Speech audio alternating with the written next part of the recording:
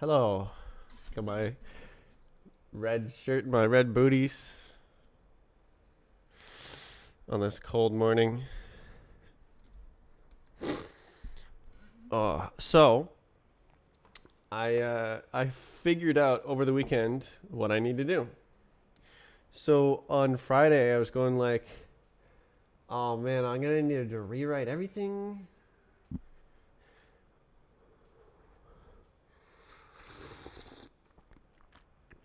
And I would have done that. I would do that. I might still do that, but I think that it's better to just fix the one thing right now, um, because the simplex stuff doesn't provide um, you still need to do all the work, and like I would need to change the mesh format as well, um, or at least the parsing. But that is already something I want to do. So,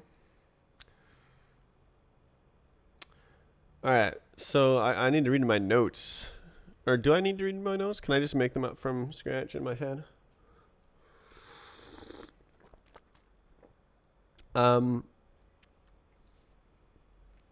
Oh, by the way, this shader is really cool. Look at this. So it's actually like moving away. If I restart it, it goes back. It must have restarted.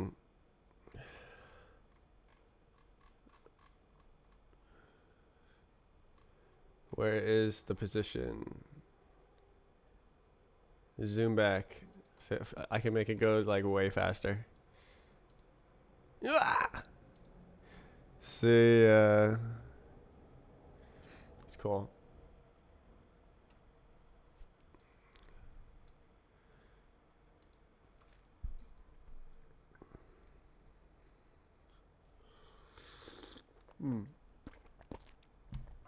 Okay.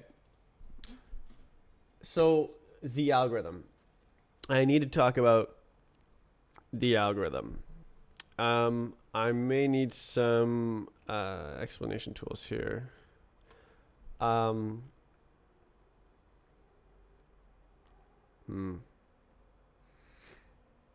Maybe 3D cube WebGL.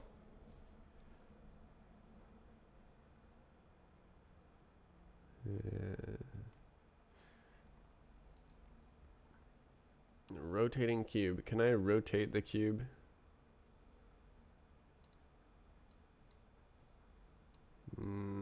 Quit it. Can I change it?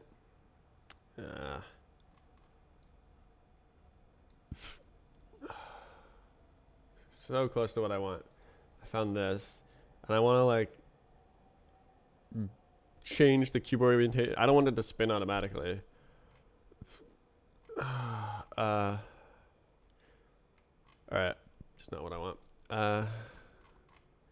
Cube live demo.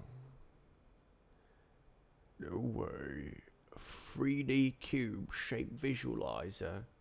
Oh, perfect. Okay.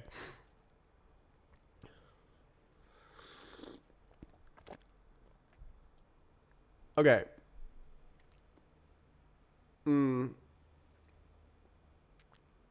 Okay.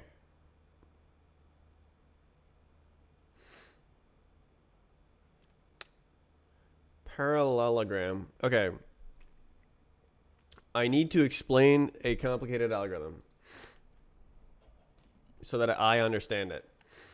Okay. We got the props. These are two meshes.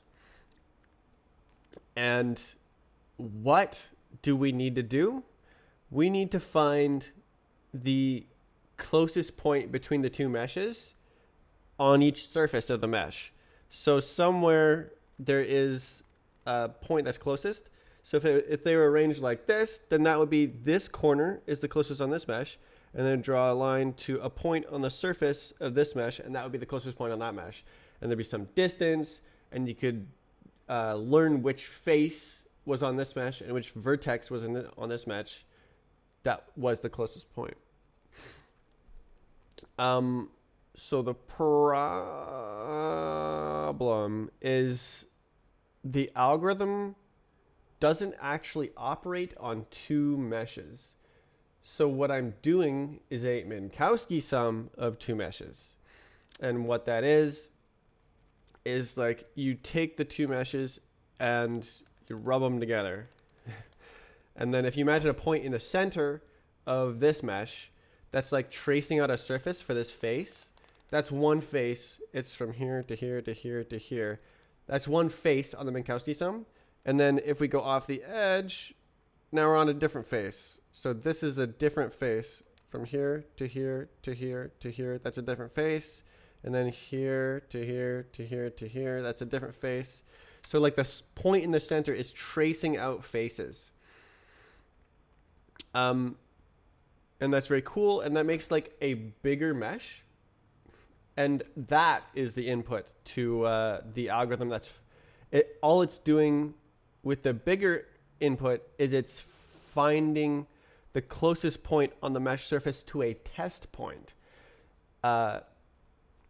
which is equivalent to finding the closest point between two meshes when you're inputting this sum mesh, the Minkowski sum of two meshes. Minkowski is the correct pronunciation. Okay. All very interesting. But what does that have to do with the algorithm? So imagine that there is some sort of Minkowski face. And like it's like this. And the center point of this is like tracing out a face. So it goes from here to here to here to here. What happens if you lower this down to be parallel? Well, there's still that face where this corner is like tracing out the corners of the lower cube. But now you can kind of just like slide all the way across, but you're on a different Minkowski face. It's in the internal representation, it's different. There is no face that stretches all the way across. It's instead made up of different faces. And there's actually different ways to represent it. Like you can use this corner on here. You can use this corner on here. You can use this corner on here. You can use this corner on here. You can use this corner on here. You can use this corner. So there's a lot of different representations. I was going to use this cube to say like, oh, imagine you have a cube like this, and then you like flatten it so that there's because like that's kind of like what the Minkowski face is doing, where like I'm like flattening it like that. So imagine that the upper part of the cube goes like, and then now it's some sort of flat object, but it came from two sides. So there's a sort of upper surface and a lower surface, but they're coplanar. They're flat together. But this is like kind of equivalent to what the Minkowski surface is doing, because there's no face, there's no like polygon on that cube that's now flattened that covers the whole area that the cube covers. There's only little sections, and there's actually sections on both sides. So that's similar to how the Minkowski face exists, how its topology exists. That's sort of the intuition for the Minkowski surface topology. Okay. So what is this minimum difference algorithm actually returning? Fun fact, I actually edited this pretty heavily.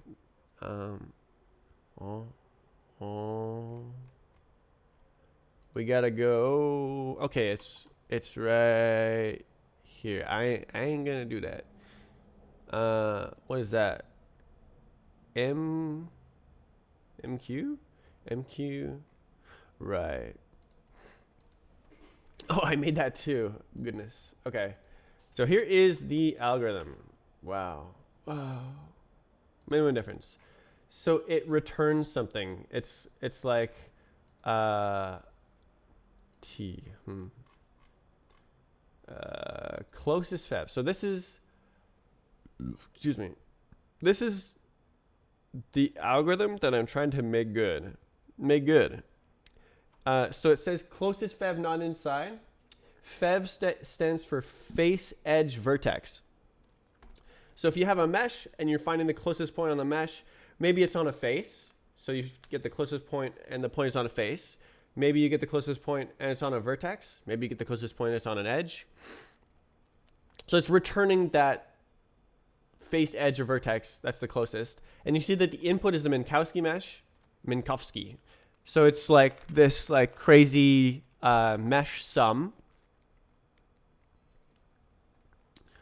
So it has that sort of like flattened topology when there's two flat surfaces on each other.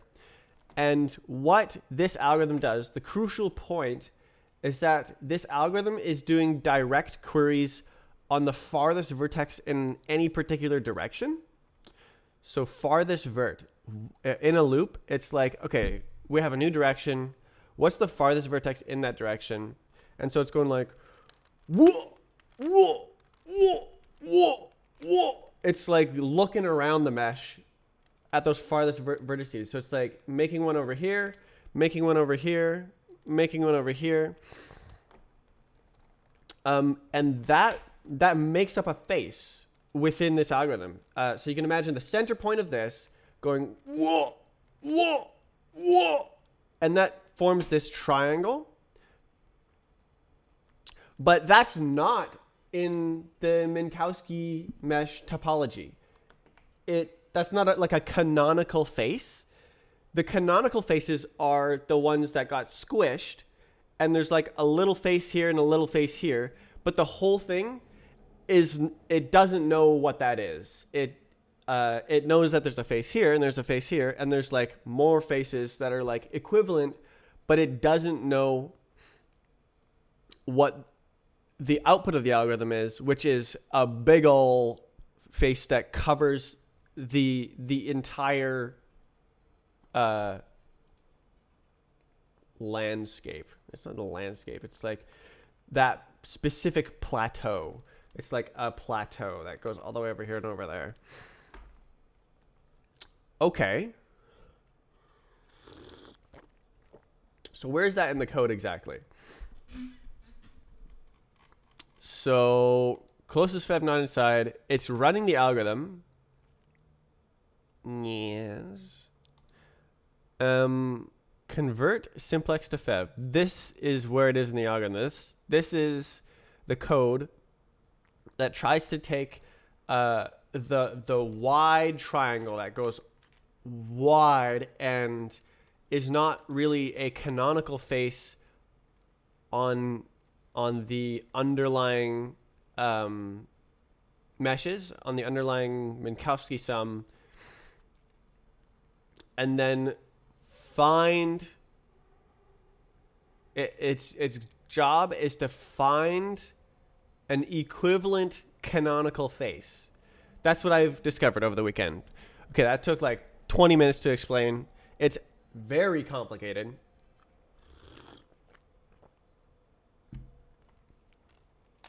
$15 minutes. But okay. So this algorithm here, I think will work. It will work. It will work.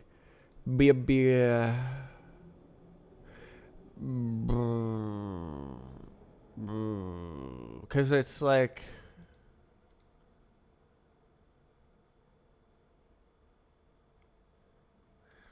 Not as complicated?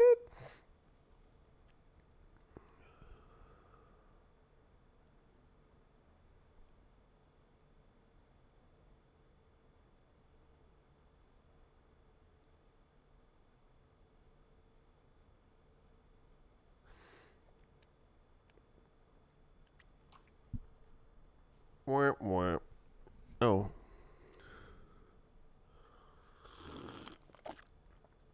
Okay. So what's going on here? The dumbest, stupidest brute force search. So we get a simplex, which is just a list of vertices. A simplex 3 has 3 vertices. It's a triangle. Simplex 2 has 2 vertices.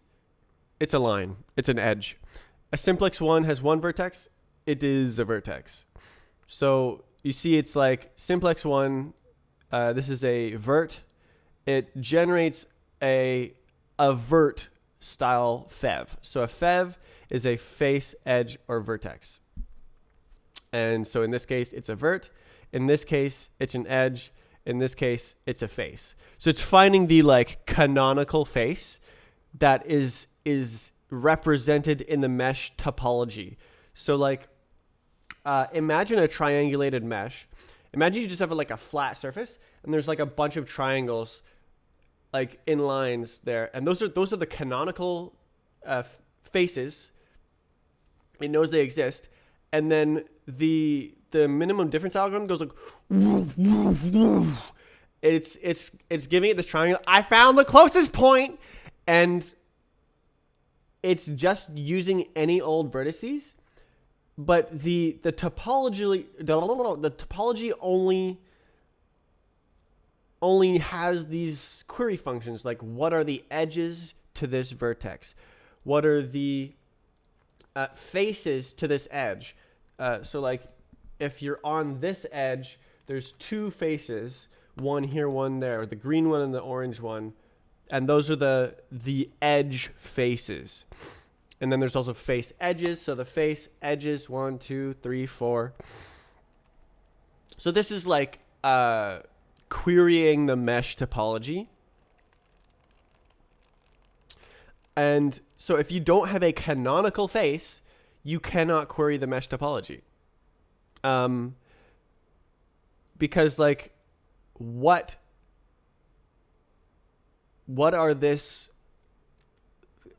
giant faces edges? Well, it's not listed in my list of faces. I can't tell you. Yeah, but so edges, no, vertices should always work. So a vertex, you can always grab the edges and be like, oh, what are the edges of this?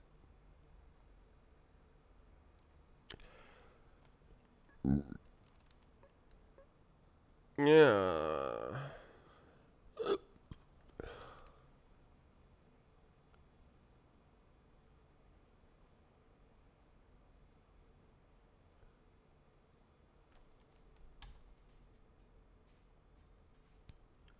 Okay. Wow. That was a lot of talking. Okay, so the dumbest, stupidest search, I find V0's edges. So it's a vert, and there's some edges that go away from it. Okay, for each one, now we're looping through the edges. Edge verts. And we take this and we find the opposite vertex. So check the opposite vertex. So this is how you do that. And check to see if it's V1. And this is not going to work. So, okay, it's going like vert edges. And so then this is basically the opposite vertex. So it goes this, this, this. And it's checking to see, is that V1? Is that the second vertex in our list? So remember, the algorithm has returned this giant face that may or may not be canonical, and it's checking to see if it is canonical. It's not going to find it. It's checking to see if there's an edge that goes between those vertices, but it's like it's the flattened cube where you only have subsections of the face, and it's looking at these going like, is this a canonical edge? It's not a canonical edge. There's only a canonical edge like here and here and here and here. So that's not going to work. It is not going to work. So what can a man do to return the canonical fev of the Canonical sum? Well, I think I can just kind of check all the faces, because I don't actually need that that big ol'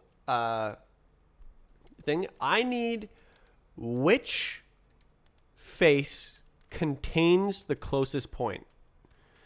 So like, yeah, you can imagine. So this is a cool Rubik's cube. It has like these lines in it. You can imagine like those are polygons, and like it's returning this complete face or something, but what I want it to return is one of those polygons according to, so like if my finger is the closest point, then like which one it's on will change depending on where it is on the yellow face. So the minimum difference algorithm just returns the yellow face.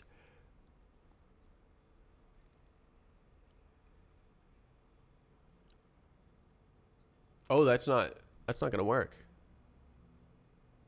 I've thought ahead. I'm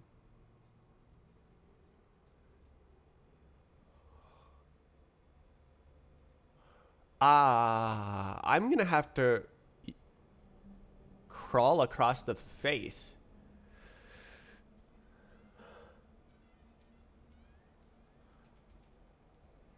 Damn, that sucks. Okay.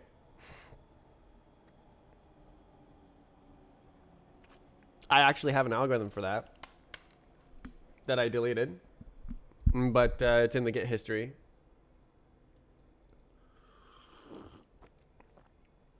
Okay, well, that is a revelation. Okay.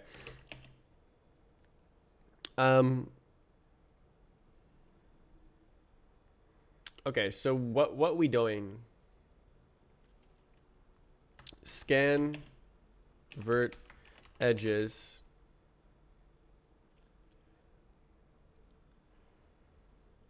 for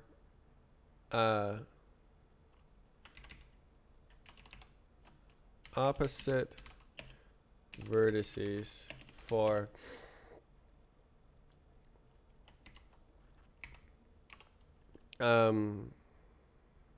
coplanar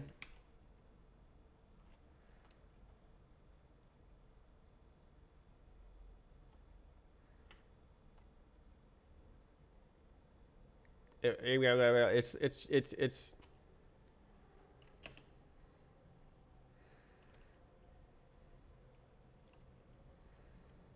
I don't know how to word this. Ones. Okay, so that's step one. We gotta find them, and they gotta be like that.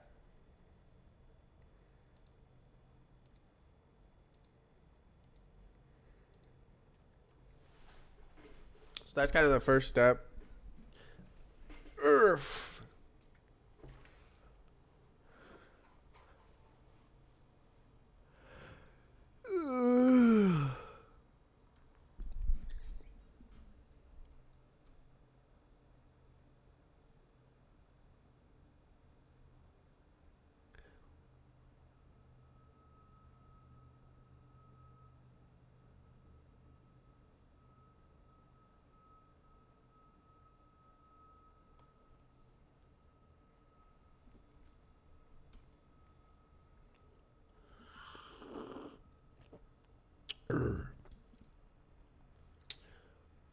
Oh, I think maybe this needs expansion as well then.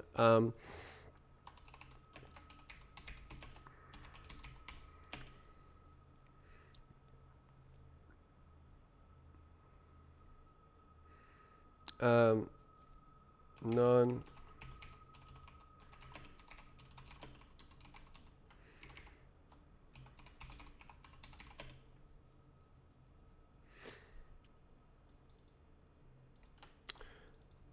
Canonical. Okay. Scan.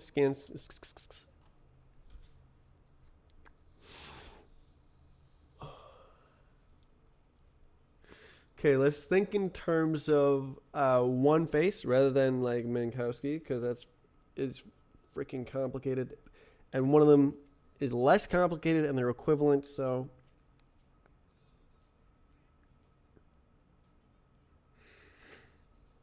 we want to throw away opposite vertices that are not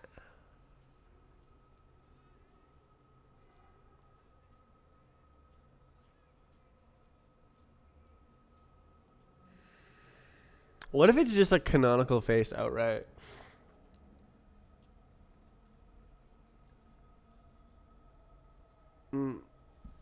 Yeah. Um.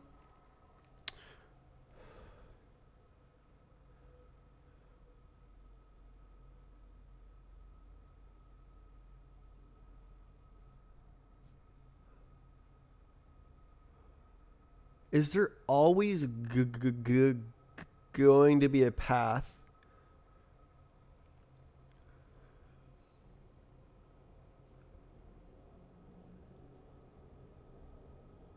to traverse along the face?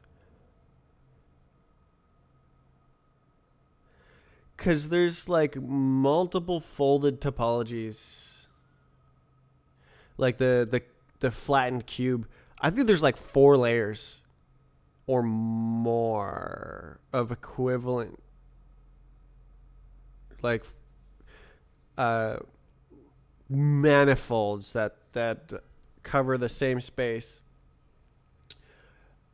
They should all be traversable though, so it doesn't matter which one I find.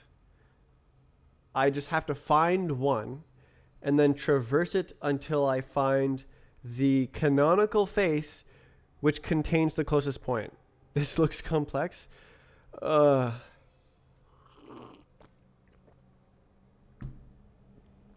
making a physics engine.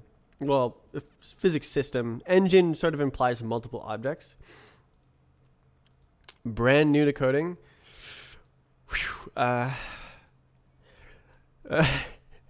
Yeah, this is I'm getting work done here. I did a whole explanation starting from scratch at the beginning of the stream. Dumbest, stupidest, yeah. You got to start with that, right?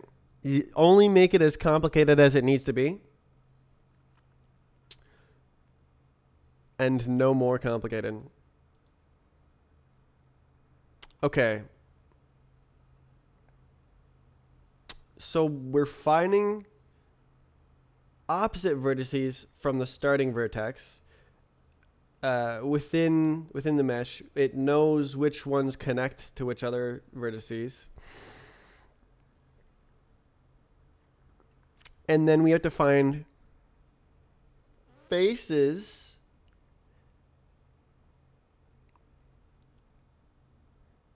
that are coplanar to this face. How should I do that? Should I do determinant cross product stuff? I could just check the dot product with each one. And it's 0, and that would work. Is that faster? Probably. Org.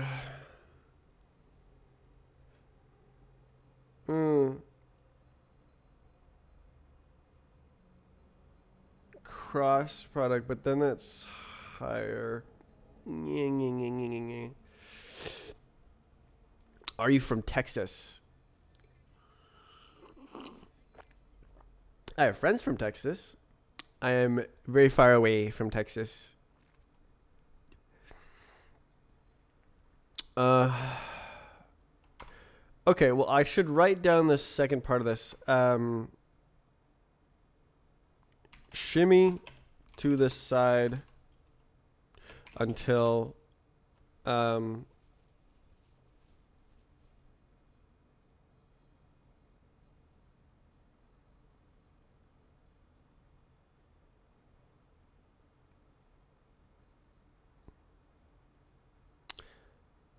no, wait a gosh dang second.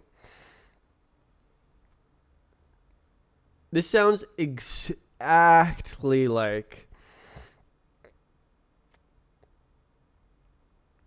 the reduce simplex math here. Jesus, these functions are huge.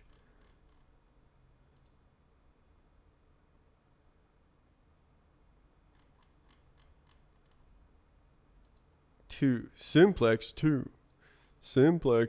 1. Why would this be useful? 0. It's literally just this is the only logic. What the heck is going on here?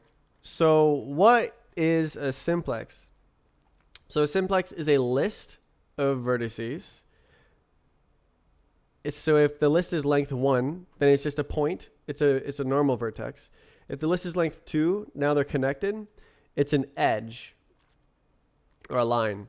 If there's 3 of them, that's a triangle. And then if there's 4 of them, that's now a tetrahedron. Tetrahedron.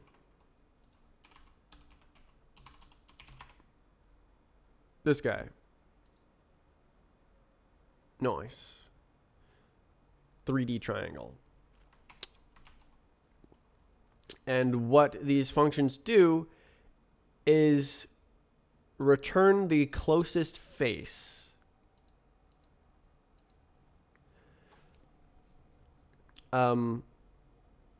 So we have a test point here and a mesh, and then this is a tetrahedron that exists somewhere within the mesh using this mesh's vertices. And then what it's doing is it's like finding the closest point on the tetrahedron to the test point. So the point here. And then it returns, like, if it's closest to a face, then it will return that face. If it's inside, if it's contained, that's an escape case here. It's like, oh, we're done. That's like the end of the algorithm. And then it has to like do a bunch of math, and then it finds the which face of the tetrahedron is closest to the test point. Or it might actually be an edge, so that's a simplex 2. Or it might be a vertex. You might just be closest to the top of it. So that's what these reduce functions are doing.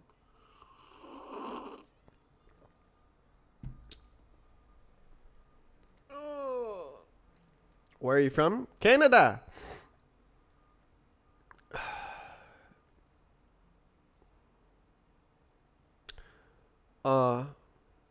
Reduce functions.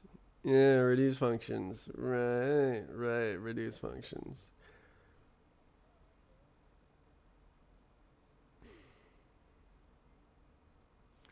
So we're dealing with convex meshes, and it's sort of meant to like explore around inside the convex mesh, and it can generate any simplex it wants, and it's guaranteed to always be contained inside of the convex mesh, no matter which vertices you choose, because the mesh is convex.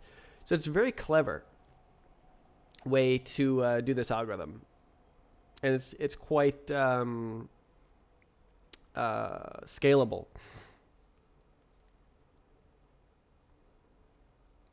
Even to big meshes. You can like make acceleration structures. Anyways, it doesn't matter. None of my meshes are big right now, so. Urgh.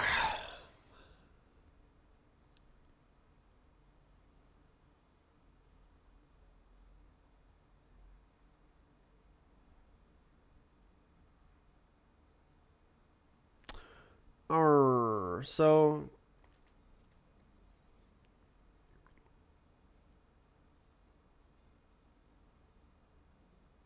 there,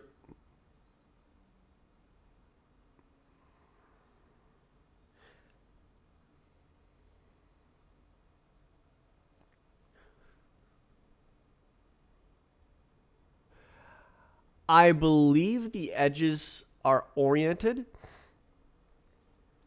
so I can get the opposite face. If I know which face I'm on, I can go around the face edges and get the opposite face.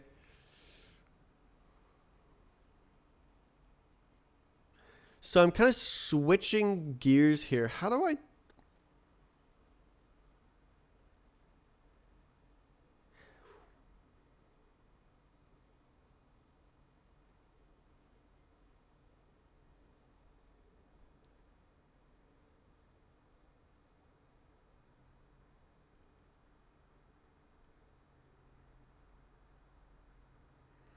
Crap.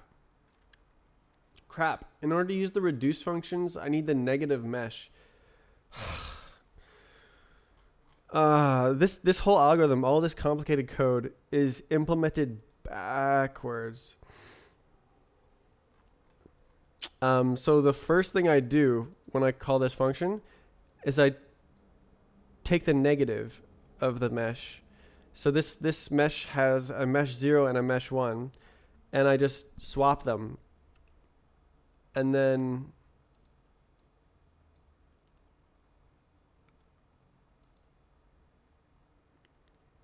so keeping track of that in here is going to be a mental exercise. You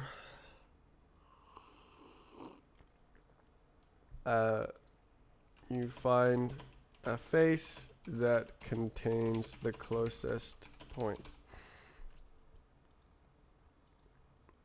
And find coplanar face. Shimmy to the side until you find a face that contains the closest point. All right, let's go through this one more time. Okay, so I have this mesh that has these polygons on it. So these are like small polygons that don't make up an entire face.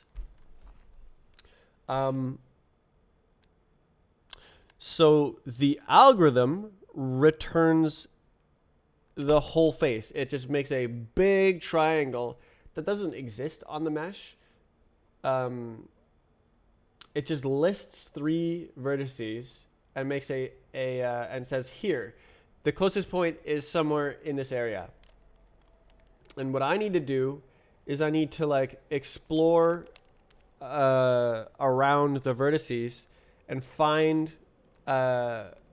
faces that are coplanar with that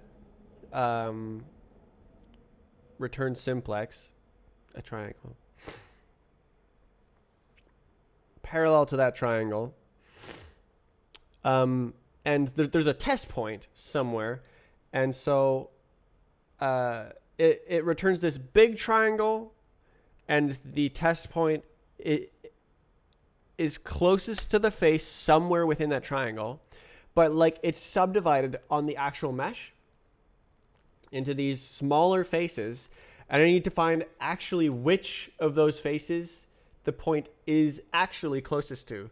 So my plan is to find some starting face. So it'll like look, the vertices are always valid. So it'll find,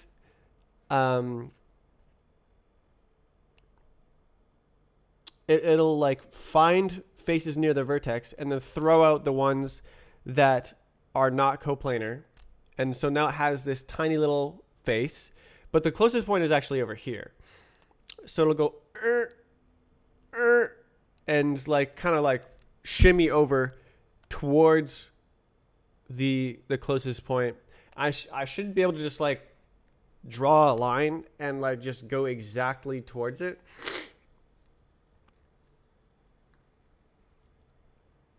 What if it's a vertex?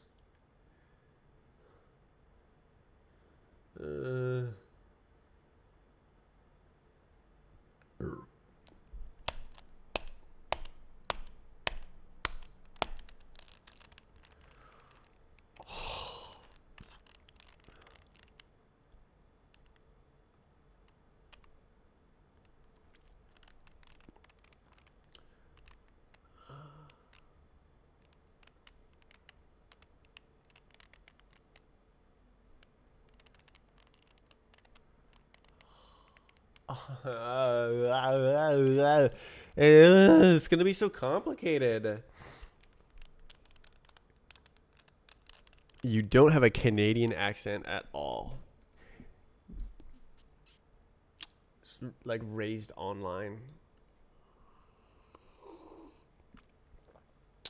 Arg.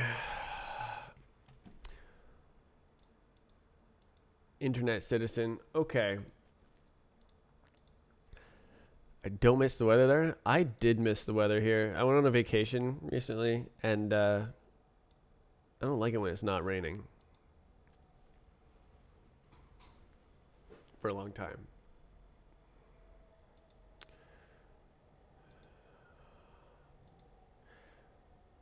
Okay, I gotta do it. I gotta make it. Make it. Oh, it's gonna be so long. Oh my god, bro. All right. For edge, copy it. Ooh, copy it out. Come on. In mesh dot vert edges, and the vertex ID is v0. Yes, sir. Do we need to like undirect it? No. It just knows what to do. As ref alb. So we need this gubber right here. Oh, I hate it when it underlines on my code. Okay. Yeah. So this this grabs the opposite vertex.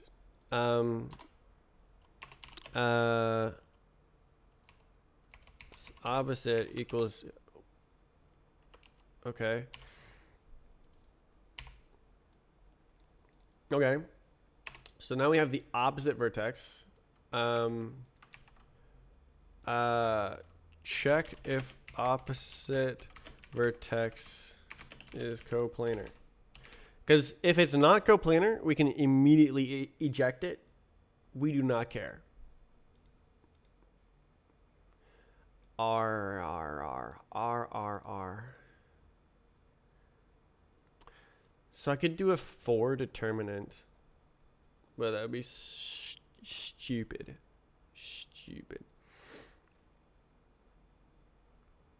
Because the math widens every time I multiply.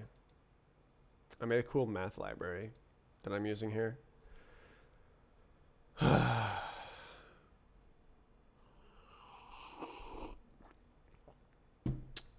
Oh, okay, so let's.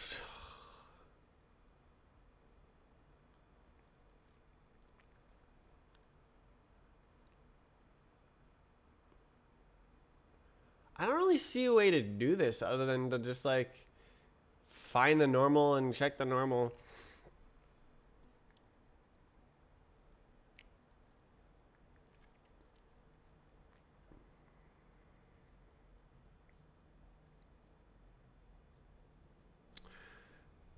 Yeah.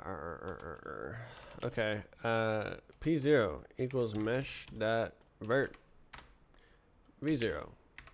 No way. V1, V2. So these are the vertex positions. Vector 3, fixed point number. Okay. Okay. Wow. Okay. So then we can calculate the normal. N. We'll call it N equals P2 minus P0 cross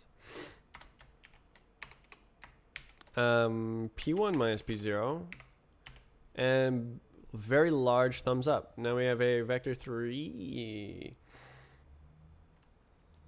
Yes.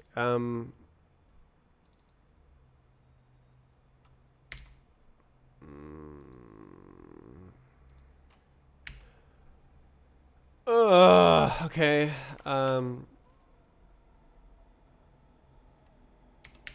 I am not consistent with this naming.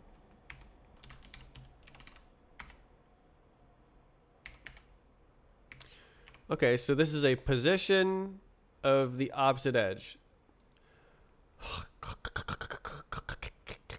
So if n dot opposite position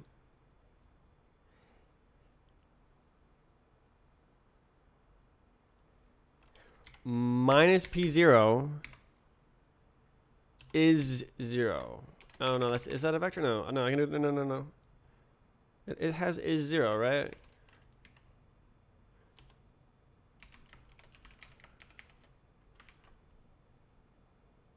It's trolling me.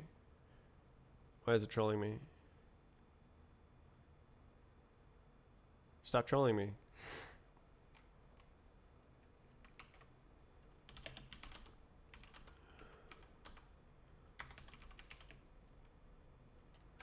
Does it just build?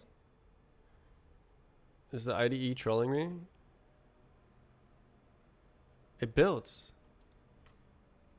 Bro. So, this is valid code, but it's not highlighting it. What do I use elsewhere? So this is vec30, but then... Okay, is negative. It says unknown. Okay.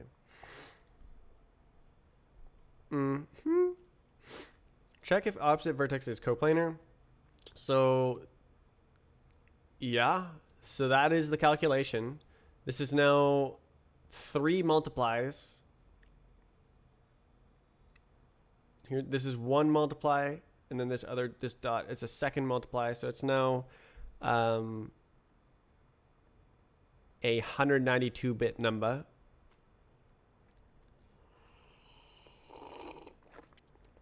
Guys have good lakes. Are you talking about the Great Lakes?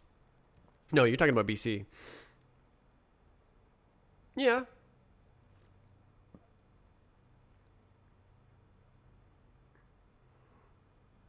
Erg.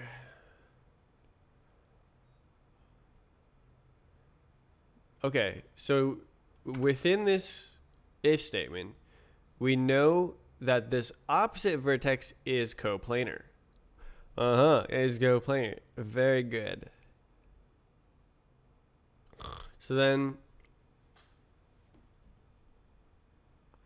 so the edges should sort of like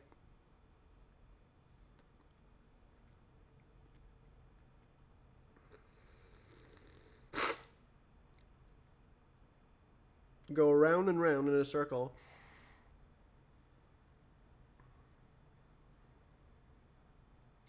I just found out how to do edge faces. Damn.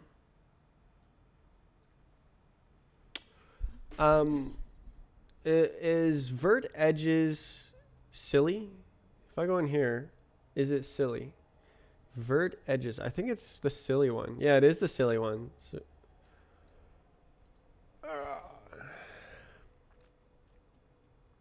how crazy it is! Freaking crazy. N face n dot n nn times 2. It looks silly. I know, right? This is just so silly. Vec, come on.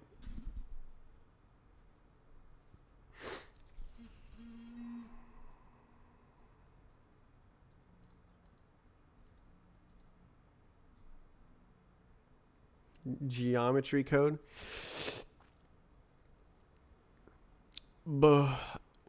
Well, you should be able to understand the function signature and like what it's supposed to do at least. It's a mesh query for a mesh. So face edges, edge faces, edge verts, vert edges, vert faces. So you got a mesh, right? This is a mesh. It has vertices, it has edges, and it has faces. So the mesh query is like, for this face, what are the edges? So that's face edges. So this face, edge, edge, edge, edge. So it'll return a list of edges. That's what it's doing. The complicated part is that it's a Minkowski sum of two meshes. And what that is you got these two meshes. And if you imagine the center point of one mesh tracing out a surface. So like I put them together, and then as I trace it out like this, the center point of this mesh is like tracing out a surface. And so like it goes from here to here to here to here. And that's like a new surface that surrounds this. So like it goes like this, it goes like this, it goes like this, all the way around. And it makes this new mesh that's the sum of the two meshes. It is very useful for video games. Does it do it for any shape or just triangles? It does it for any convex mesh. So it can't like have a hole in it. Concavity. Yeah, so that's where the complication comes. Oh, don't look at that.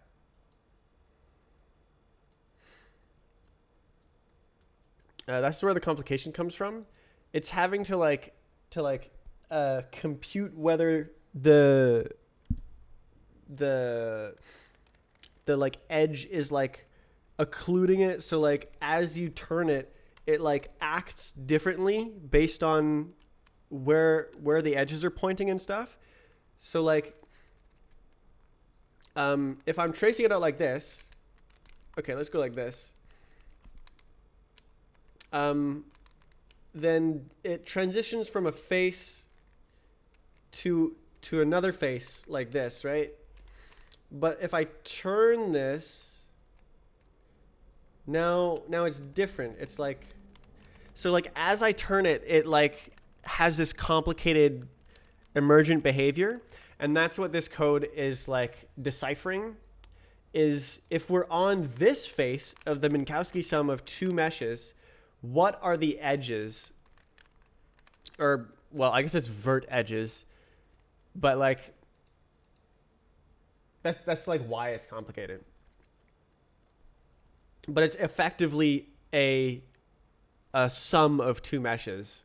It makes it very easy to make code that's generic across all meshes, and then I can just pass a Minkowski sum mesh into some code that's designed to work with just a convex mesh, and I can like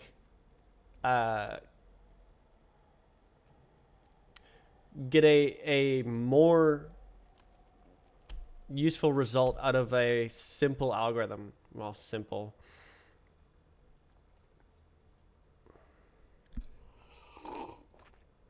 It makes every algorithm that works on convex meshes also work on Minkowski sum. Minkowski is the correct pronunciation.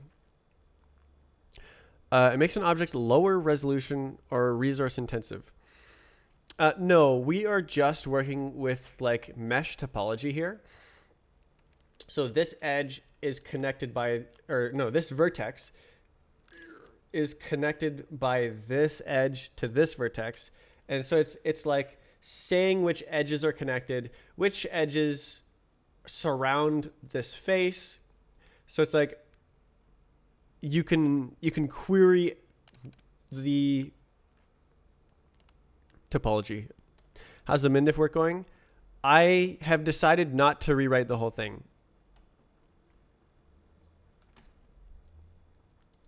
I'm going to try to do this first. So what is going on right now? I did a whole explanation at the beginning of the stream. I really need to do the work. So I'm trying to find a canonical face of the Minkowski sum that is coplanar to the simplex returned by the MinDiff algorithm, the minimum difference algorithm. Is like walking, it's like exploring within the convex mesh. It's like making triangles that may or may not be canonical to the mesh. They could be like, they just between any two vertices that might not actually be connected in the mesh topology. But it's okay because any two vertices always form an edge that is within the mesh. And if 3 vertices form a triangle that's within the mesh, and 4 vertices, a simplex degree 4, makes a tetrahedron that's contained within the mesh, a volume. And that's sort of, it's like kind of finding the closest point using by exploring the simplices. The advantage of everything being convex. Of course. Yes. So this is like the algorithm is run, and then it's like, oh, I found a simplex which does actually contain the closest point. So the closest point is guaranteed to be on the surface of this simplex. So simplex 1, that just means it's a specific vertex of the mesh is the closest point, and we're done. Easy clap. Simplex 2 is a list of 2 vertices, and that forms an edge, a line. And we have to do a little search to like find the canonical edge that joins the vertices, but I think that it might not exist as well, which is bad, but we can ignore that for now because this is kind of a rare case. And then simplex 3, we're lost. On the Minkowski sum of 2 meshes, it can as I'm like rubbing the mesh all over the surface, it can go from like here to here, right? And that's what the MinDiff algorithm is returning, is like a triangle, and that's like a super mega triangle, but that doesn't actually exist canonically on the Minkowski topology, because you have to use a specific vertex on a face to define the face, and that like ends at the edge here, and then you have to switch to a different one. I explained it as sort of like a flattened cube. So I had like this cube here. If you imagine a cube gets flattened, that's kind of what the Minkowski face topology is like.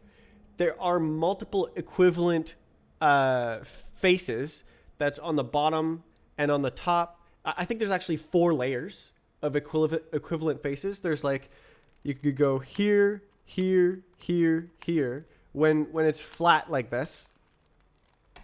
So it's like flattened. And also these are 2 faces here. And this is not one face. It's spanned by 2 faces.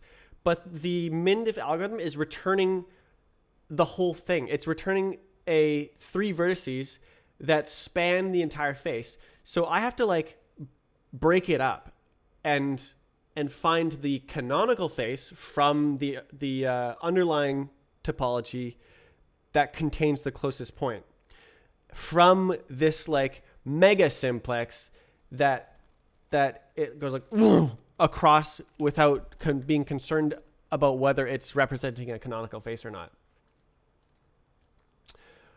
which is a little bit crazy. Scan opposite vertices for coplanar ones. So I was using the little guy here. You can see it has little polygons on it.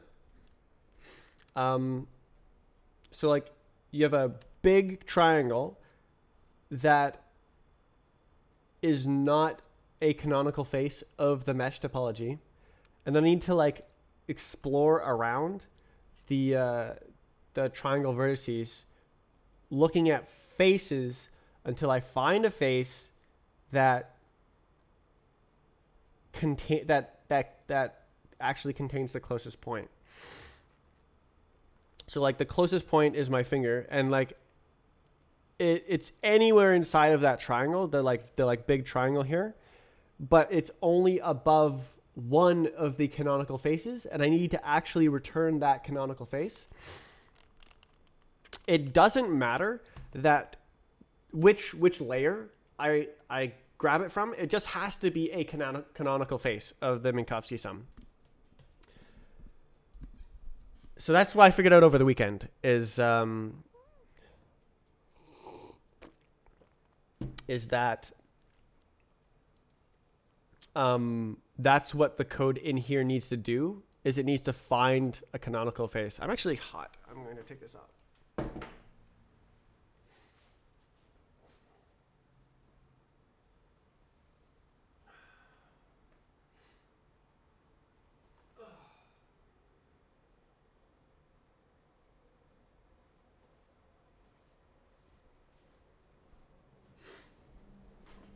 Oh, my ugly shirt looks dirty.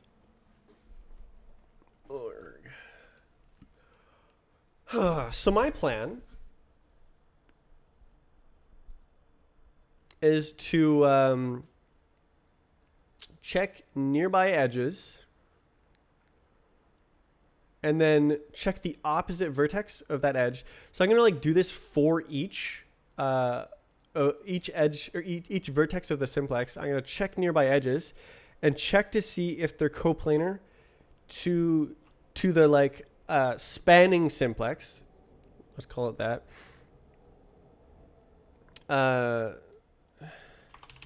Spanning simplex normal.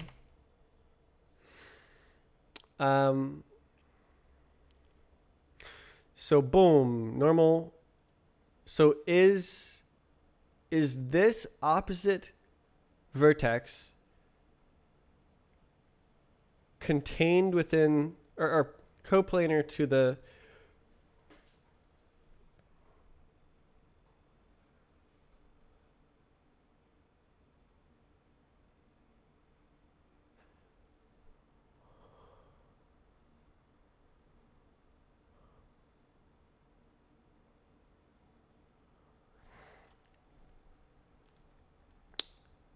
if it is, then we can look at the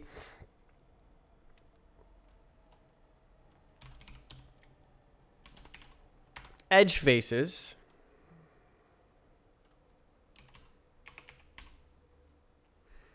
And that's undirected.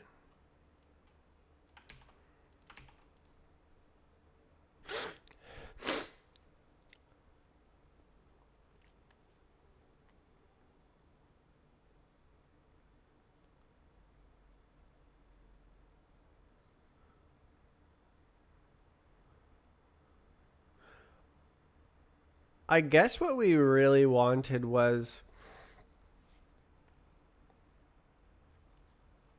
vert faces, but that's actually unimplemented on the Minkowski sum, and I like don't want to trust it. So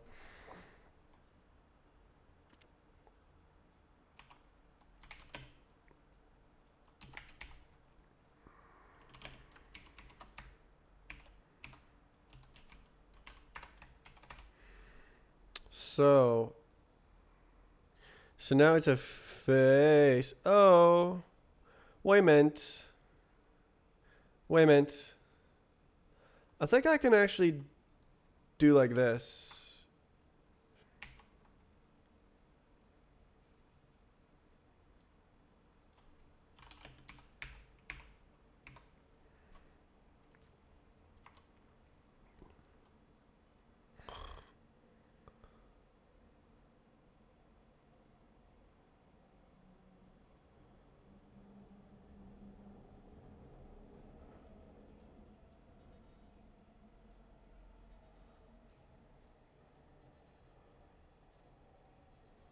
Good.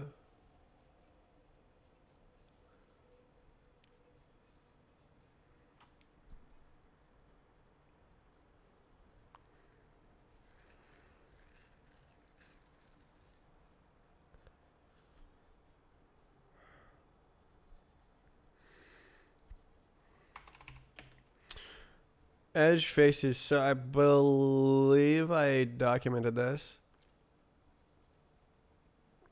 Good.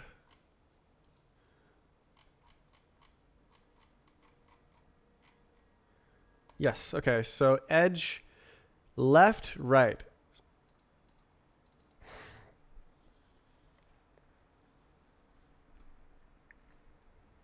So if I take the one opposite to the parity, it will always be either the left or the right. And that's fine.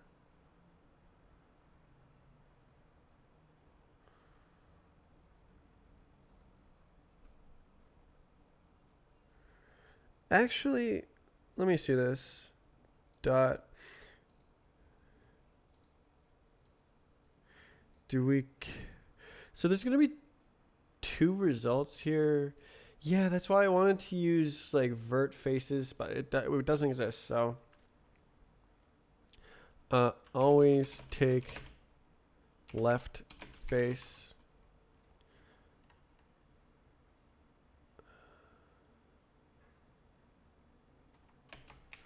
Or right. I don't know.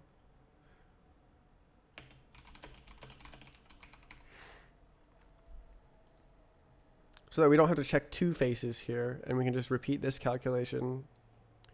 Good. And then, so now we actually have a face. So what was the calculation here that I deleted? So go away. Model. It's right here. Next transition vert. Huh? Is boundary crossable by a crawl from infinity? So actually,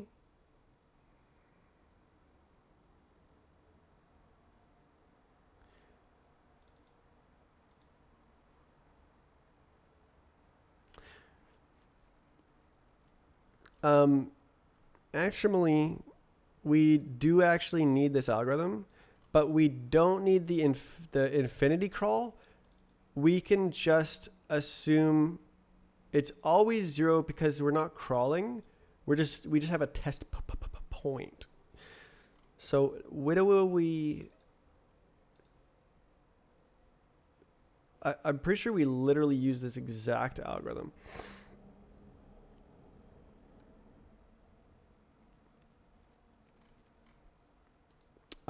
Except that this guy is always 0. Infinity dir, it's always 0.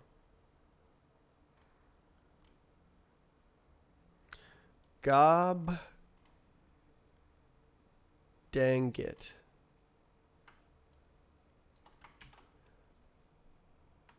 Oh my god. Okay, so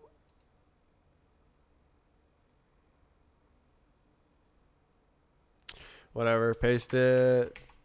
Oh my god. Self. Next transition vert. Yeah.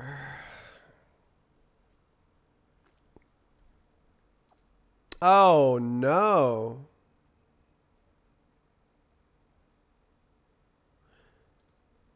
This is gonna need to be like a mesh query.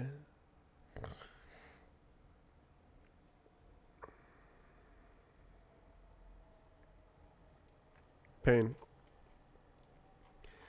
Stupid idiot algorithm. Damn it, damn it, damn it. Okay. Okay, infinity dirt is always 0. We ain't doing like that. Ain't moving. Ain't no such thing. All right, I'll just do Minkowski for now, honestly.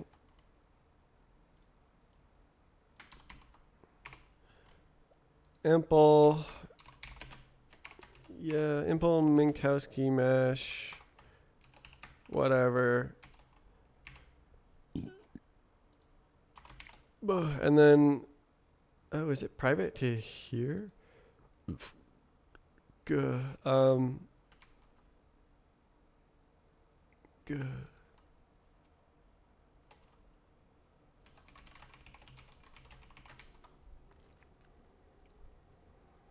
Okay, so this guy is always 0. So then this is unused.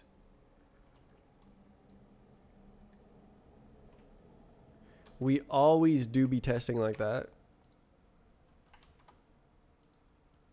Hell yeah. Very big up. Infinity dirt is 0. There is no such thing, brother man.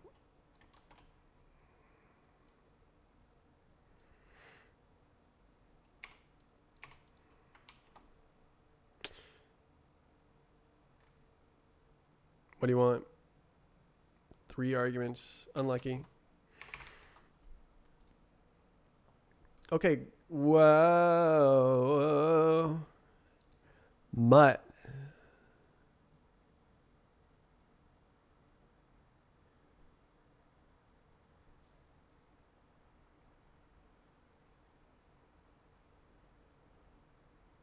Mutt. Oh. Oh. Oh. Oh. Oh. Next transition vert. Oh. Vert edges. Oh.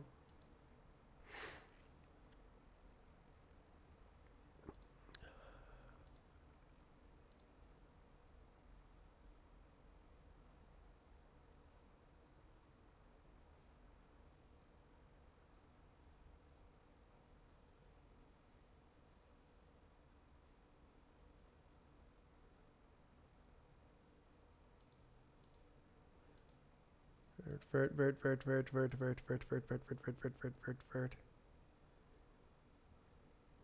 Is that allowed?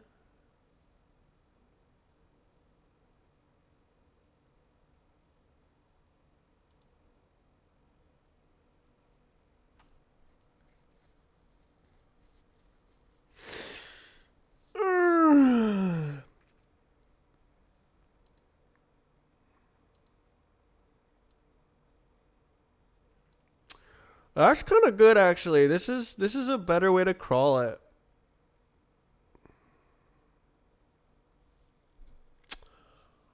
Yarg.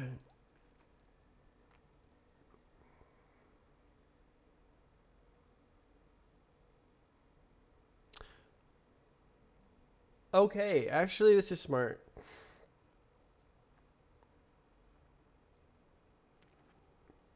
Okay, I was thinking you're crawling faces.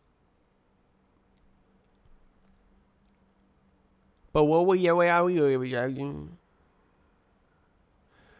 Why final EV transition done? Final EV. EV.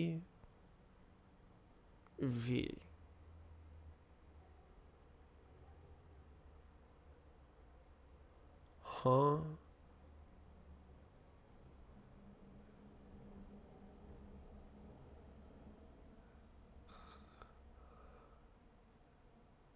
Why is it EV? What is this doing?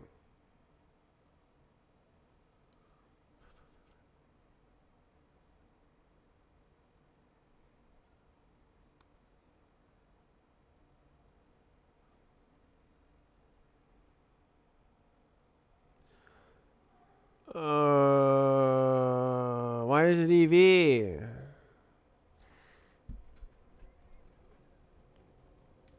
Oh my god. Still sick.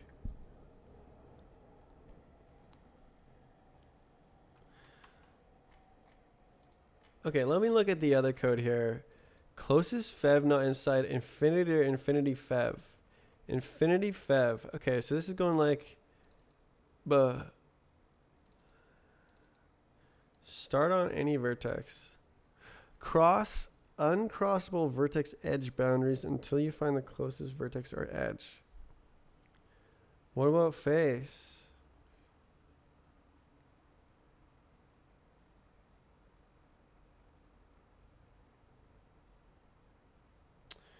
Oh, it produces the face here.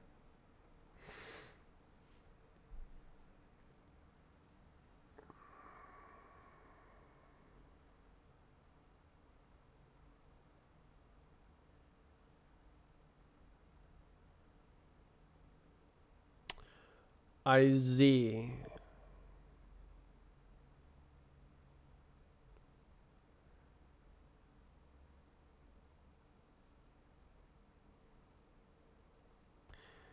God, this stupid algorithm comes back to haunt me.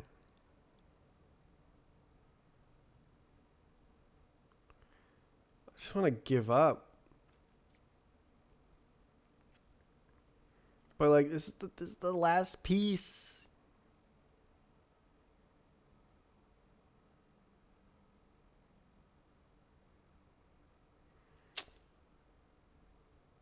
The minimum difference was the missing piece.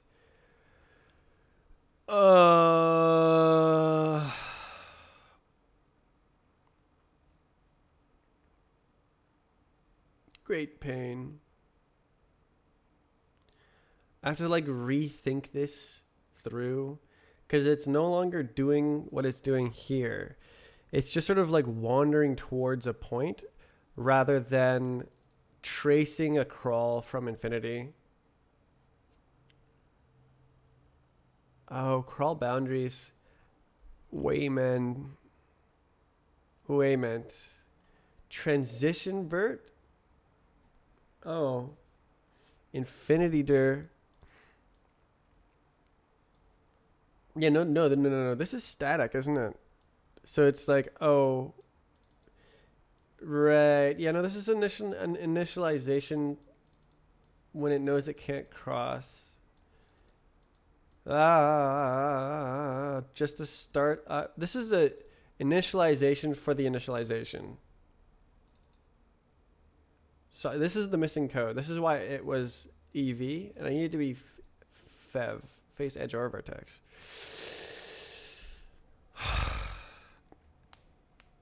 But this time it's not the infinity fev.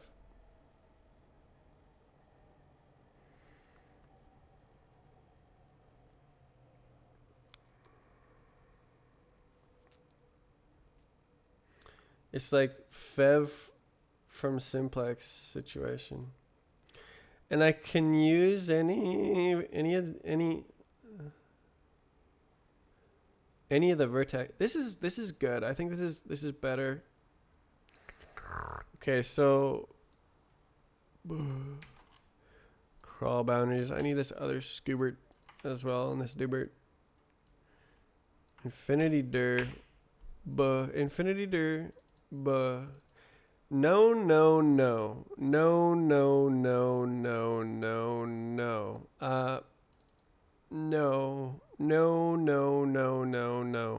I need to basically is 0. It's always 0.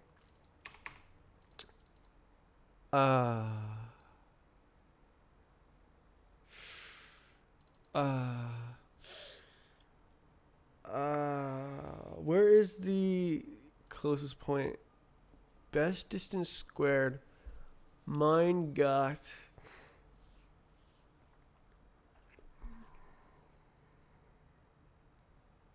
Simplex coplanar. I need like.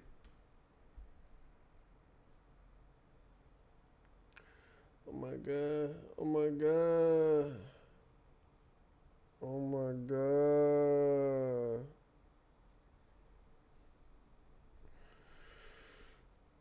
Oh.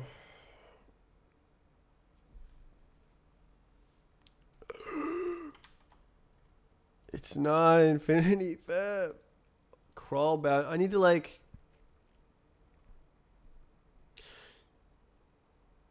start with the better vertex. So vert ID.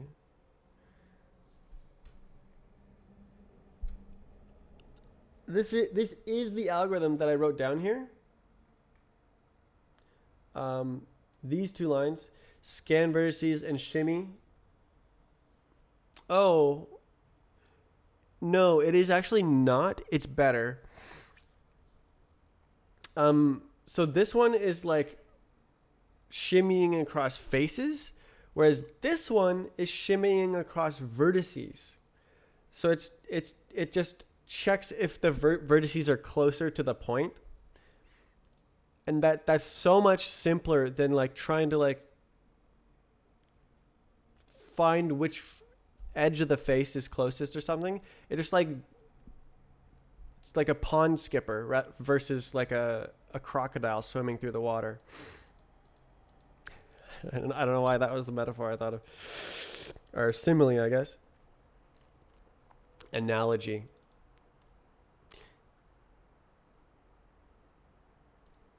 It's a better algorithm, but it's implemented for something else.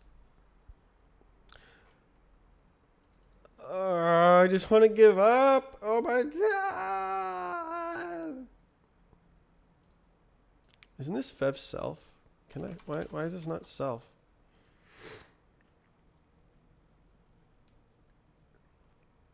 Oh my god.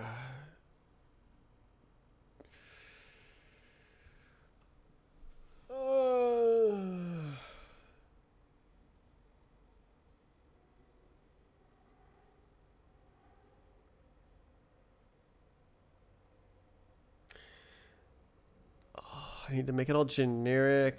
Crush the mesh query trait. This is gonna be hell. I just gotta write more stuff. It's not called Infinity Fev. It's literally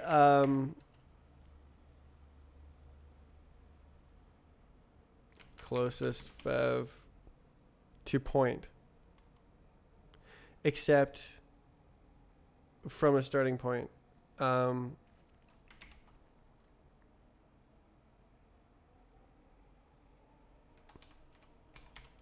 Crawl to closest Fev across surface.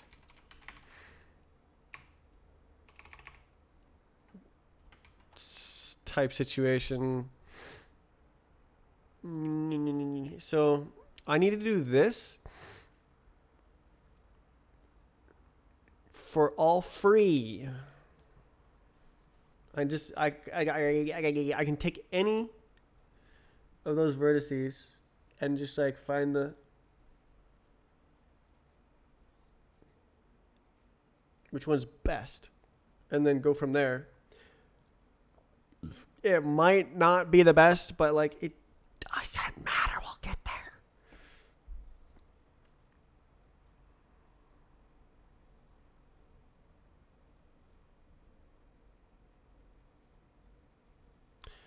Please paste.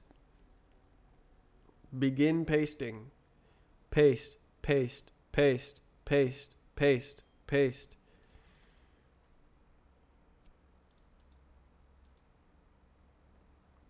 Gah, okay.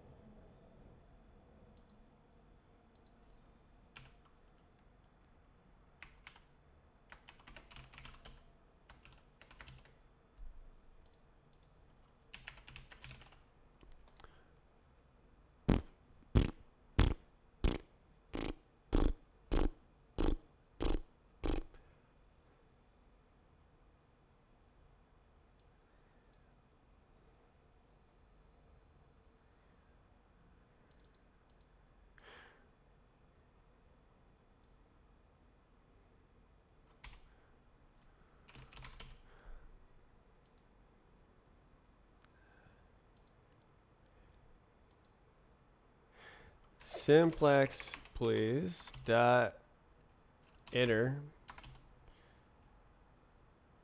map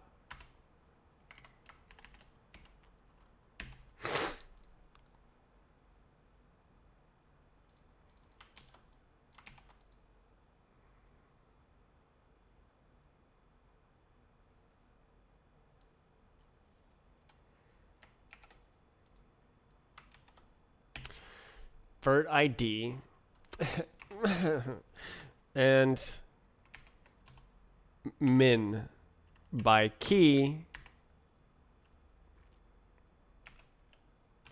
D semicolon underscore dot unwrap. Come on, man. Just do this one thing for me.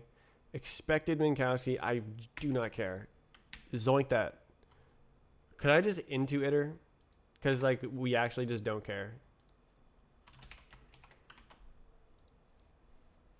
Okay. Dot. Please. You're trolling. Min by key. What are you trolling me about? Oh my. Okay, best distance squared is a freaking tuber like this. Yes. So best distance squared, we pass it in and it's mutt right here. Yes, why is there space? Yes, mutt. Yes, we're going with mutt. So best distance squared, it needs to be like this.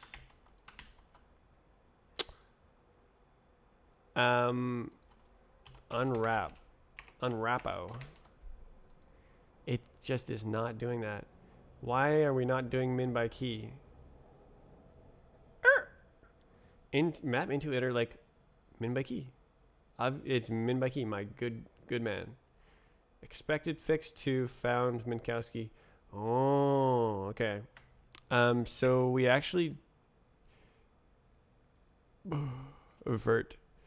That's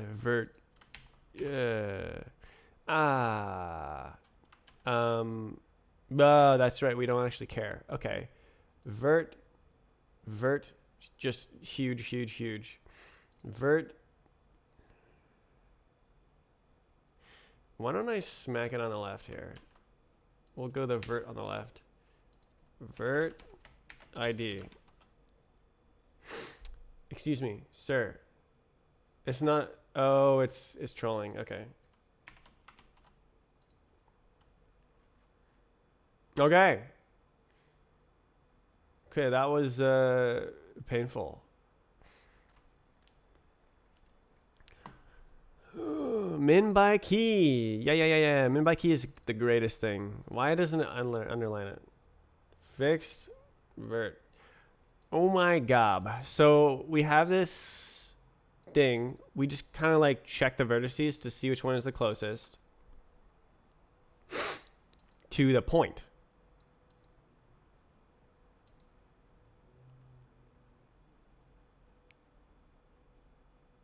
Which one is the closest to the point? And then now we have a starting best distance that must be beat and a starting vertex. Well, I guess it could be exactly that. And it's like, oh, yeah, walk across this guy until you find the closest thing to that point. And it goes like, but like it needs to like, add unfortunate algorithm. So it needs to go like to do ensure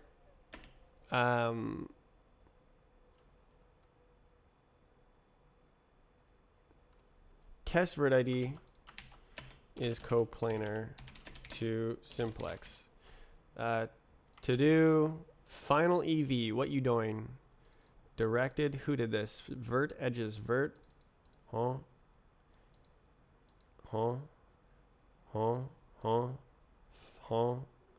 Vert ID. So we start with vert, and then we can go up to edge. Vert edges.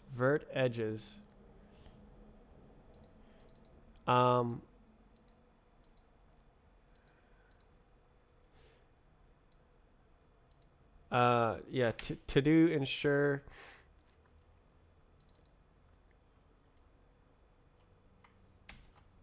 directed edge ID is coplanar to simplex. So you can only walk coplanar gabaga, whether that's a vert or an edge, and I need to like do that. Whoa! So imagine if all of this code was just like inline right here. That'd be like a headache, right? Oh, okay.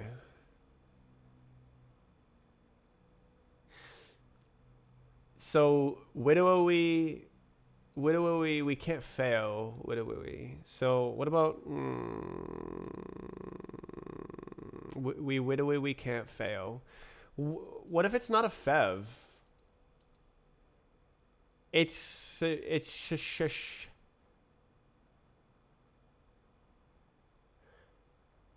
I guess that's a failure. Okay, so I can just like delete all of this and go like mesh dot that one simplex is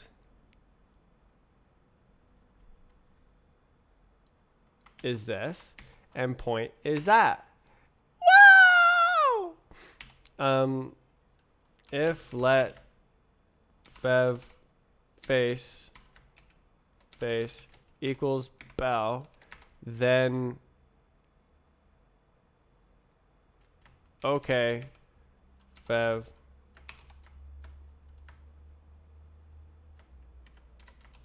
face semicolon return. No! Option result!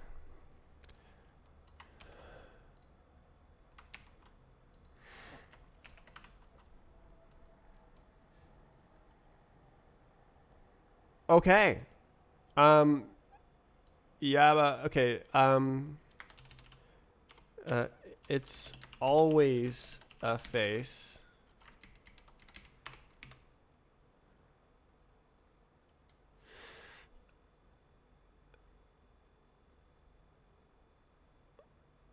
I guess you could like. Okay, what would? I guess it actually just doesn't matter. Okay, so this is the case. If you're like, so there's like little tiny faces on here, right? If you're like exactly above the edge, down to the nanometer, the algorithm might return the edge instead of the face. And I think that doesn't matter because the crawl will just go like, it'll just like work. I think it just doesn't matter. And I could just return whatever it returns and it just doesn't matter. Except when it's not. Why don't I just like return it, but then go like, if it's not a face, what the hell?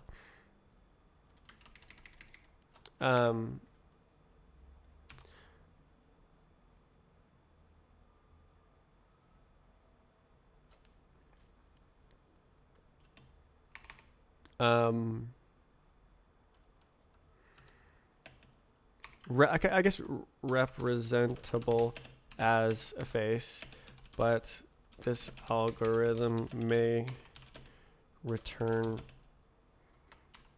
or v in edge cases, but I don't think that will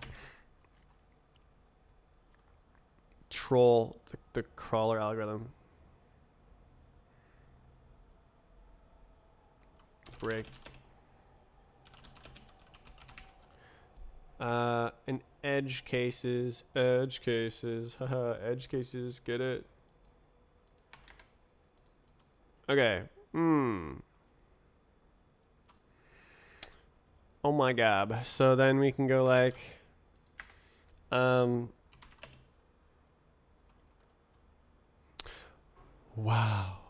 Wow. Wow. There's no failure case. Okay. Fev. Bow. And then we go.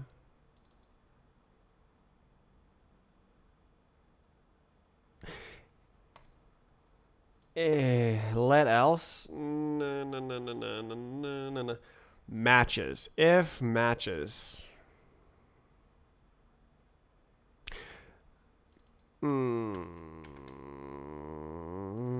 If not matches, fev face, then it's not a face. I can't believe. Okay, so then it prints and then it gints. So we do okay, no, some okay, faith. No, man.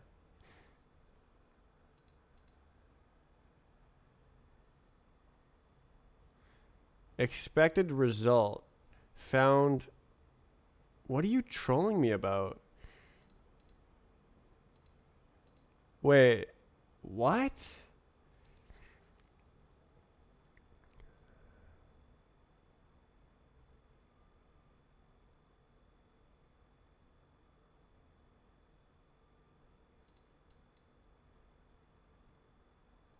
What?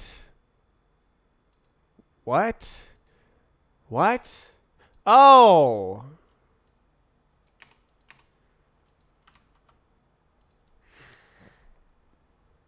That was confusing.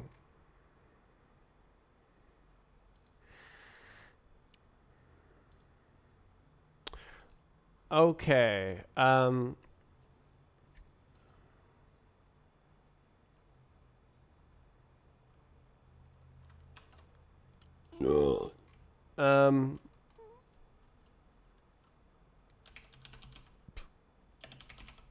Excuse me.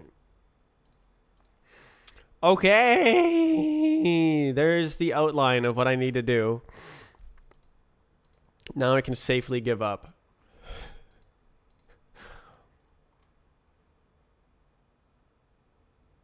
Basically, I need to like read through all this code and re-understand everything it does and like redo all of it and rethink everything. Oh, this one is so simple. Whoa.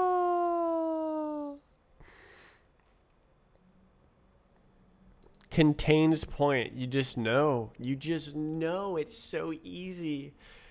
But then closest fev.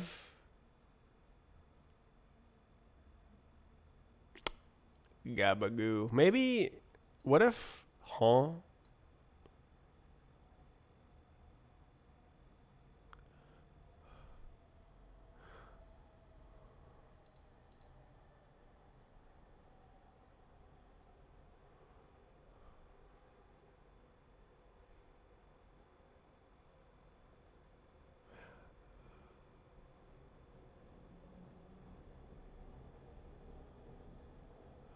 Oh yeah, I need an this one.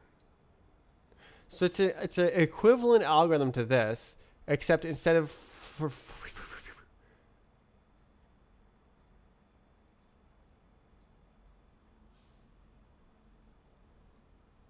faces, it's for edges. I think I can literally just kind of smoke it though, and just it's like easier somehow, man. Oh.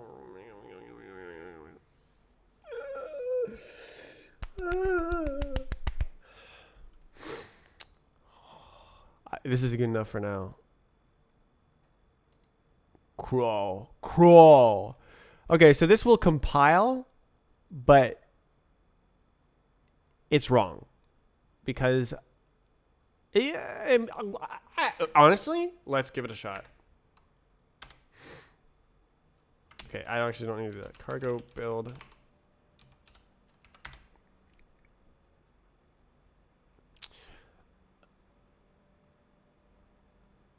I just kind of set things to 0. So I think this has failure cases, but it might work. It might also just die. I don't actually know what's going to happen here.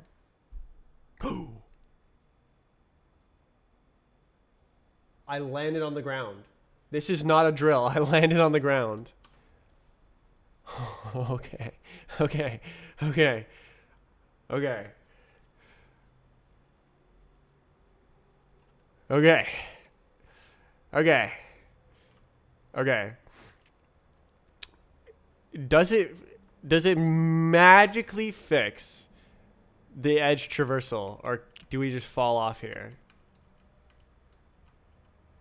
No. Okay. Okay. Okay. Okay. Okay. How robust is it? Ooh. Okay. Whoa, whoa, whoa, whoa. This is pretty good for a copy paste job. Oh, I can't believe it's not a face. Holy, looks like some progress. Yeah, so this should be wrong. But only in edge cases. Oh, I just went into the aha. Yeah, you see it's wrong. It's oh no. So there's an edge case.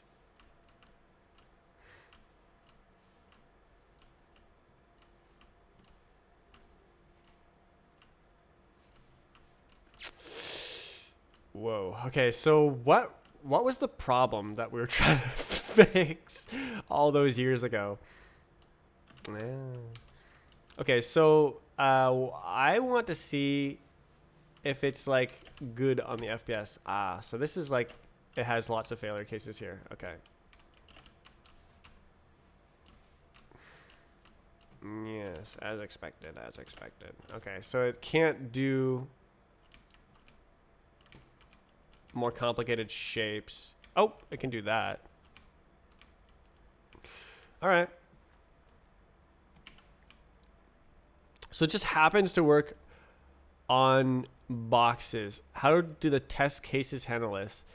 That's a good idea. I want to go to the like the lag zone, which is up which is up here. So if I just stand here and I go like this. Oh! So this used to be the lag zone.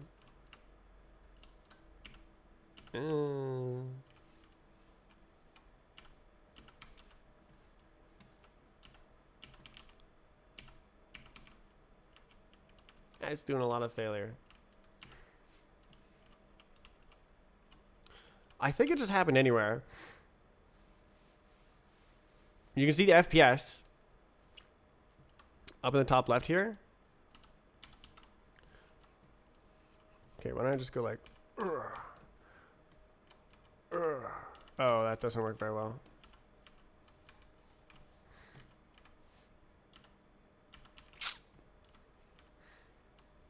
Well, I'm glad I added that little print. All right, so it's like not mega laggy. You can see the FPS drop. Oh, yeah, look at that. It drops down to half. But it's not down to like 20 FPS like it did before. So this algorithm is like 100 times faster than the Infinity Fev algorithm, which that's why it was just something I made up spur of the moment, some jank that I made because I thought it would work with what I got. And so this is an actual proper algorithm to set things up.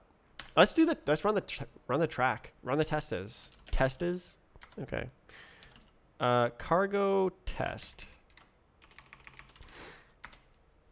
So I expect that like half the tests are gonna fail.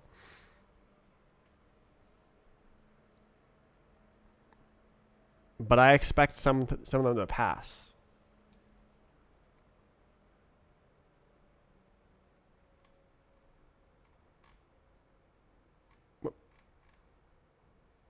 Oh, it fast failed. Okay.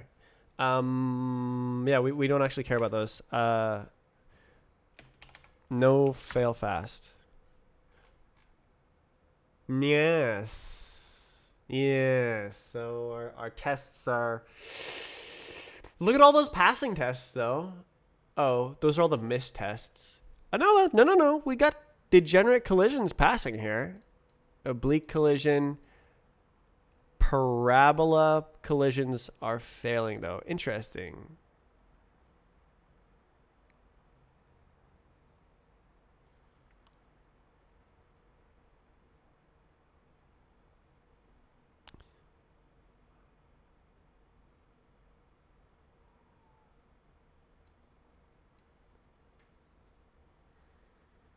What? Oh, no. Anisotropy.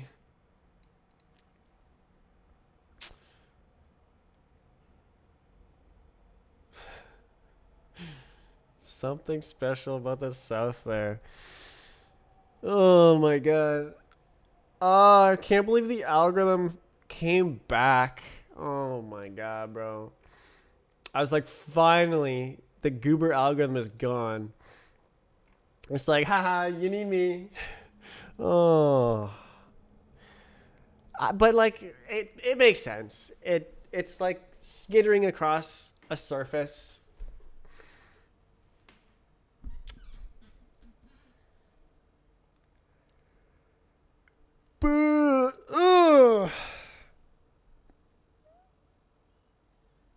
Was it failing?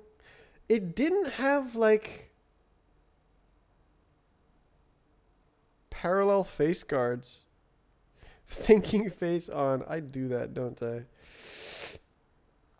Okay, so like it was this like goober algorithm was supposed to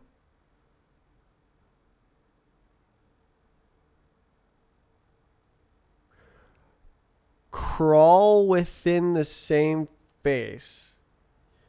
Rinked is gifting subs. 5. Wow. Thank you, Rinked. Nice. Can I saw the button. Twitch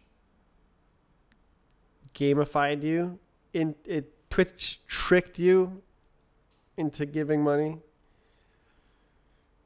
Damn.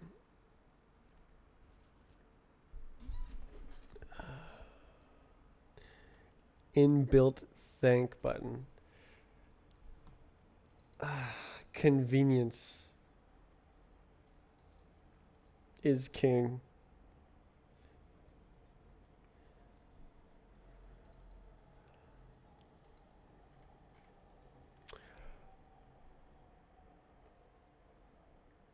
Org. All right, I guess I'll push the code here because this is definite progress. Unfortunate algorithm. Yeah, so basically I need to go through this and re-comment the whole thing. Remove all the comments.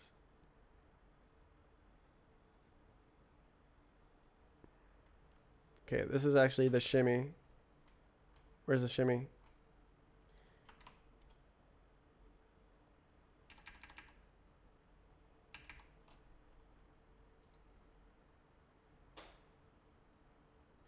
So,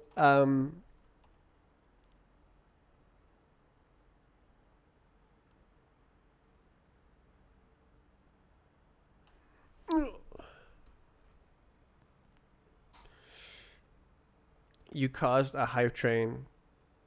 I hate that so much. The gamification of Twitch. I'm just trying to work. Twitch is like, it's like poking and prodding people on its own behalf. It irks me. I am irked. Okay, I want to write down like what the algorithm needs to do and then compare it to what the algorithm is doing. I'm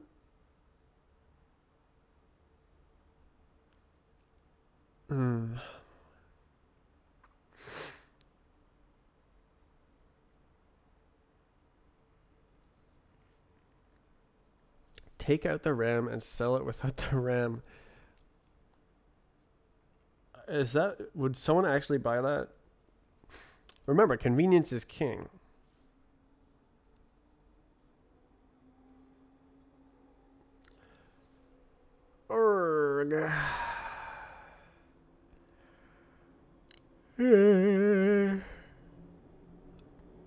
Why don't you just make the price higher for the RAM? Just like look at market prices and just like shortage of RAM. Yeah, just so the price is higher, right?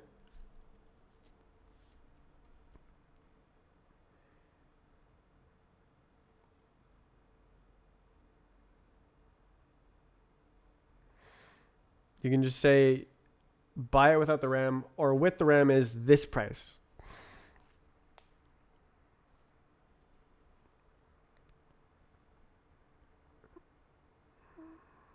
There's always a price. Okay. Explain. That's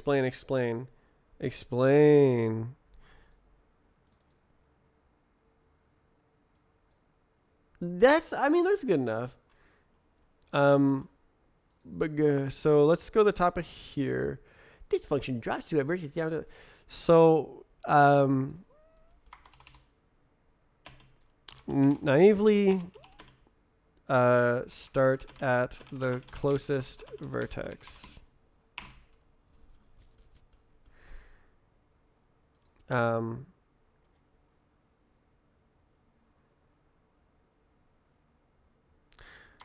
The closest vertex is not necessarily one with the fewest boundary hops, but it doesn't matter. We will get there.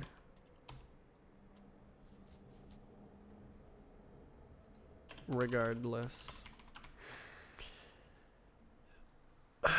So like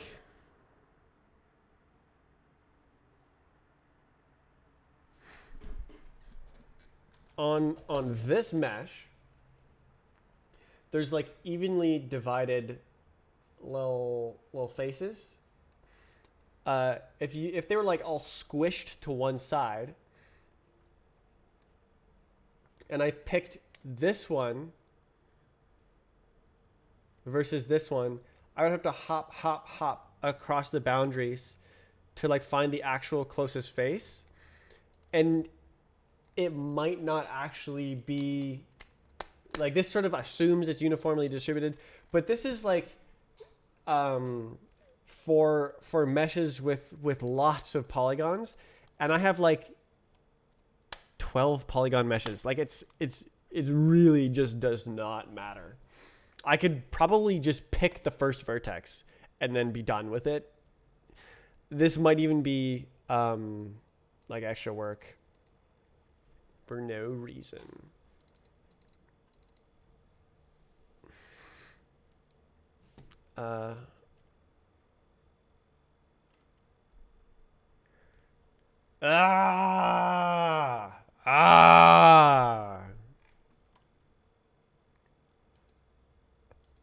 That was really cool. That I booted up the game and it just like didn't fail. I was impressed. I gotta get rid of all the code that's like this. What are my sign functions? Oh, is it on the single numbers?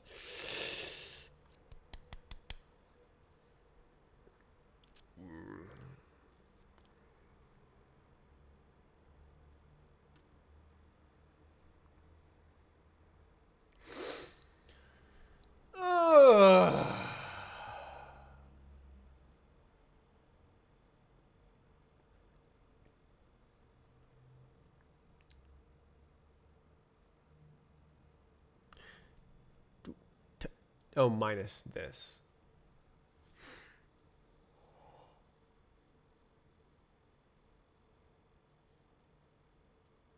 I am so not in the mood.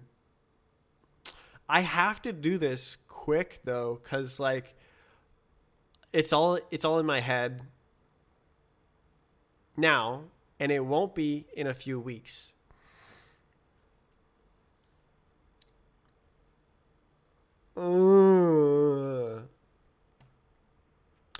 I it's I am defeated by the fact that I need this algorithm. I thought I was like reducing the amount of code, and then like I just have to paste it back in. Oh my god.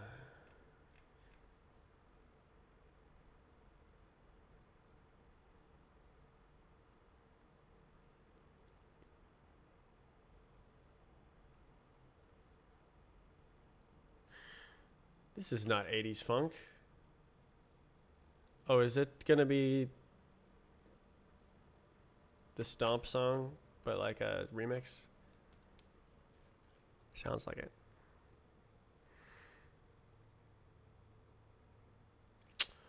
So we've already seen this case.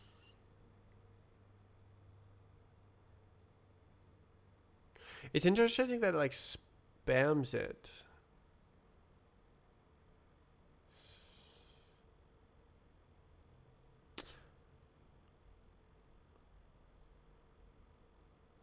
I would think it would print it like once. Like the whole idea with the physics is that it's like single covering.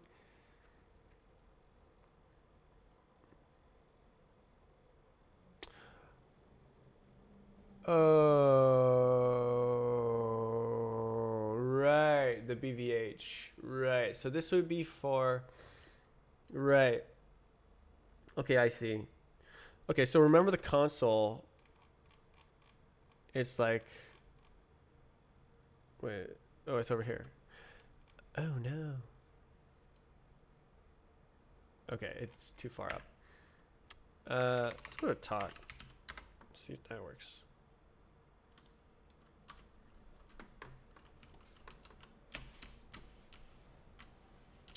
Oh no's. Why are we seeing oh no's and there's no bugs? Oh, so this is a nice remix. Oh.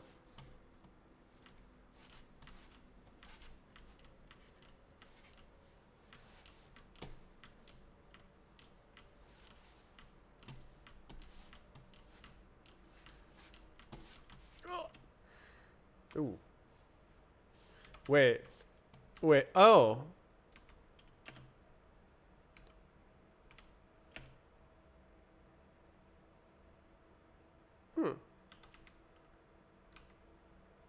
Runs Starship triggered that late. Wait, what? What?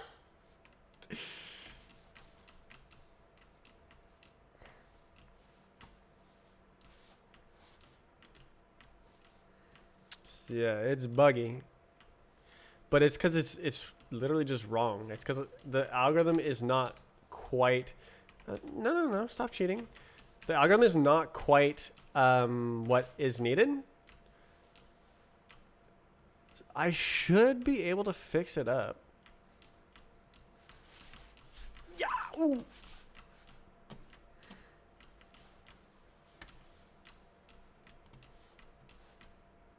Not sure why I wanted to jump that far.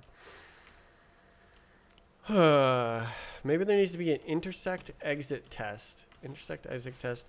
No, I think the algorithm is just wrong, and it'll all work once the new code is tidied up.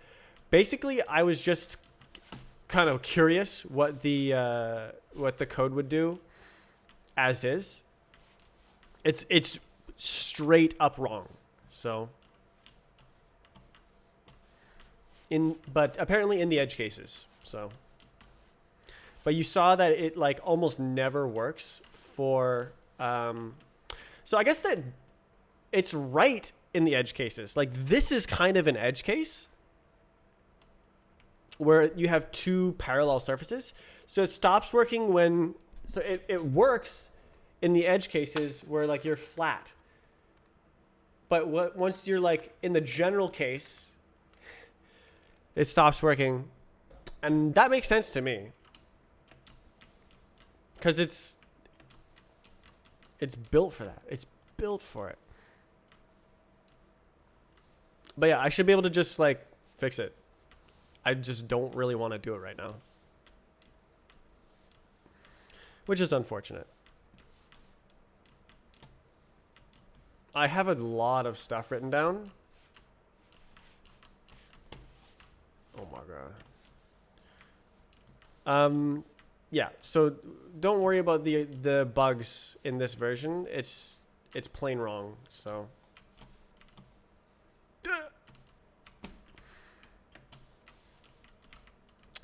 Yeah, we'll figure things out as they come. It's pretty robust for these squares. This map is like all squares, so I'm actually curious. What about the evil Crash Bandicoot crate? The inciting incident for this whole rewrite and like new algorithm thing.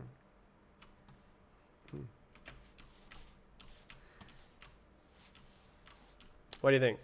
Do you think it'll be, huh? Do you think it'll be, oh, I skipped the ladder. Spawn. Like I didn't jump here. I'm not getting the ladder fall off bug.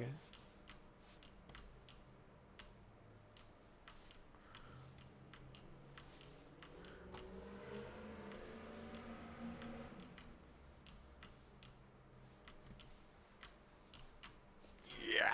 Oh. Oh right, it's more general. Oh no, the general case. No. It sometimes works. Damn. I just don't feel like it.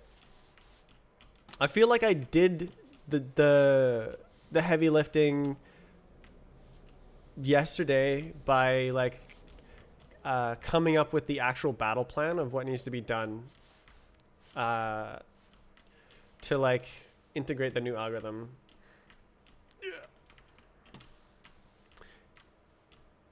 And like I've done the pasting today. Huh. Ladder works. And then tomorrow I can do more. Just tackle more stuff. Just go slow. Alright, are we going to have trouble here? Evidently not. Right, that's built out of the smaller dinguses. Smaller bits. Ooh.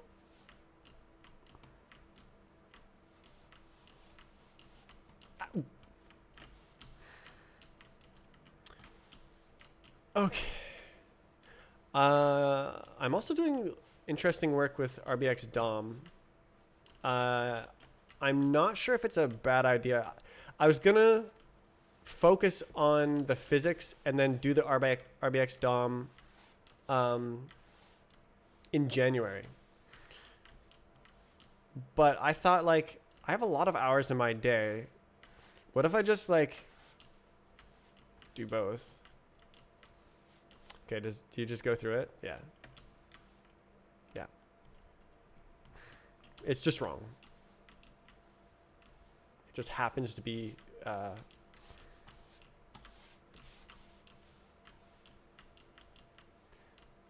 good for this edge case.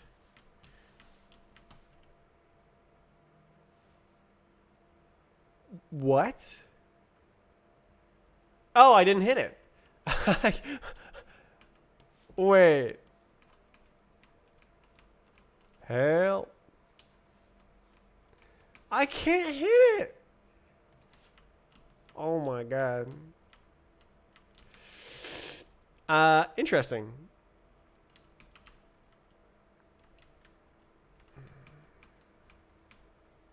Okay. Okay, let's go. Let's get to the evil boxes.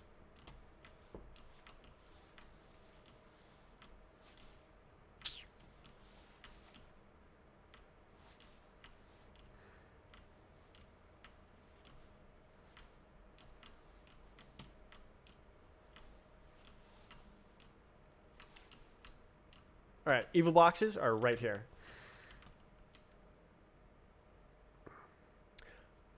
I think I'm just going to fall through the ground, but maybe even hit a different bug.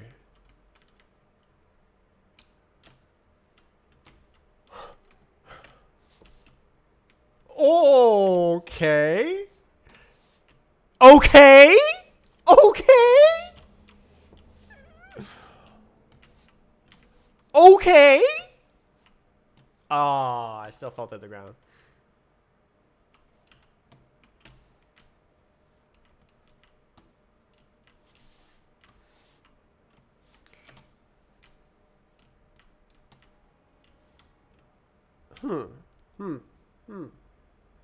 I wonder what's happening.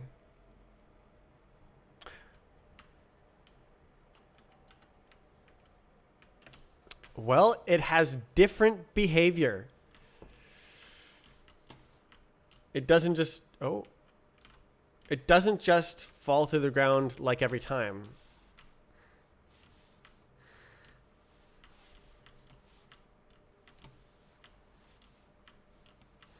We'll have to implement the algorithm for reals and then see. Why is it different?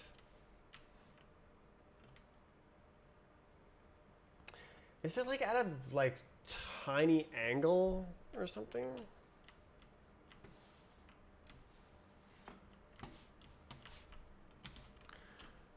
Yeah, like doing this, that is usually what happened before. And it happened on all sides. Okay, well... It's not happening every time.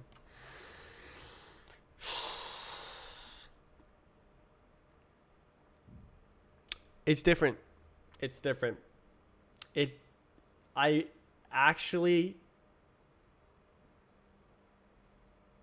did. I have something to show for my work.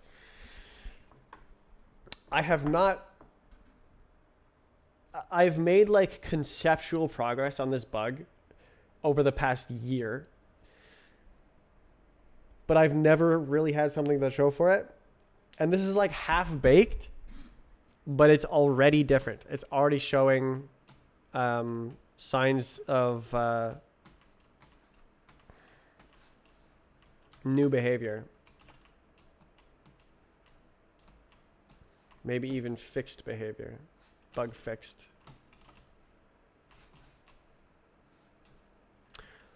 What is up with that?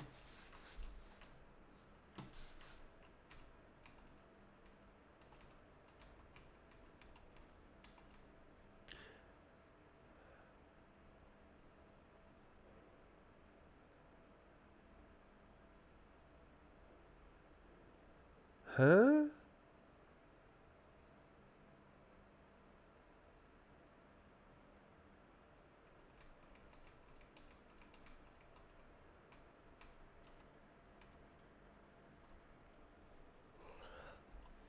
Whatever, I can just... Oh!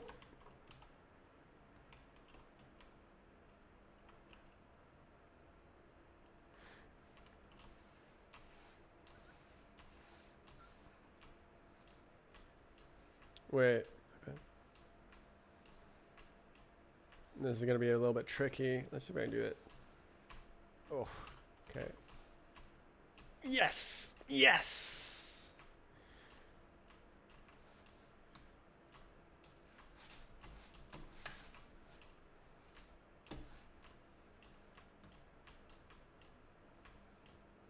Oh, too far. Huh. Finish. It actually got it.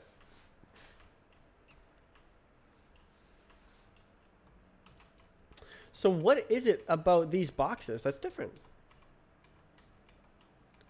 Is it actually like a different? I wonder if it's a different like mesh topology. It should just be a part. It should just be a part. I don't understand. That's fascinating.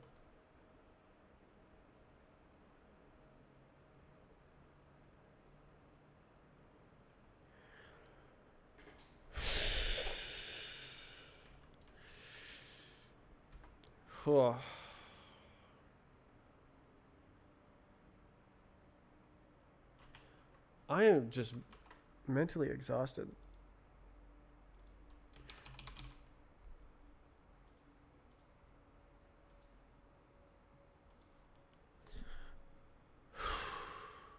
Let me look at my notes. Okay. The problem with the minimum difference algorithm is that returning a simplex 3, it is returning a simplex 3 that is not a canonical face. The Minkowski faces are built from the constituent faces and usually do not span the entire breadth of the sum mesh. Which face is shared between the vertices does not matter. All that matters is that the returned face is coplanar to the output simplex and contains the closest point. Simplex 3 results can also be edge-edge, but it doesn't matter because the edge faces will find it. So that's referring to the edge faces the Minkowski sum.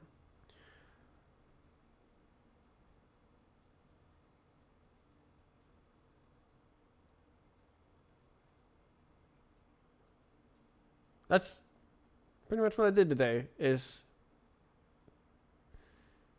like implement that result and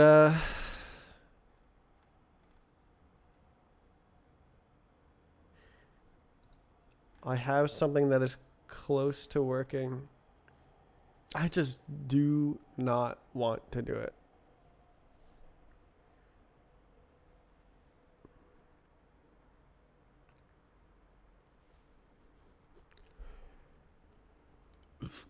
Okay, so what exactly needs to happen on this algorithm? This. Ensure that the test vert ID is coplanar to simplex. So what can happen is you can start at this point, and then it can it's trying to find the closest vertex to a test point, but it'll test every vertex, even these ones. It needs to not test those ones. You need to stay on the same plane as the output simplex of the MD algorithm. Stay on this plane. Because you can have degenerate cases. I would need to draw it. I'm just going to draw it. All right, so this is going to be like a side view. Help. Okay, so let's say this is the top face, and we're like looking at it from the side. So there's... Damn, that's not straight.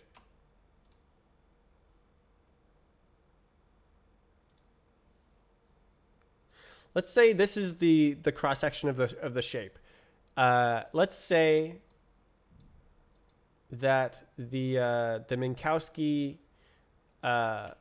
the minimum difference algorithm returned a simplex that like is on here, but we're like looking at it straight on, so we can't see the rest of it. And then we start, this is the closest point.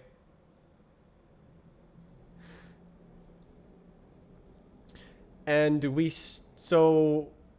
look at the hold on.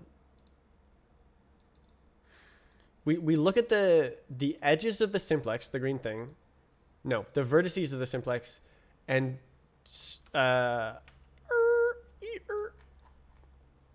right here, we just pick whichever one is closest to the test point. So that would be this one. So we start here, and then we do crawl boundaries, transition vert. So vert edges. So it's looking at all the edges of the vertex. Whoa, there's one here. Whoa, there's one here. Let's say there's like another vertex here. Actually, no, let's not say that. Let's say it's over here. So it's going to look at these opposite vertices and find the distance to the closest point. And it's going to go, oh, look, that one's closer. Let's go there. It's not on the same face as the closest point anymore. It is now lost.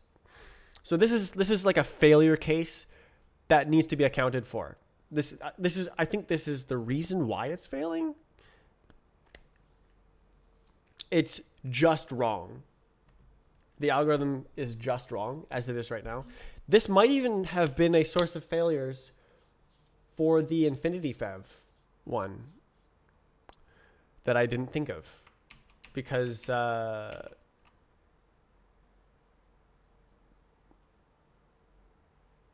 was only thinking in terms of the face. Interesting.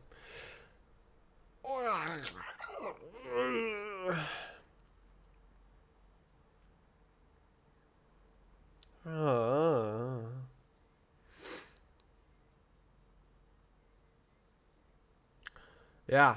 So that's basically what I need to do, is make sure it stays on the green surface. That's what the algorithm needs to do. So I need another argument here with like some stuff to do that.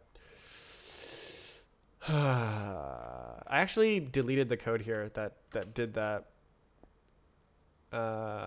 Add unfortunate algorithm. So this code here, this finds the spanning simplex normal, and then this is the test that tests if a point is like, if on that plane, on the plane is 0. So it'll be something kind of like that.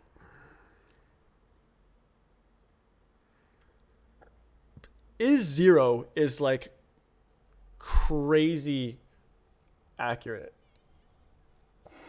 But like, that's what I'm going for, is to always have perfect calculations.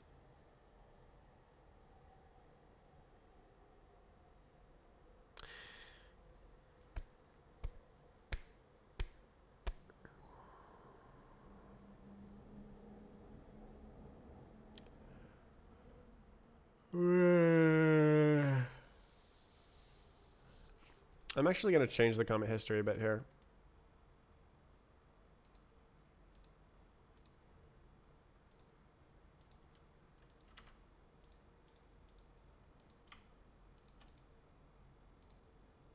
God damn it.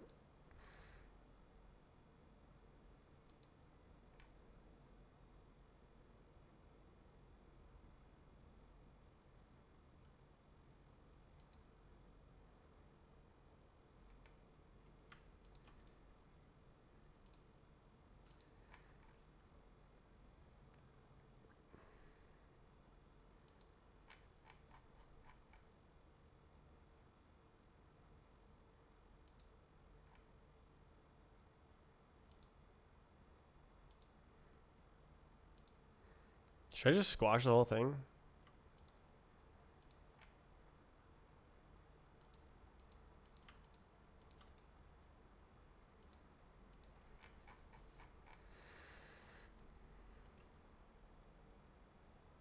Oh, that deletes the code.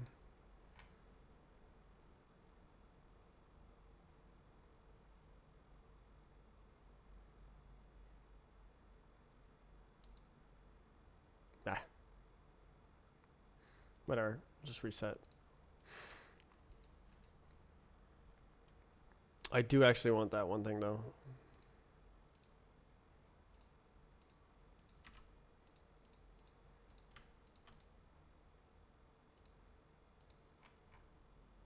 Good enough. Okay.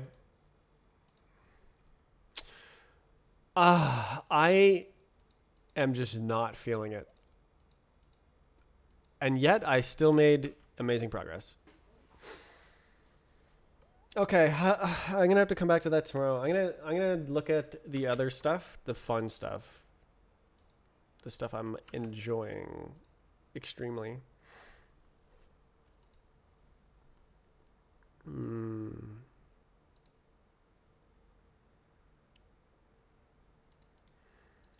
Uh, Properties trait. So this is the DOM library.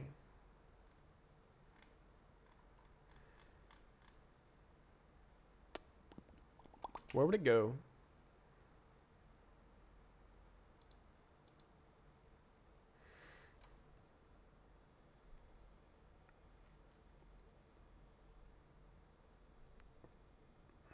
It would go in here.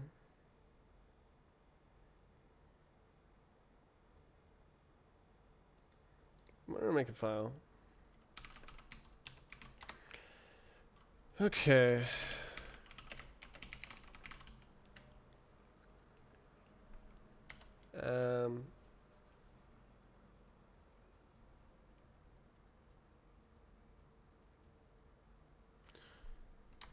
So clone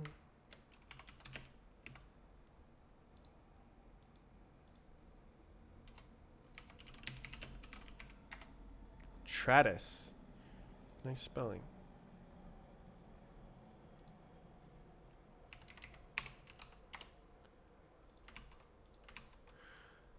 Clone property self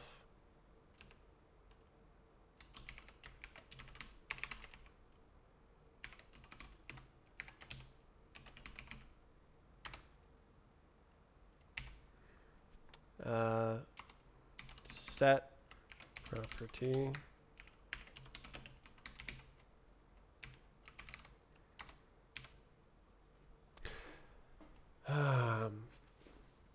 do I want I think it just makes sense.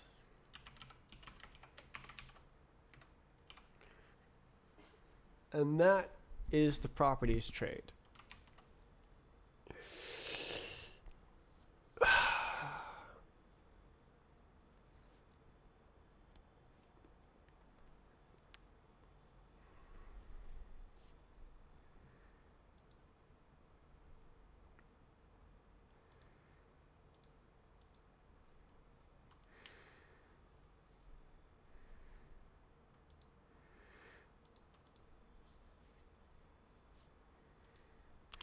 It'll be like this.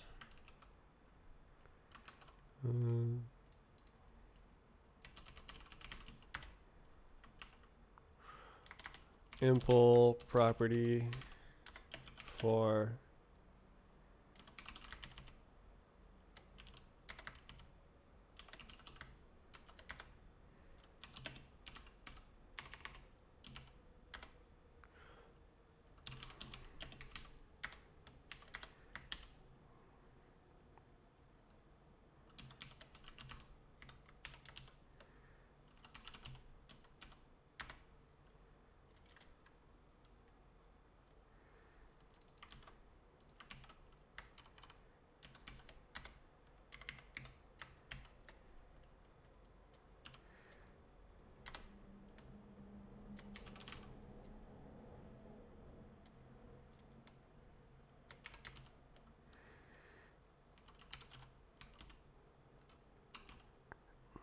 oh, it's private, but it'll be cool.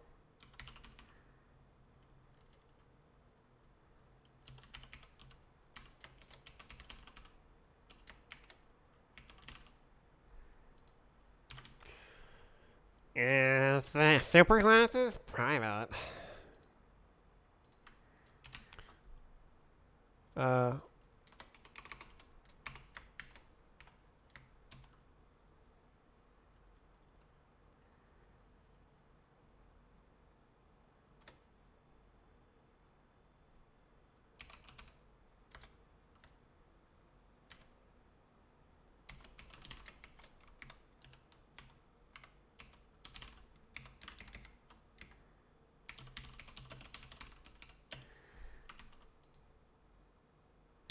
Okay, so clone property, set property.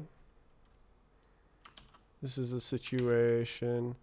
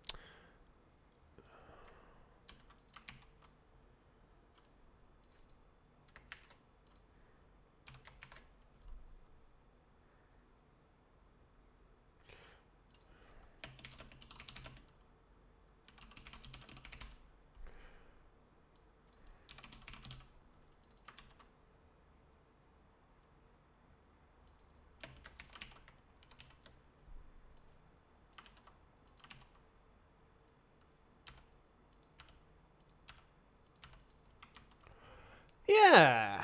So that'll kind of be what is going on. There'll be like 600 of these. Actually, this is a base part.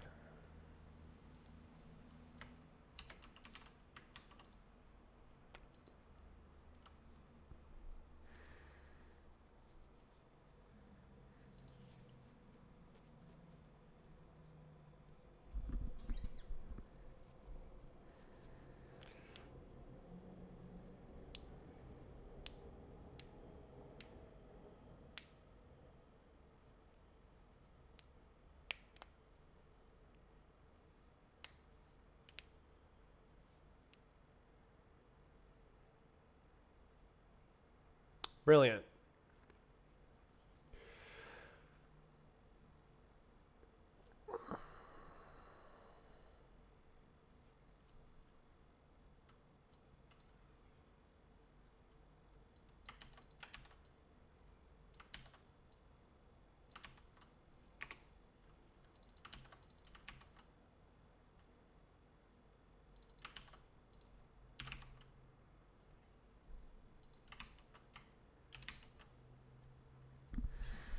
So that's kind of the demo here. Expected curly. What are you smoking? Huh? Oh. We're missing one of these bad boys. Okay. Oh, I didn't save it.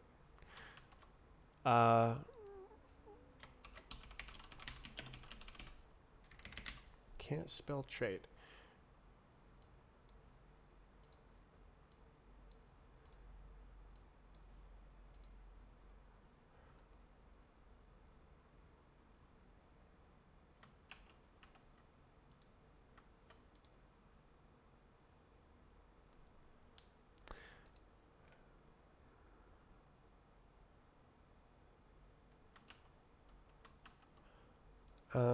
Example. Okay. So that's what was in my head, because you need a like generic way to work with the properties. And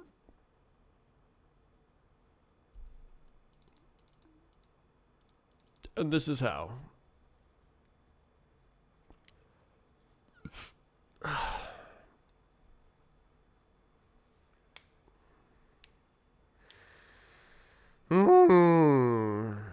So that's written down.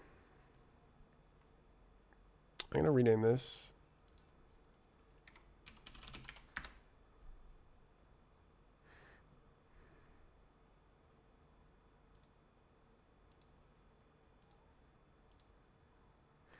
So that is my idea expressed.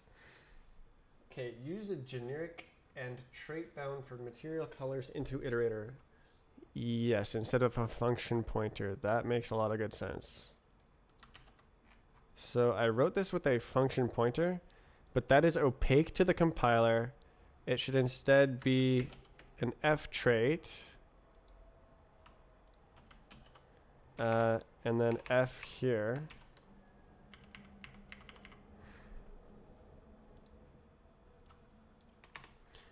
I can where, right? Where f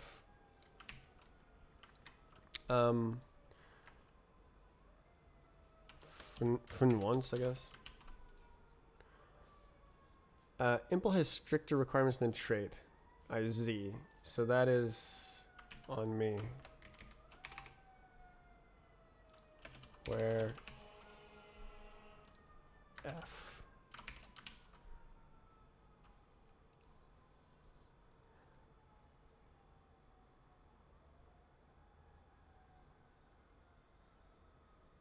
It must implement finmut. Really? Finmut?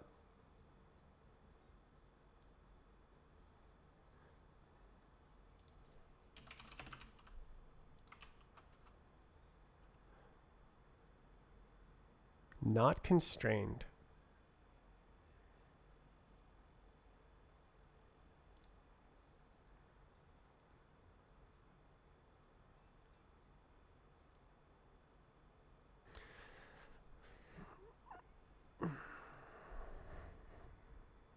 Really?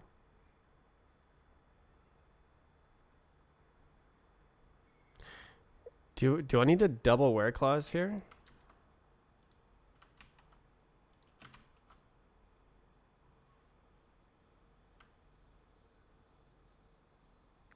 Finmut, which is more general. Okay, well, let's do finmut then.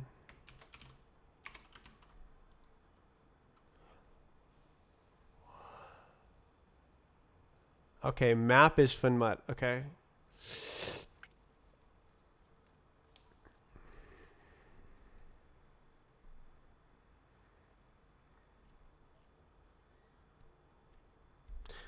It's not constrained. F kind of is true. What, really? It conflicts?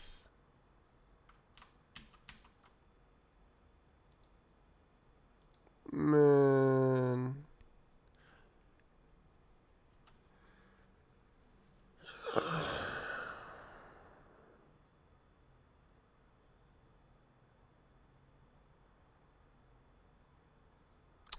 That is pain.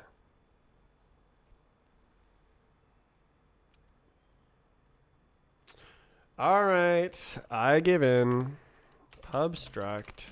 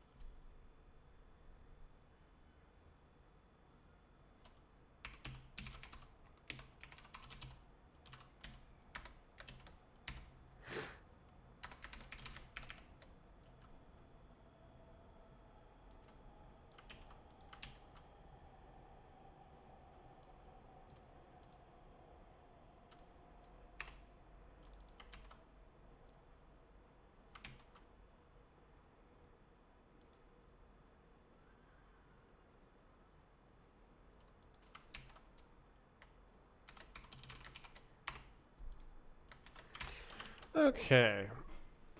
What do you mean? Terrain. Wait, what?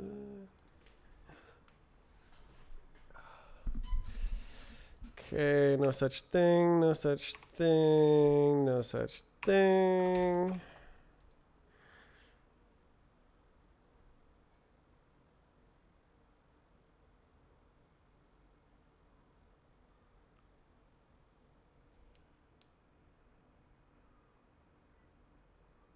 Oh, I see.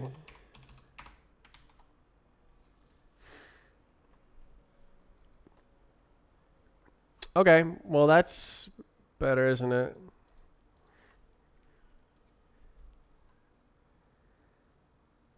All right, so there's like 17 different traits. Does this conflict? Man, that's whack. Into iterator. T into iterator.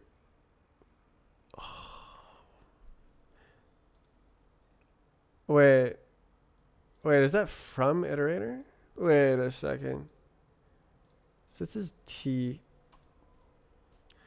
Is the trait from iterator real?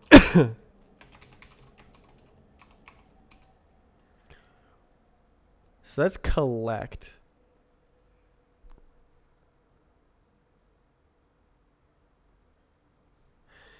So that's into.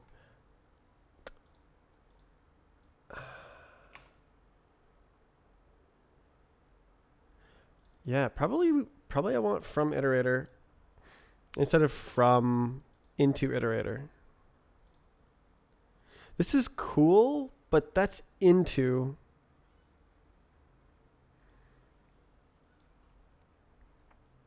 Okay, impl. We don't actually need a T here.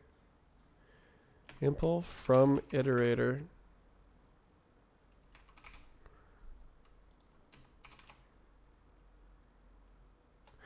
Isn't that a real trait that you can just... It's not in the... Oh, is it included in the prelude starting in edition 2021? Okay. Okay, bud. So we need to say... Oh, A. What is A?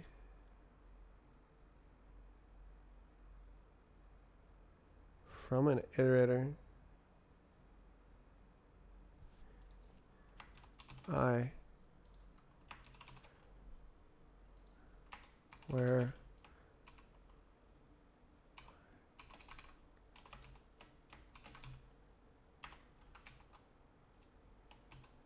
Like that? Is that how you do it? From iterator.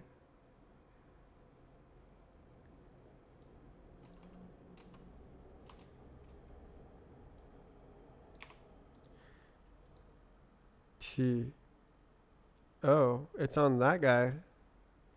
T from iterators. T from iterator. What? A. A. Item equals A. Okay, A. That's item. Okay, the generic is the item. Okay. That's not real.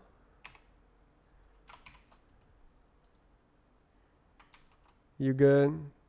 Iter. T. You good? I. Oh. Yeah. There we go. We good.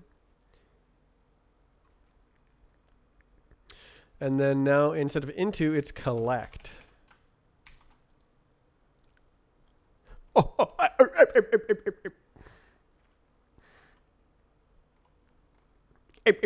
And then I can do this. Okay. So we have into iterator and from iterator. Holy moly. Iter.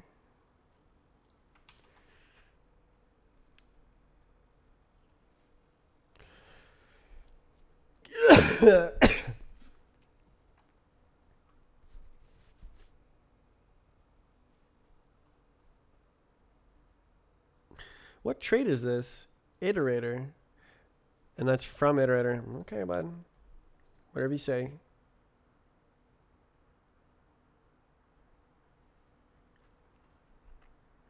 Should I just rewrite it as like this? Oops, I pressed X. What does that do? Got T, where? Oh, I did nothing. Okay. Where t what x where t really it likes that? Oh, it destroyed it.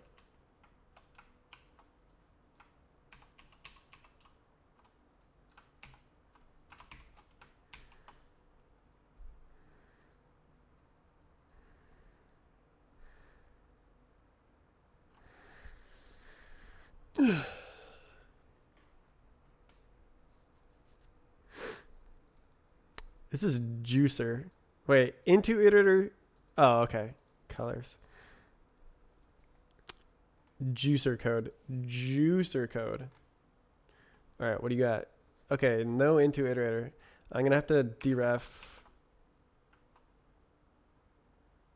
Can I do into iterator? Oh, just smoke it.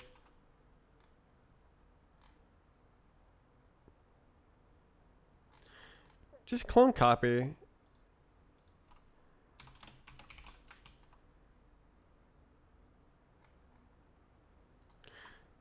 You know, I could do like that. Actually, nah, I'm gonna deref.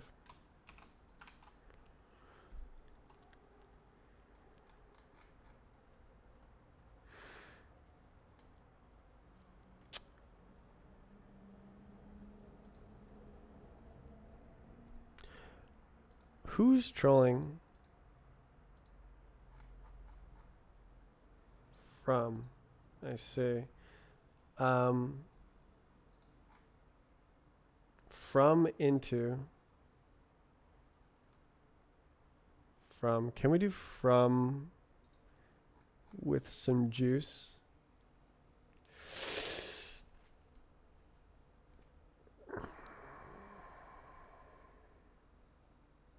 So what was there before? I just don't like that code.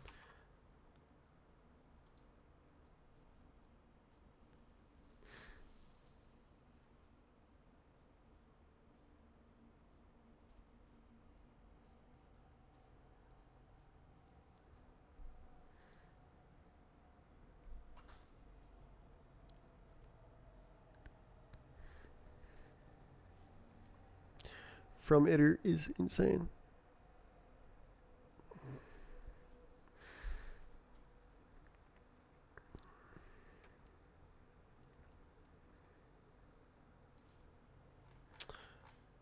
Yeah. All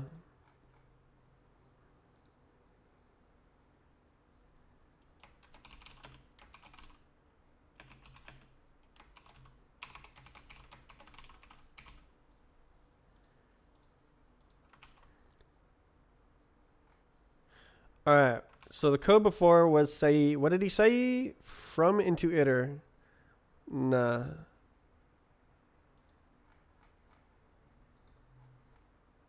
Refactor. So before it said from into B tree map.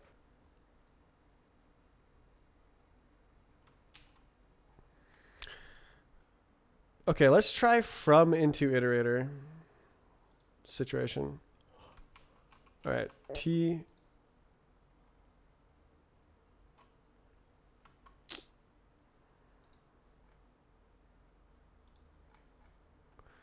Like this situation.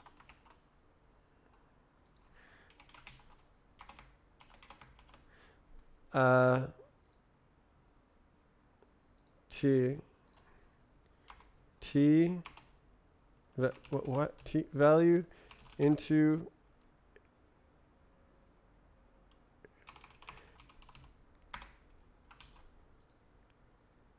No, conflicting. No, wait, but okay,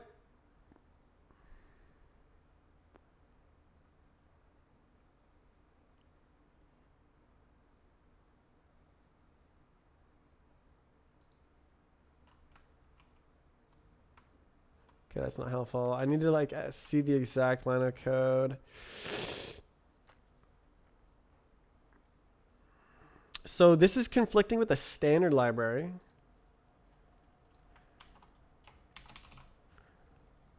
From capital whole word nothing into.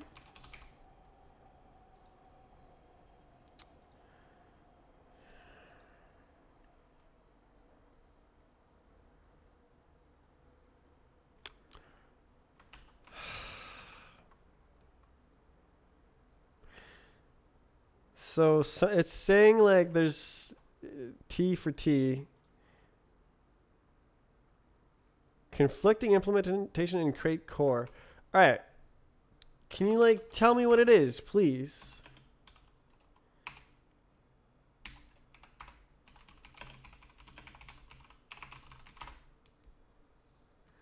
Impl T from T for T in core. Can I see more information? Oh, wait. T from T for T. Oh. Oh, that's a... Oh. T from T for T. T from T. T into iterator. So I've implemented into iterator. T from T for T. So material colors implements into iterator. So now T might be itself. So you might do from on itself.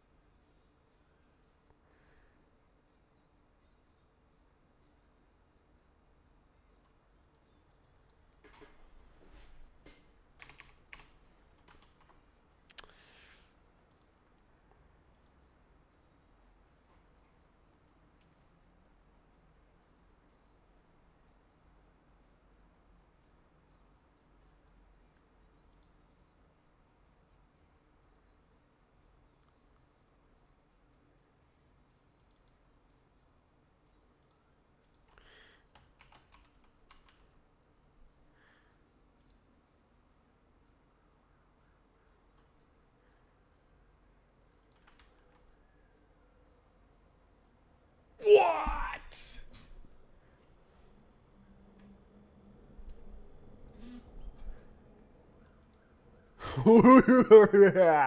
Okay.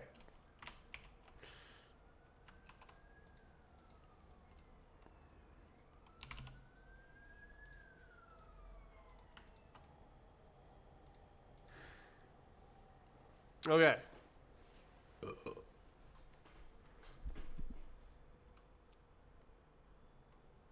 Holy spumoli.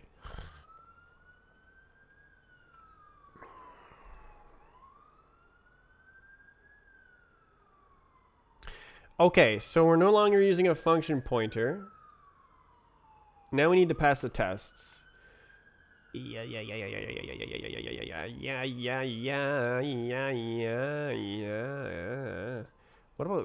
What happens if I do this? I was just chilling. Right? It's just chilling. And evacuate, really?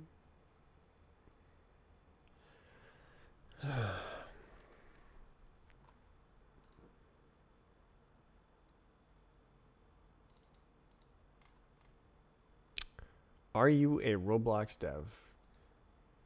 Does it say that anywhere? Roblox info. Okay, yeah. I have a game on Roblox. This is true. I guess I'm like working on it by double proxy right now. This is a library that I use in various projects that are outside of Roblox, but some of it supports my game. I'm just very interested in this library.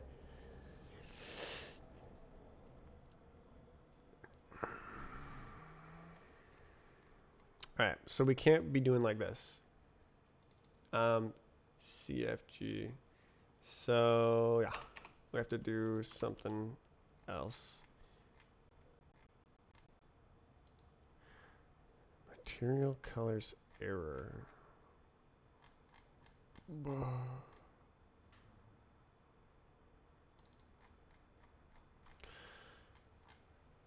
All right.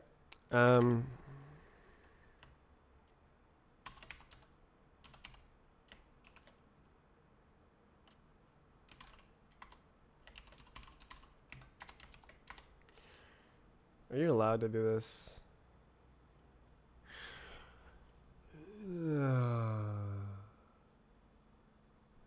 Impl. I guess I can just double impl. Impl. Certe. Serialize for material colors. Boy.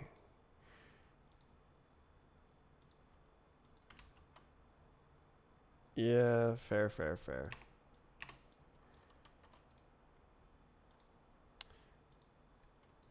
Serialize. No way, bud. Okay. I don't remember how this works. So now I need the goddamn deserialize.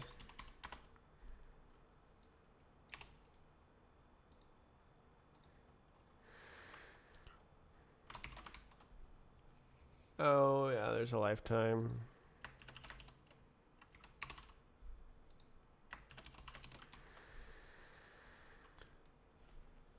Oh.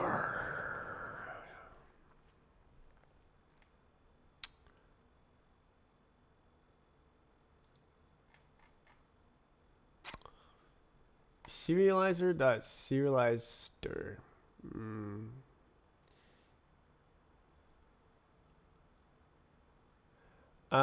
Yeah. So we're gonna do serializer.serialize map. We do know the len. It is len. Something len. What is it called? It's the Goobert. Num colors. And that is a some serialized map.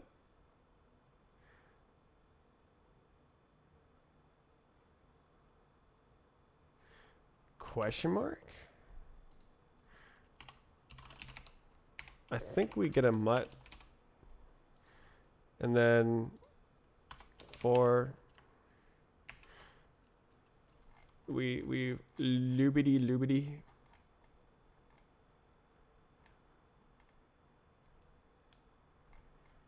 We do like this. Okay, that's not that hard to type. For material color in deref self.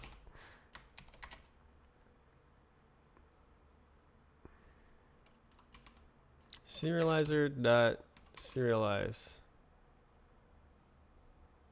How do you like make it go? So this is derived for this.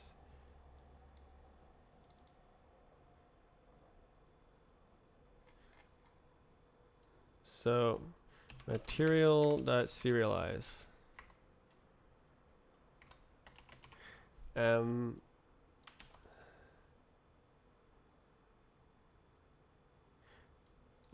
Wait, map dot, god damn it. Serialize map. Oh god. Serializer. Map serialize entry. Real. Alright.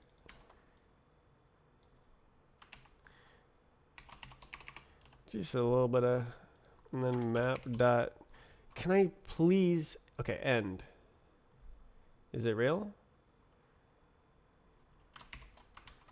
Is it real? Serialize entry. Okay. You got me. Okay. You got me. Okay. Okay. Okay. No way. Serde. So now deserialize. We do like this. Let map equals deserializer map.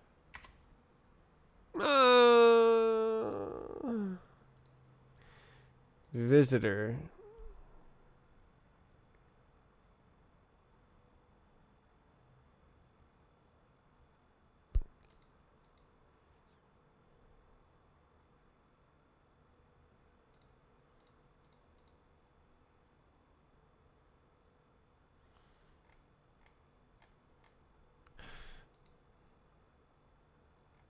Please example.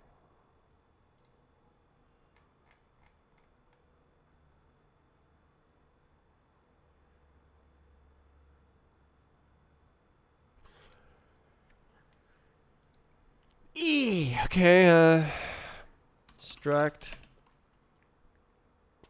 material colors visitor. Impl visitor. Yay. For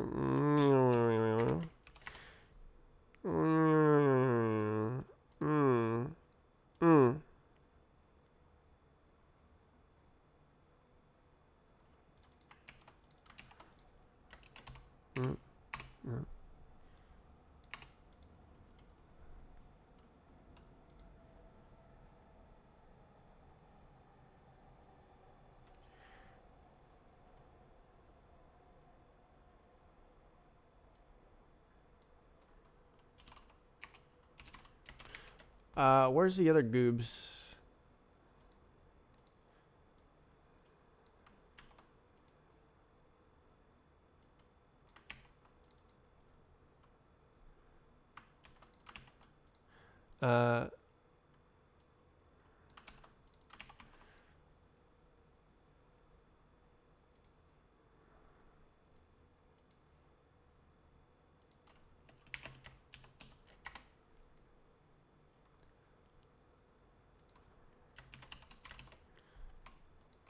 Okay, we can't use the high rank lifetime. Can I say like, oh, we do not care. Sick. Okay. Fun visit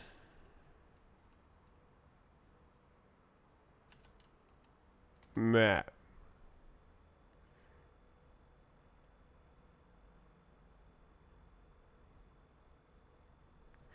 Map dot next entry.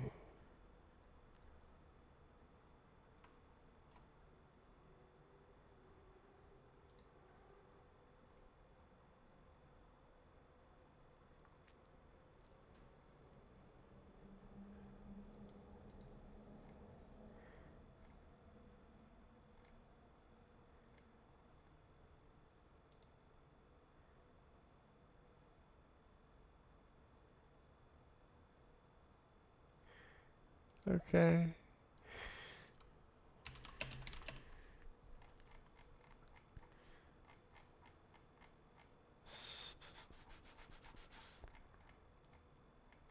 But it is not an iterator. Where is the scoobert on the doobert? This is all I need from iter.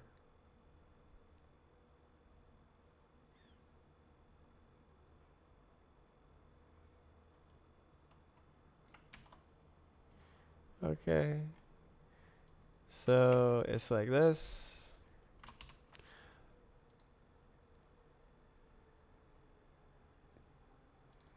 Material colors new. While let some material colors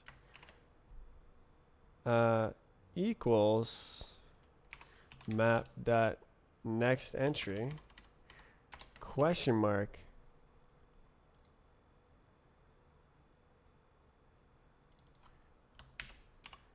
Okay. And that is how, right?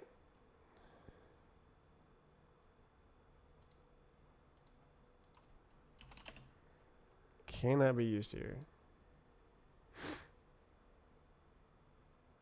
Okay.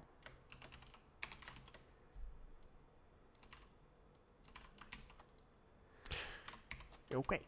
Okay. Okay. Okay. Okay. Okay. Okay. Okay. So then let's see if it works. Did I make it bad? Probably it'll work. It didn't work.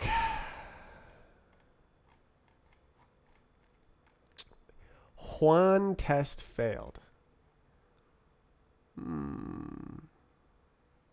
Ah, I see. So it does want the old defaults when it serializes. I can just check against the defaults.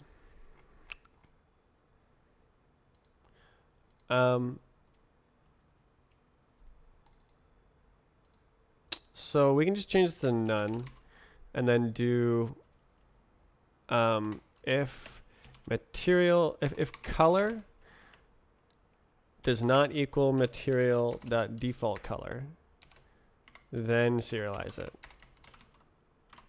And that should work.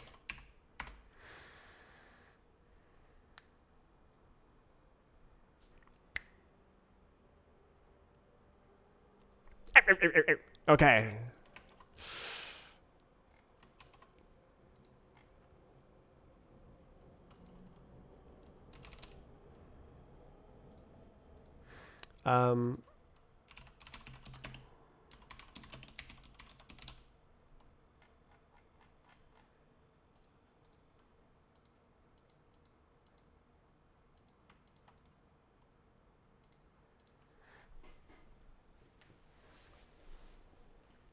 Okay. We pass those tests. Okay, so I don't need to do this. It's whatever.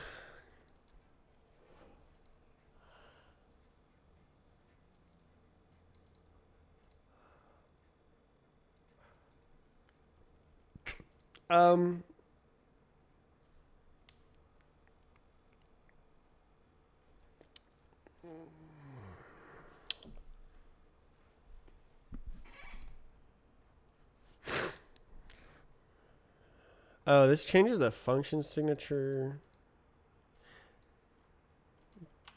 to do. There's one to do. So like, this is actually only used in one place, right here. Oh, it's also used there. So it just goes like write binary string. Yeah, I guess I do need it. All right, I'm just gonna like not do this.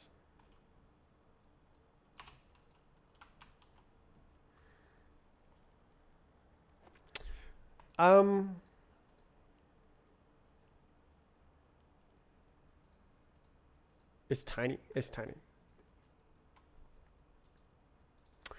Right. Making this implement copy means that you have to always make an implement copy, which you may not want to do.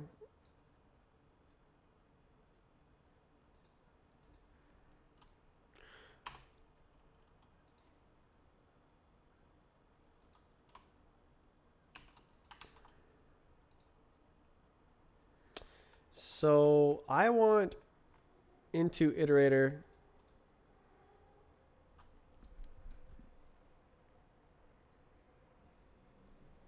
for what is inner? Enumerate self.inner. Oh. Oh. Yeah. Okay. So we can just do the same thing right here.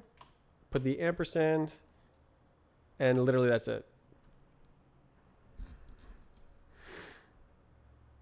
And then everything works definitely for real.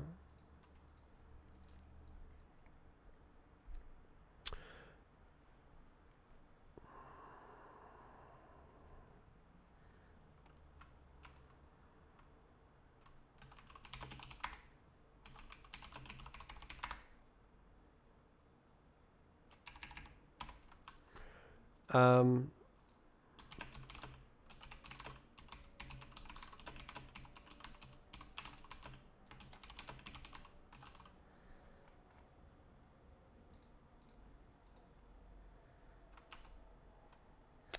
all right. Poggers. Okay. VV nice.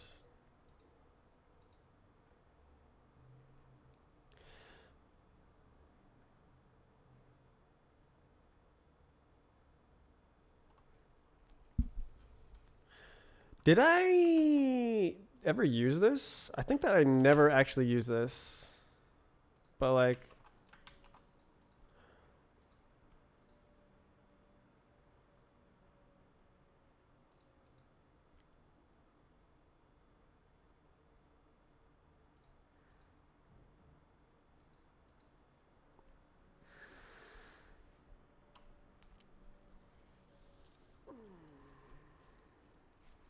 whatever. Doesn't matter.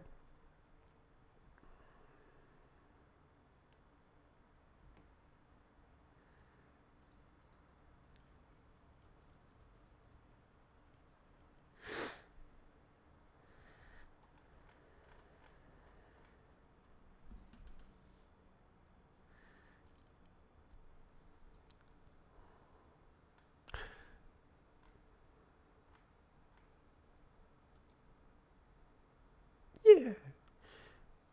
Filter.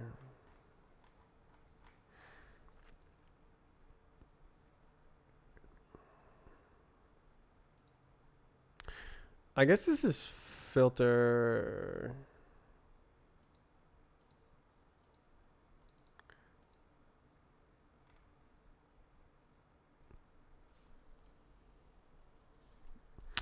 Crazy.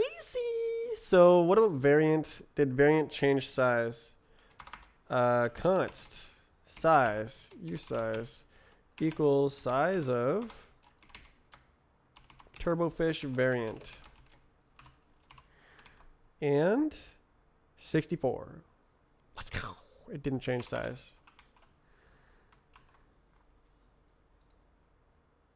All right, let's look at the big diff.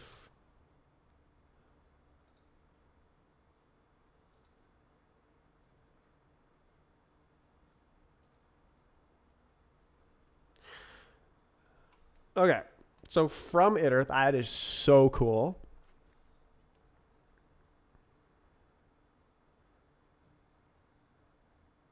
Not a B tree map, so cool. And it just like simple.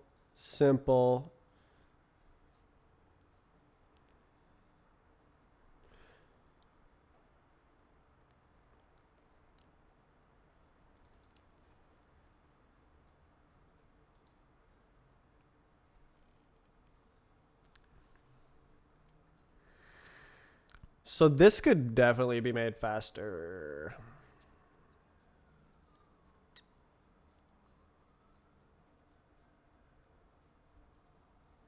I could just like turn the whole thing into a slice. But that would be unsafe. So like whatever.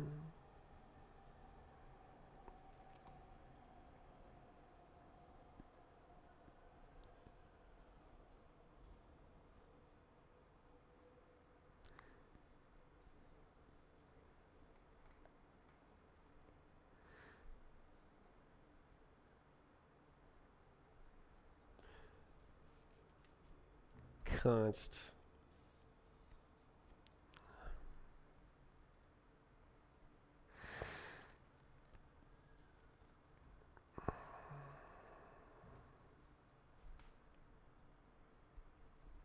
Oh, there's yes. I wanted to also comment. Where did it go? There it is.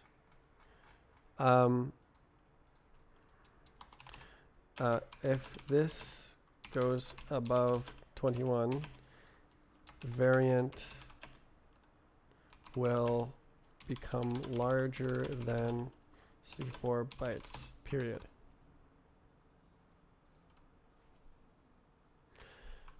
Comment for future changes.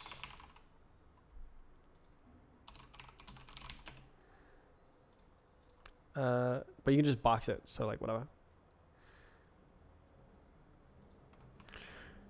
Okay, so this is crazy bigger in terms of serde.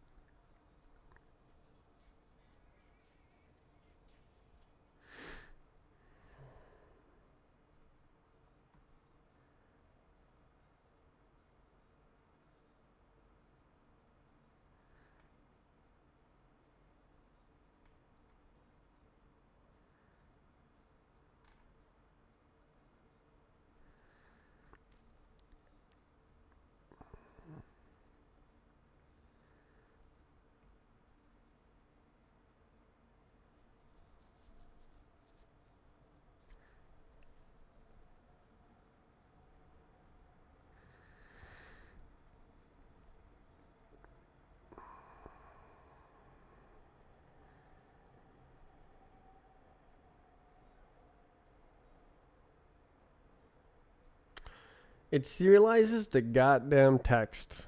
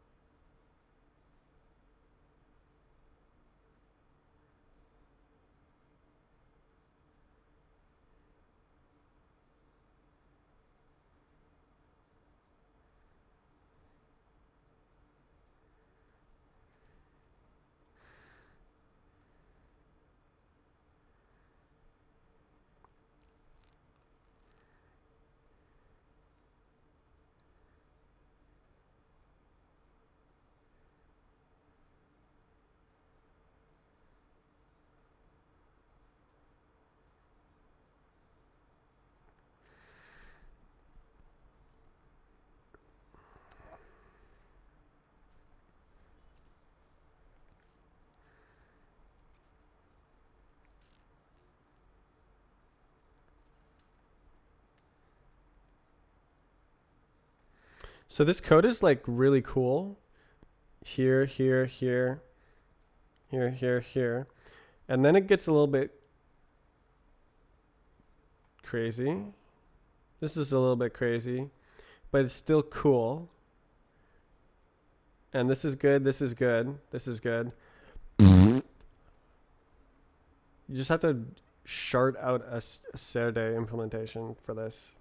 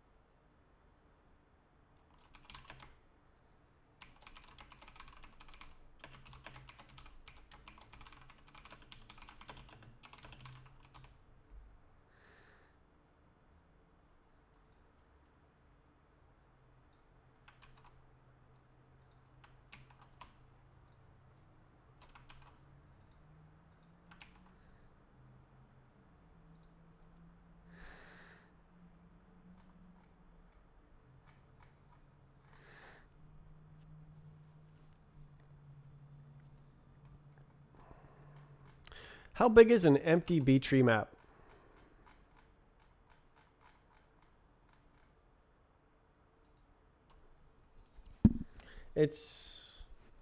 I have no idea.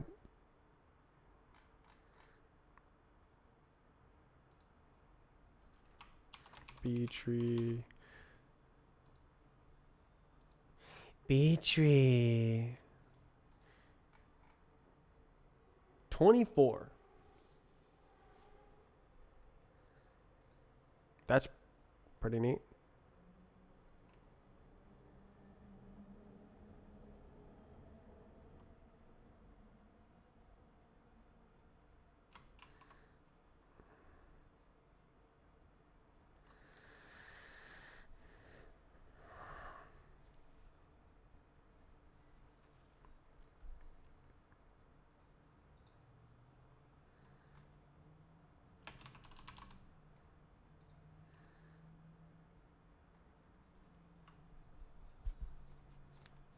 Uh,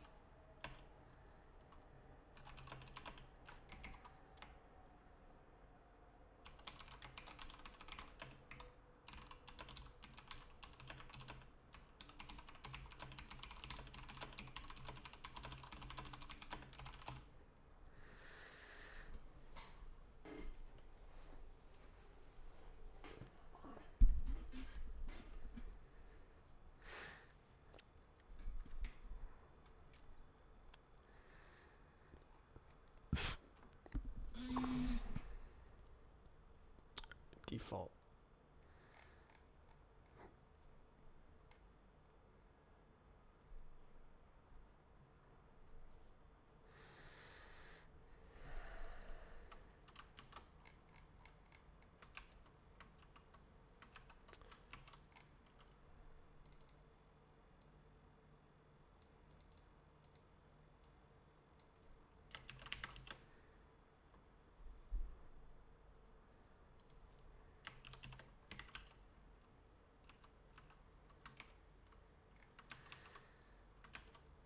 Where code? Find code.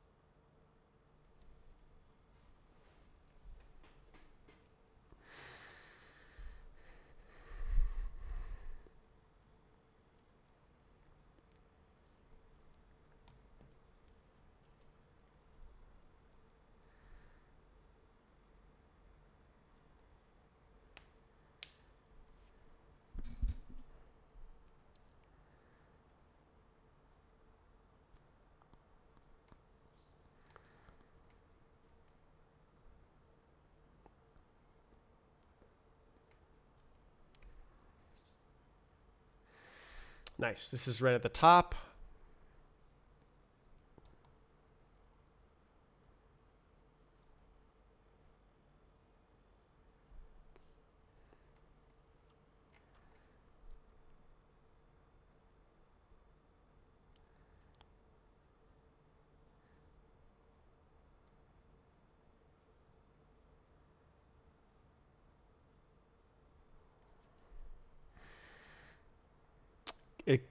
Is this const? Hold up. I'm about to const.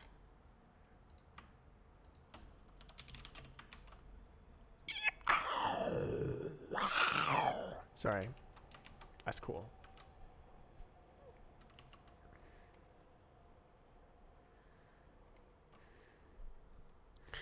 That's a big promise, though. They would become not const if you needed to expand it. So, oh, so would the constructor.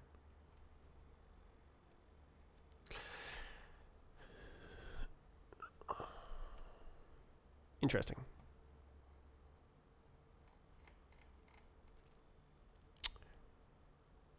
Cross that bridge.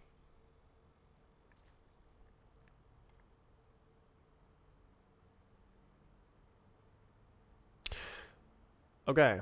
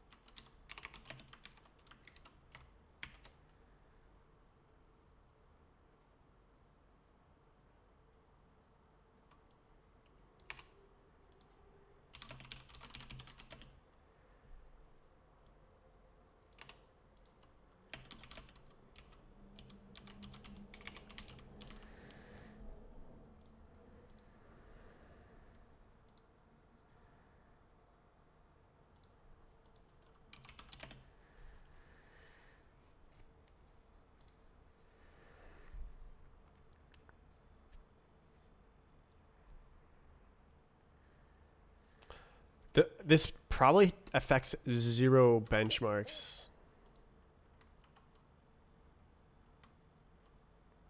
It's worth testing. Let's bench that. Cargo bench. Bench that sucker.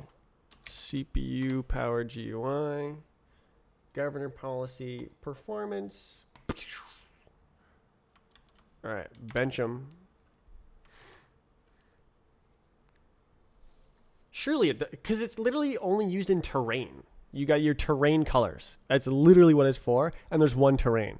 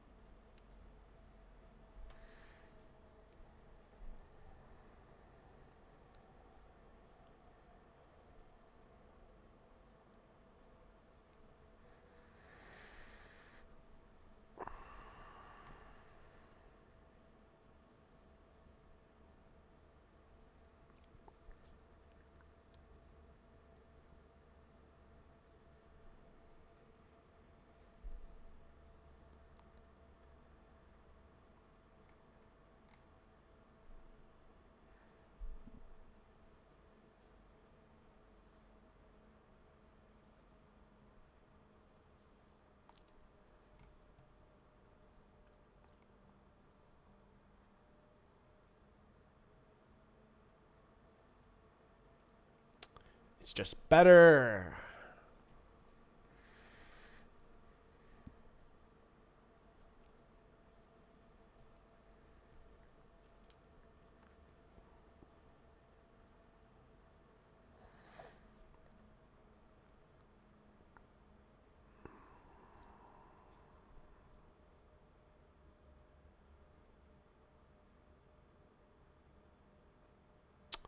Shouldn't this be chunks exact?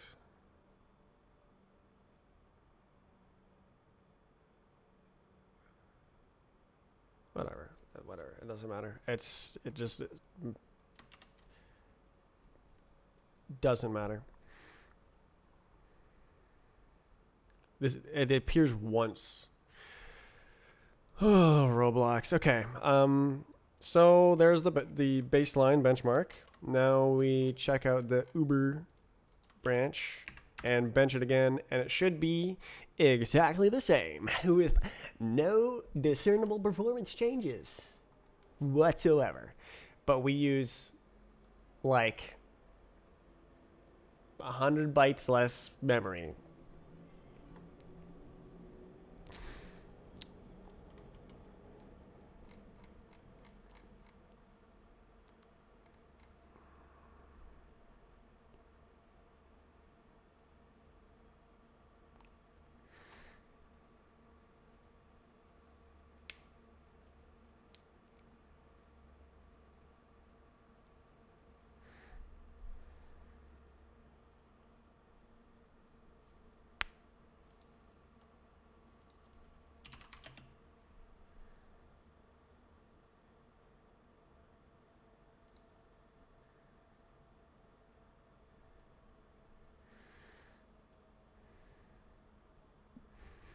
God.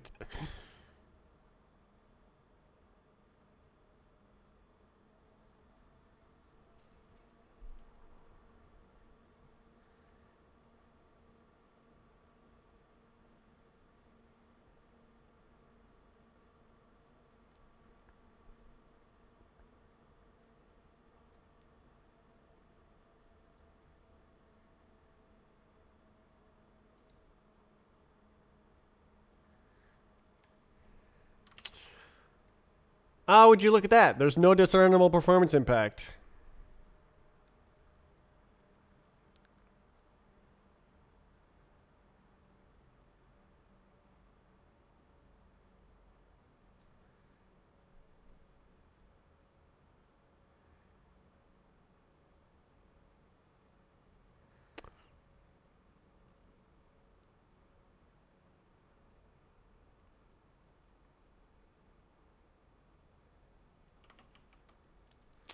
$69. Oh, God. It's really tempting to like just unsafe it. Actually, it wouldn't be unsafe if you did 69 bytes.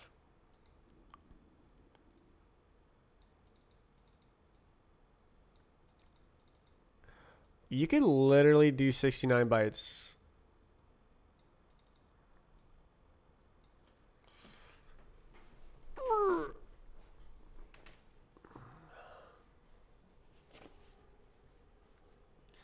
Oh my God, the red boot shoes just like warp. They don't stay shoe shaped.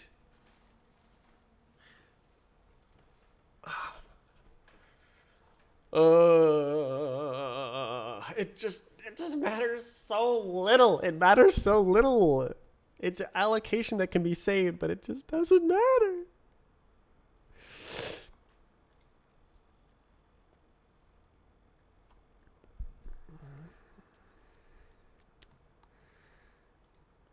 Material, colors, error, wrong length, unknown material.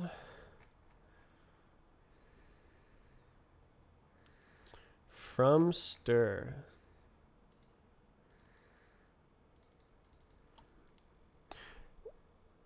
S2 string.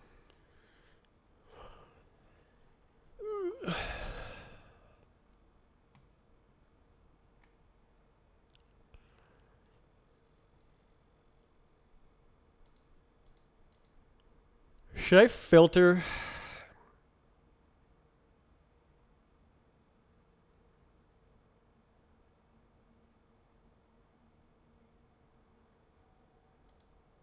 Meh.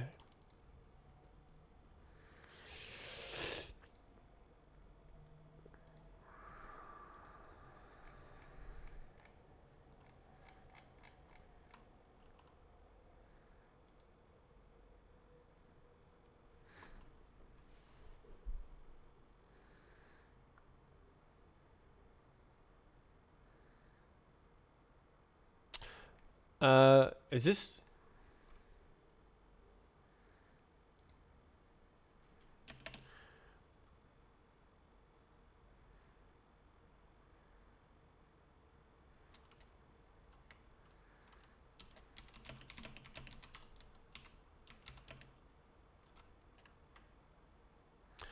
I'm gonna not insult Roblox.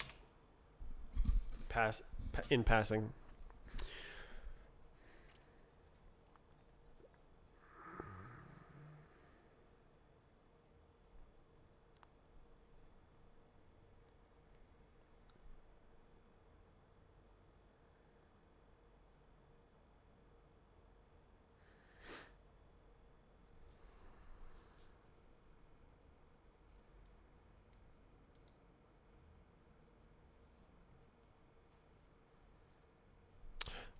Color 3 uint 8. Is that real, or did I make up that name? Like, is that the exact name? Color 3 uint 8. That looks exactly correct. Okay.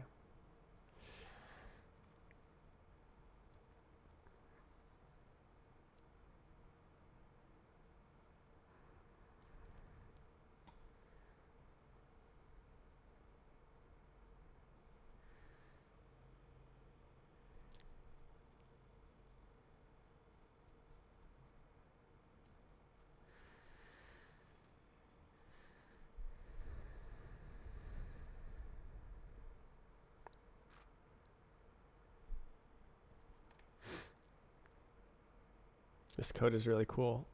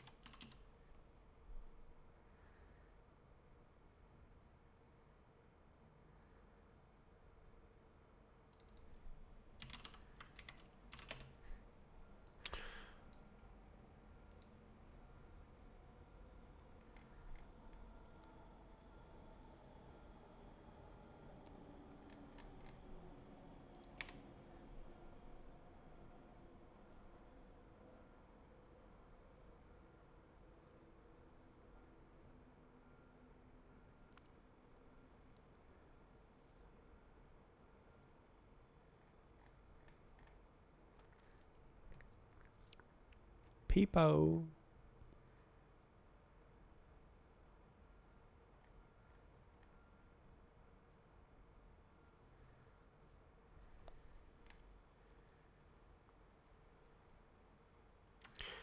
Why don't I make a cool function called filter default?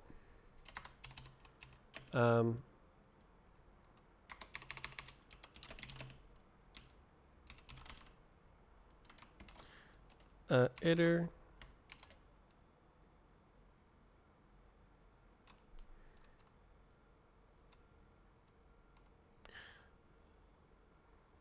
non-default filtered self impl iterator.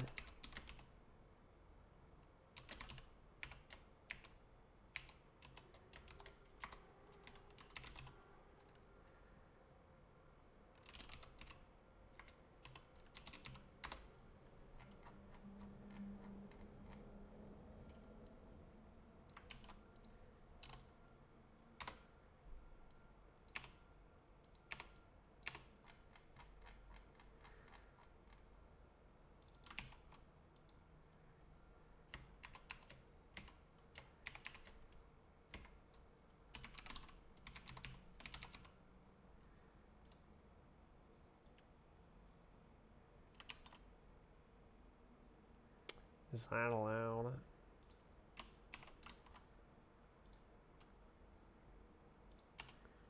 Oh my god, bro.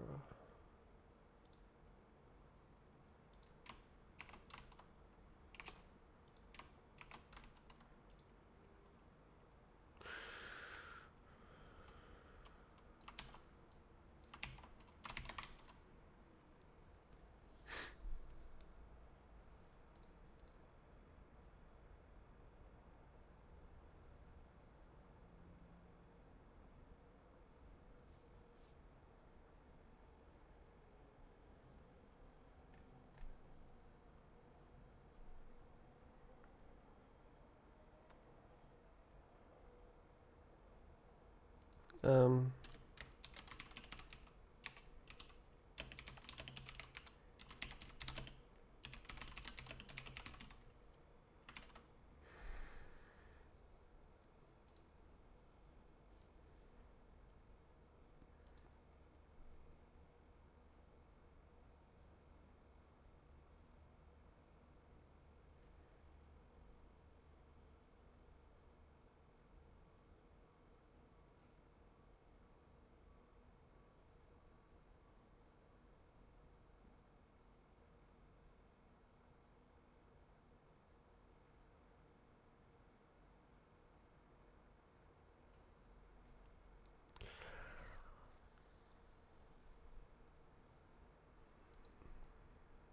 music make you lose control.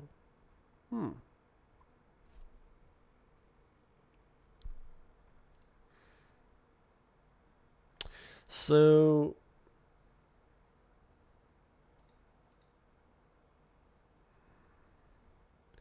I could totally magodally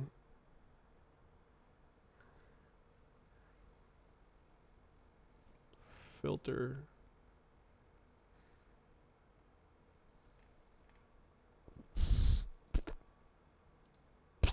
Oh, it's like, okay, whatever. Whatever.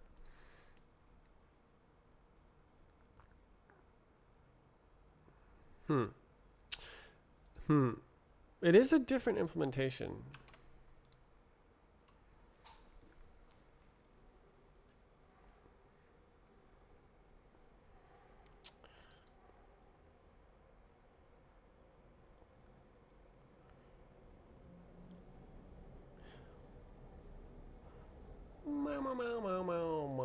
I think that's good, actually.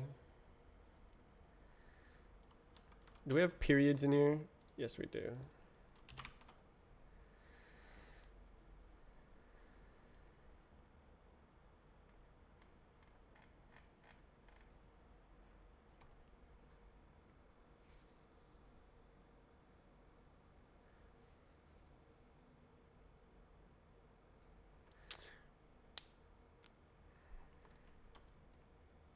Should I have iter and iter filtered? Right. So iter makes iter.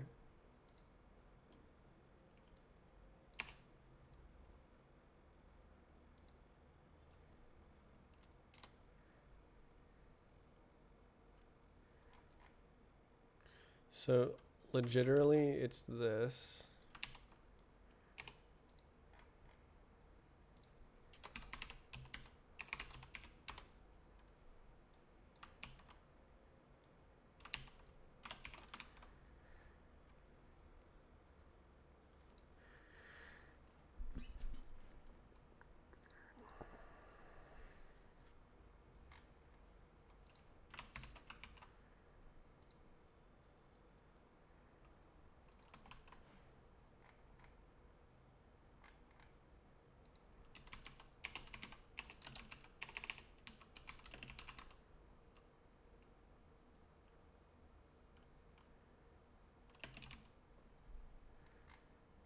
Oops.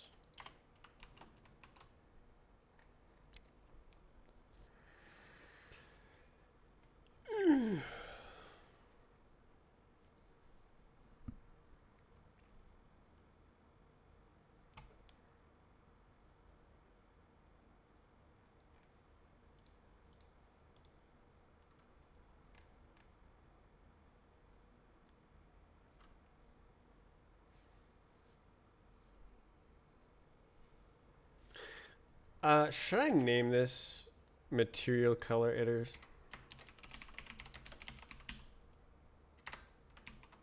I think that makes sense. Because, like, ooh, it's an iter. No, it's a material colors iter.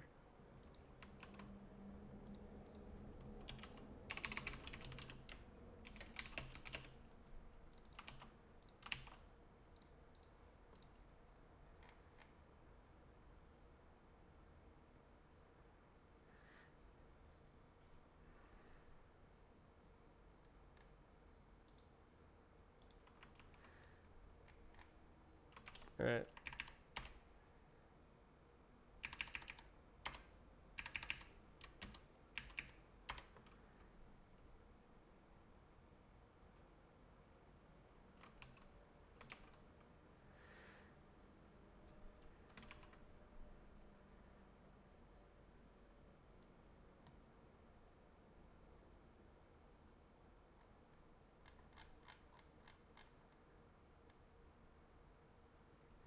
Should I call it filter default? I think that's a little bit better. Iter filter default.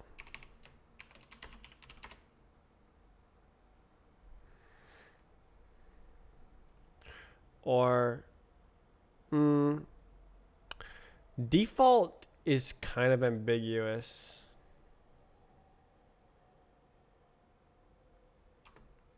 Because, like, really it's filtering out default. Like, in a vacuum, you would not know whether this is a default filter filtering for only default values or filtering out non-default values.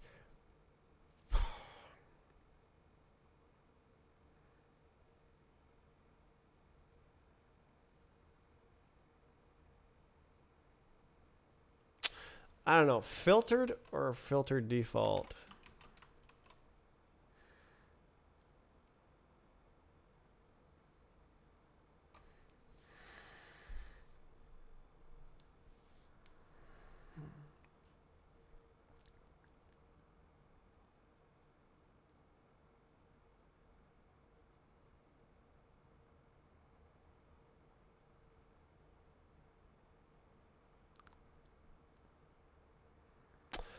It's a full name. You know it's doing something with filter and it's doing something with default. And it's doing something with iter. Iter filter default.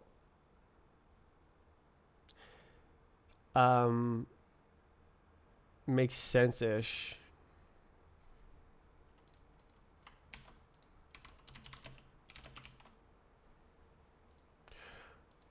Is it better? It's longer.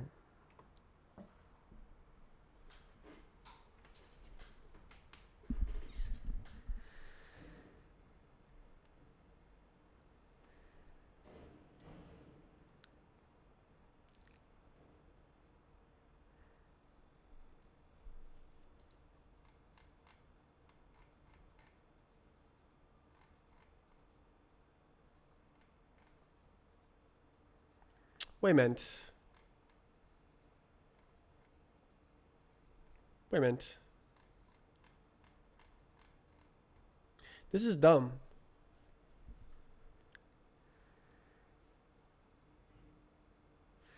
We actually don't need this value. Oh, apparently we do. Unlucky.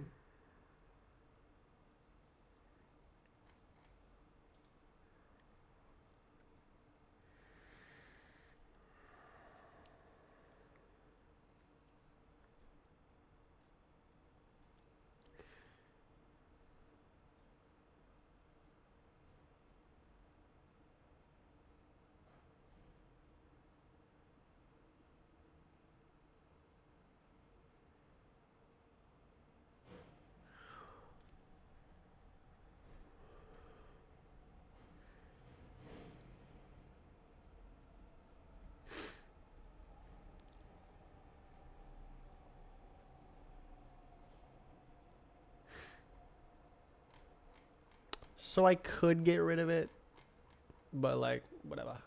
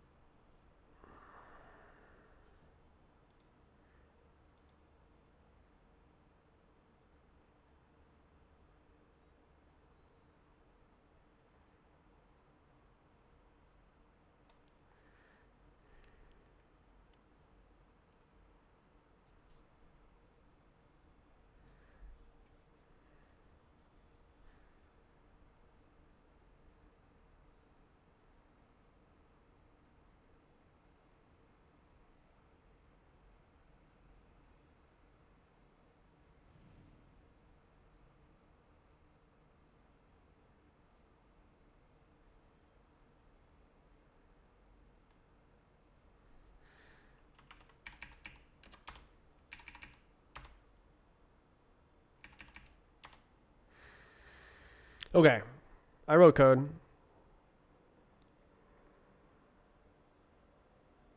VV nice. Okay.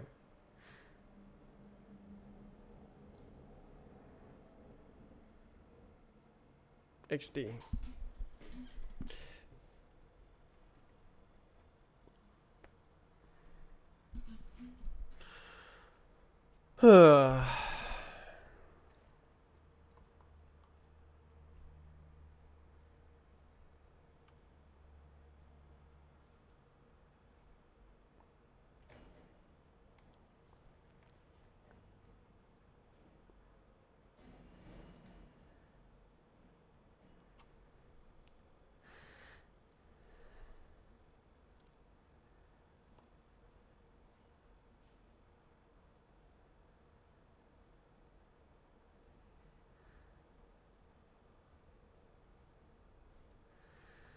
Look at how nice that is. That's nice.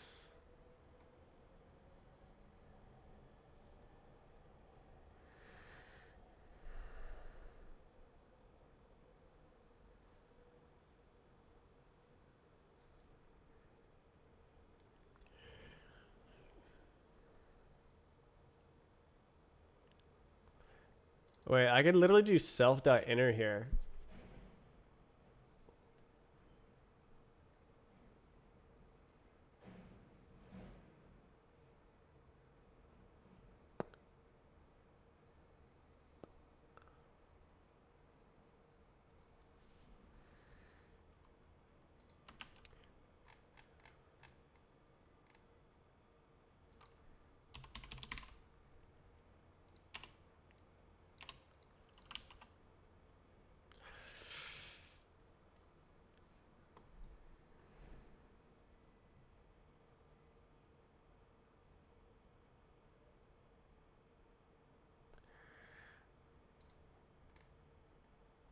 Like, ideally, you only access inner as few times as possible.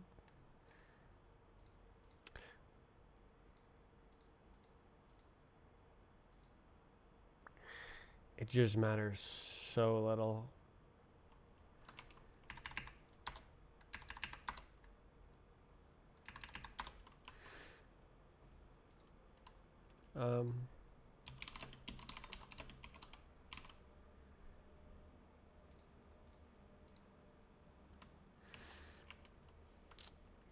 GG.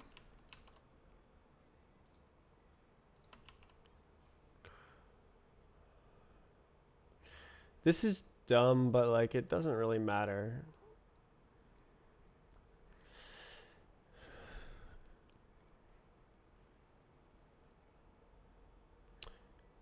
Because like these are in the right order already. So we don't really need to do this. We can just kind of do it. We could just, there's a lot of things we could do. But like I'm trying to avoid unsafe.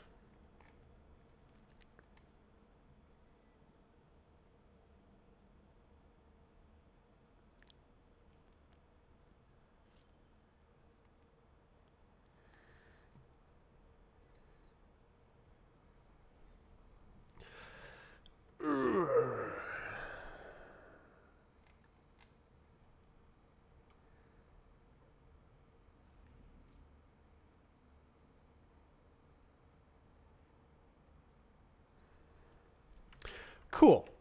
All right, it's a cool refactor. Well, that's pretty cool. How big is this?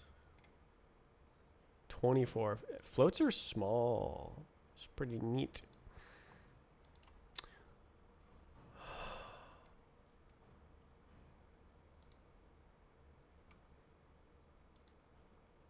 Vec.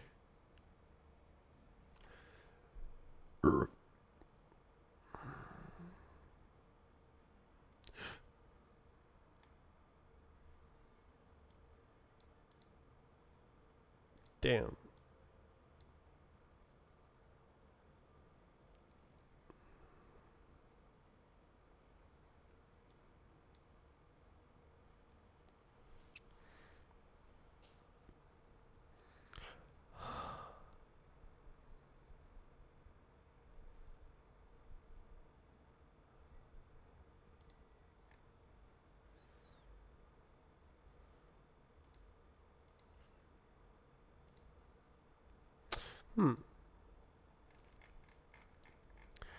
Brick color is already nice.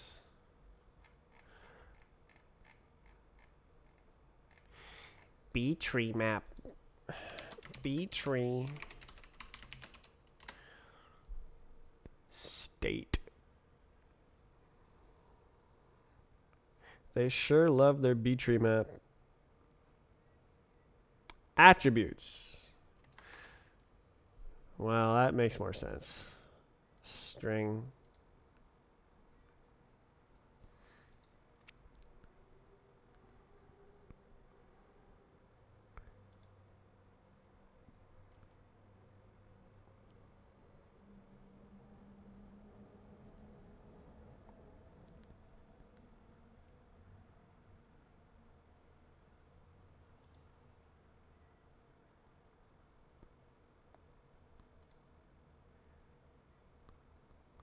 Self.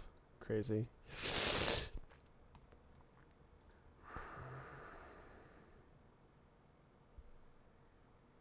Hash. Wait, B tree is hashing? Oh. This is an unnecessary trait bound.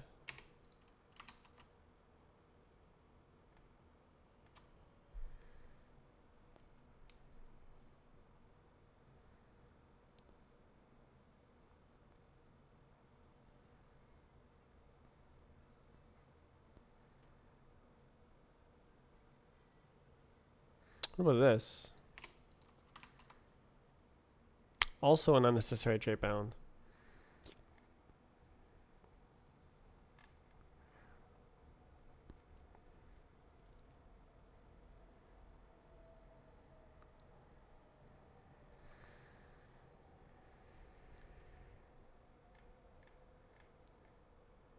Uh-huh.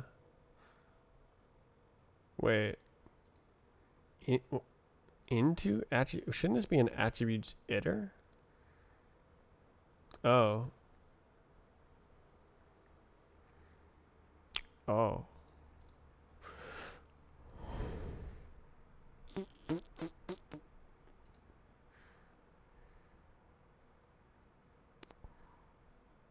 You know, I guess it does expose the inner type.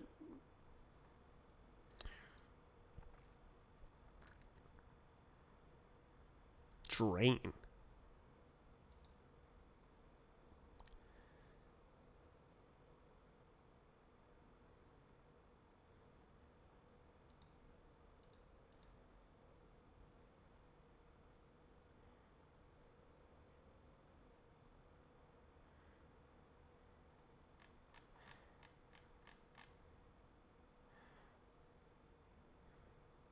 Is this used? Drain. Why wouldn't you just freaking into iter that? What is this?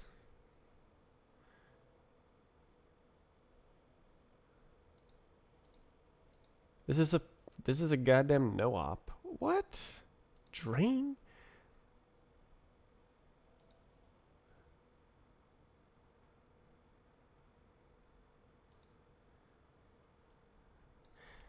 Like, you can just do this, right?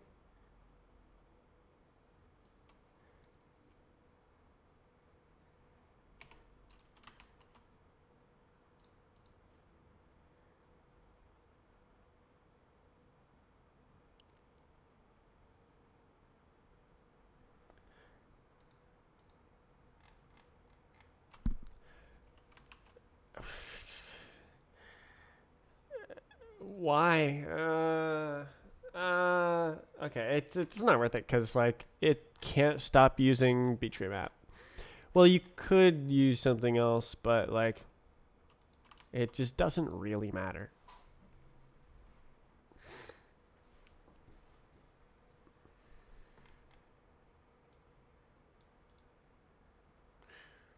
Four years ago, stabilize hash map order. Weren't stabilize. See it. Oh my.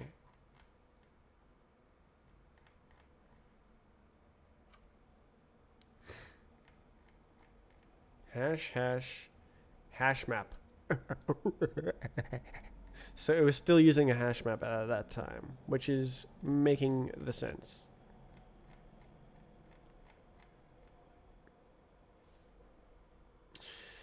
Are they trying to like collect and then sort or something?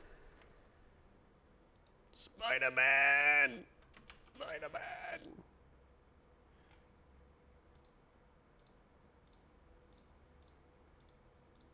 God, I love this library. Attributes. We are. I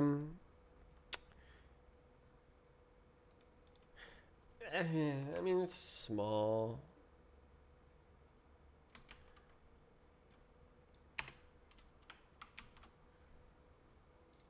Get out.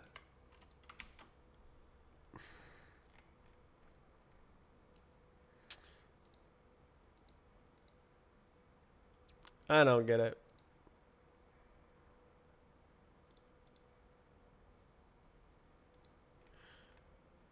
Drain? Custom drain is like insane. That's insane.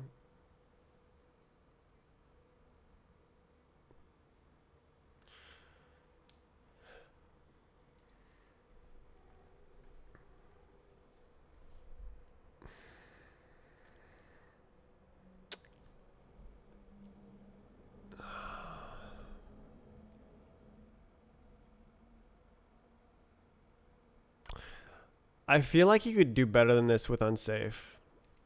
You could just like, oh yeah, I don't own the value anymore, even though it's still there, and then instead of it, and then that would still do it. Does that? I don't know. It doesn't matter. It just doesn't matter. It just doesn't matter. It doesn't matter.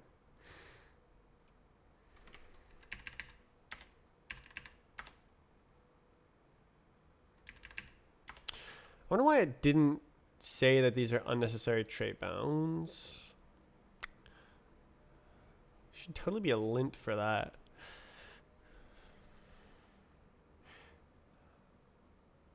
Is there? Let's see. This guy. Can you enable like linty boys? Well, I enabled that for the strafe client. Give me those linty boys. Workspace lints. Yeah, man. Yeah, dude.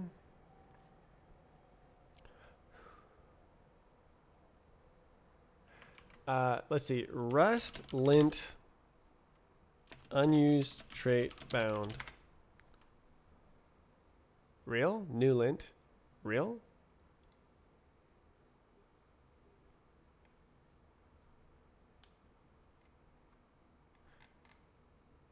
$2022. I want this. Oh. Closed. Duplicate. Okay.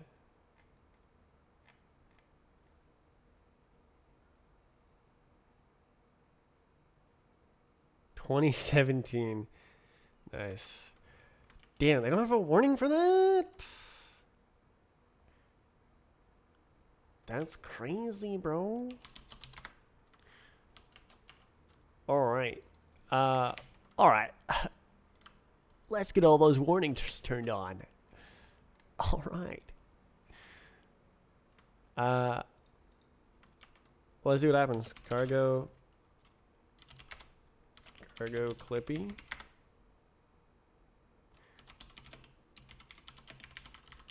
I guess test. Damn.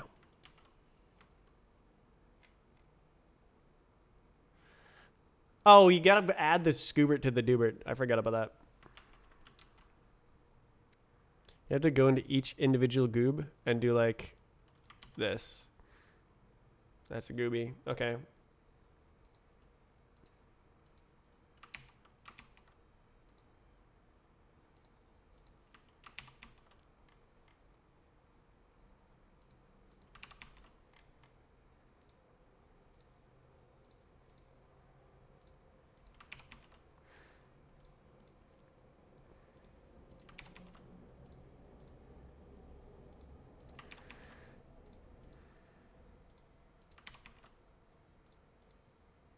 That's not a... Beep, boop, boop. All right. So now we get to see cool lints.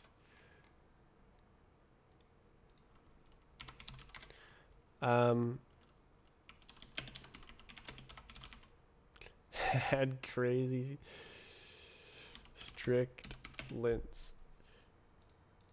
Deet, deet, deet, deet, deet, deet, deet, deet.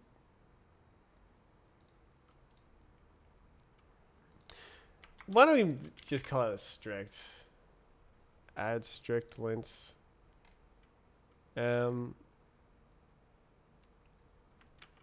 I'm just gonna hold on to that. All right, what do you want? Deserialize a core, is this unsafe? Yeah. Transmute. Is this still needed?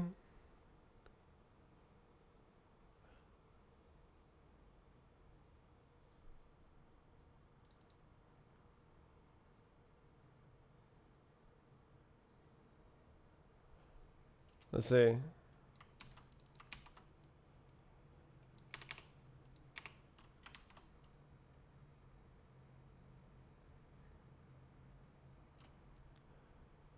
Peak.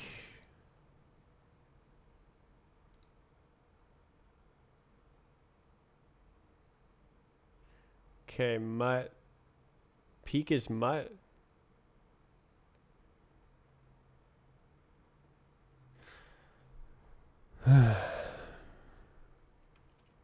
Damn. Unsafe.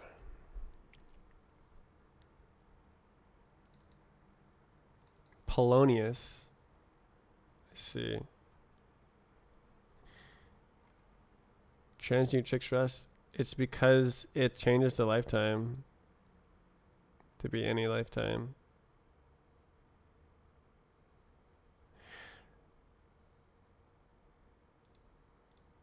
Is this unsafe as well?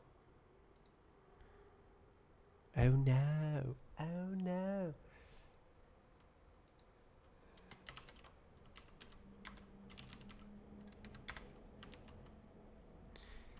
Oh no. Oh no. We can't escape hatch.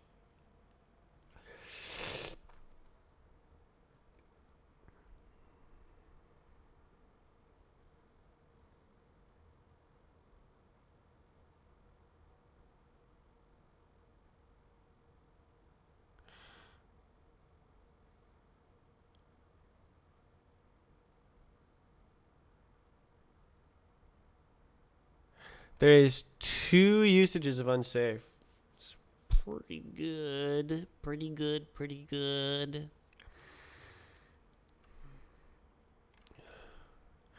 Let's see all the other lints.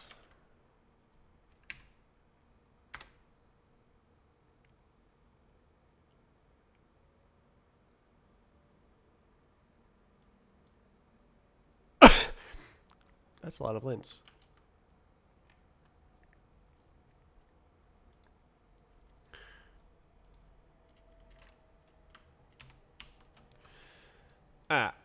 All right. Let's scroll up. Okay. Documentation. All right. So does not implement debug. We just don't care.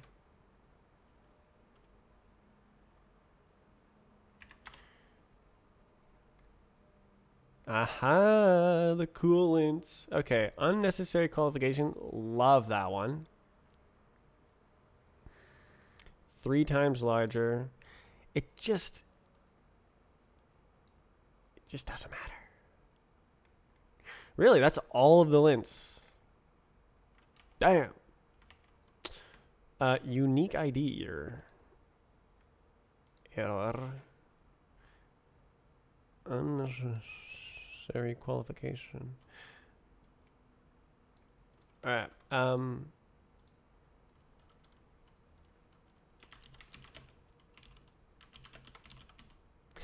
Insane lints. We need to do way insane. Okay.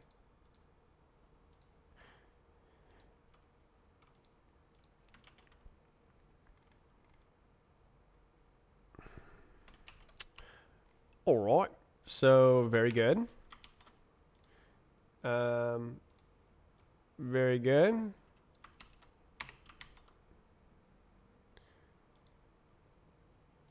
Very good. Really, formatter? Oh, I see.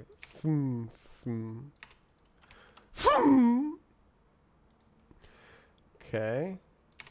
And then now this becomes unused. DD. Yeah, there.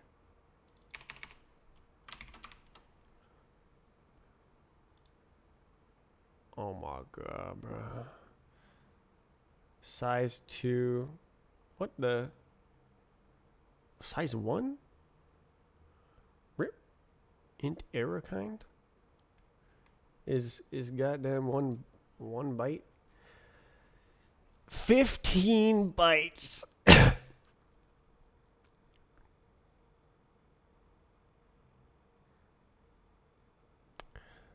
I just think probably you don't care when it's 16 bytes overall. Yeah. It just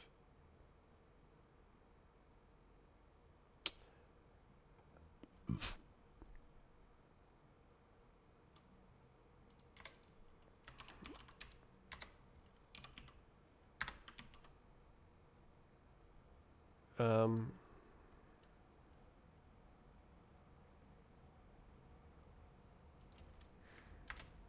uh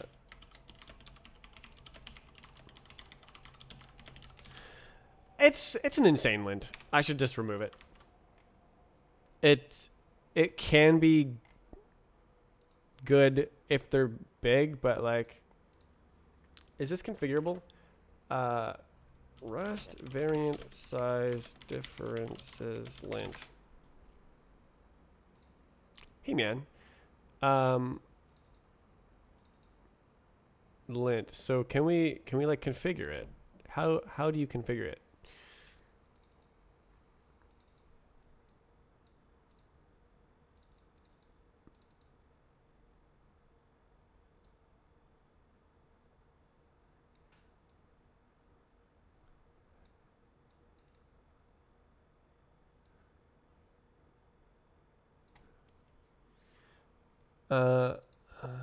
Noisy may not be an actual problem. Can we just have like a minimum size? And if it's like 16 bytes, we just don't care. Noisy. I'm gonna add this to the insane lints. All right, we're linting. I'm linting. I'm about to lint.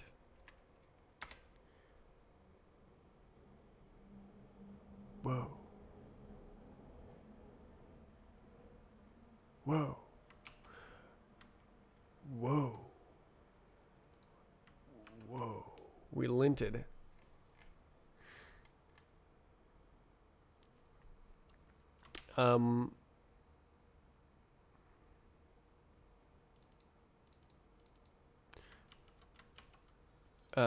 Remove unused qualifications. I really like this lint.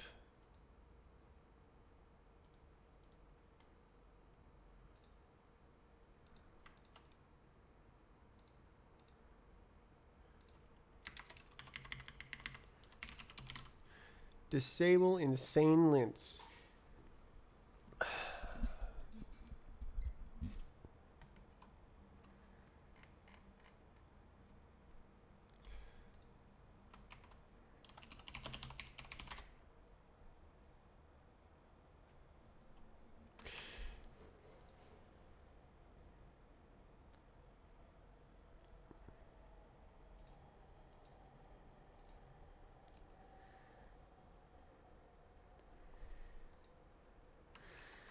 I don't know. This is kind of like personal project, or like it's like project wide. It's like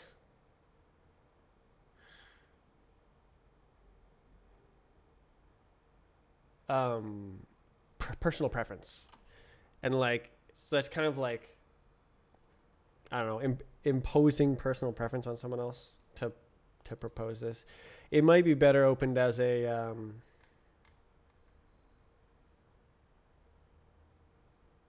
pool, an issue.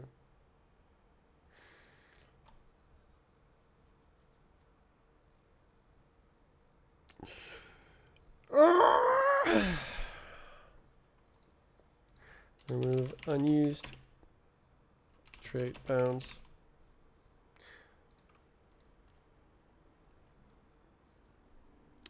I want that lint, man. I want that lint. Unused trait bounds? Holy. Unused trait bounds. It's not real. It's not real. Unknown lint. It's not real. Oh my god. I want it so bad. That's a nice lint. It's nice. It's probably just hard to implement because it like needs really deep compiler feedback. Oh my god. Wait, this is just here. Is this a goddamn trait?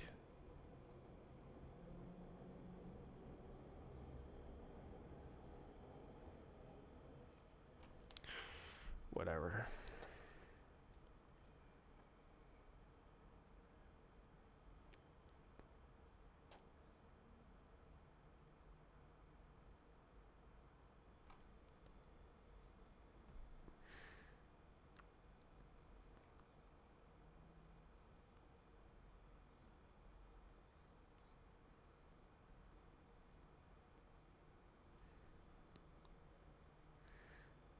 Oh, crap.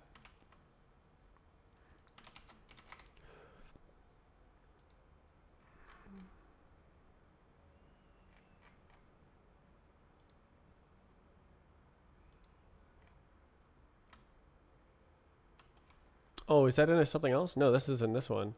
Material colors. Crap, crap, crap.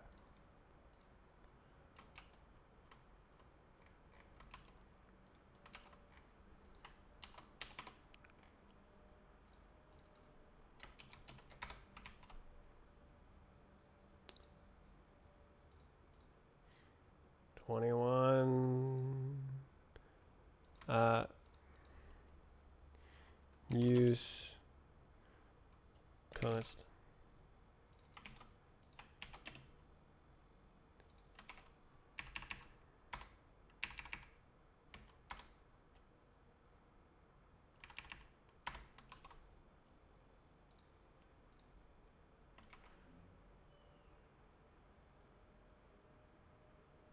Sick.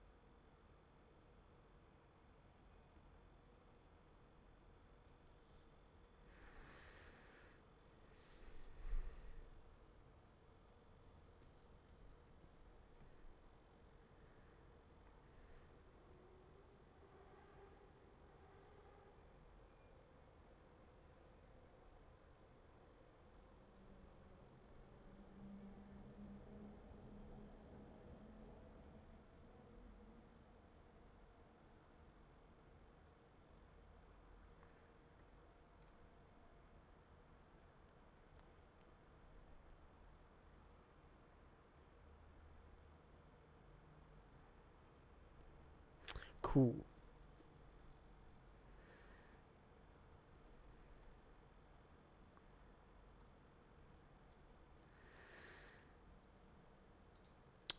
Okay. Let's see the cool thing. The other cool thing. I have so many cool things I'm working on. Strong default. But yeah, what was I doing?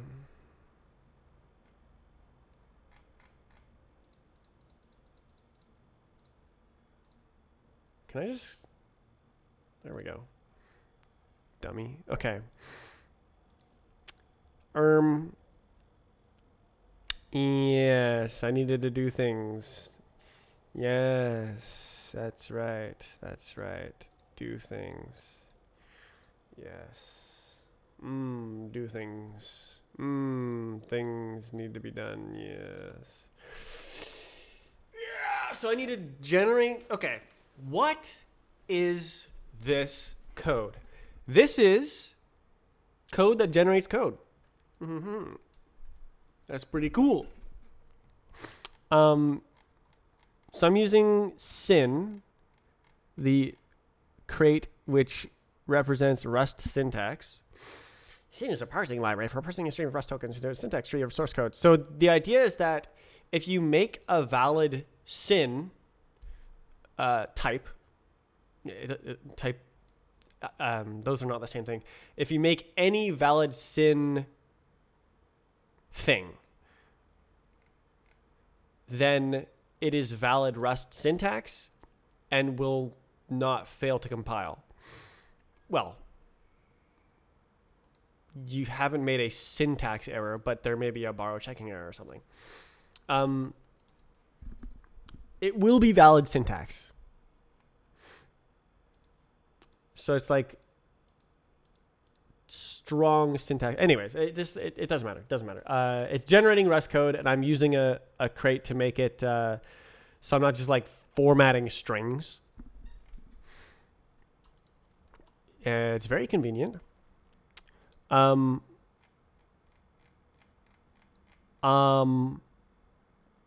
Where is it? There's a thing that's really cool. Type strong instances. Look at this. Look at this thing. Holy, what is that? What is that?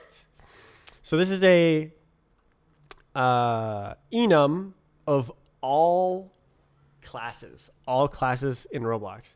And it's generated using my code generator thing from the reflection database.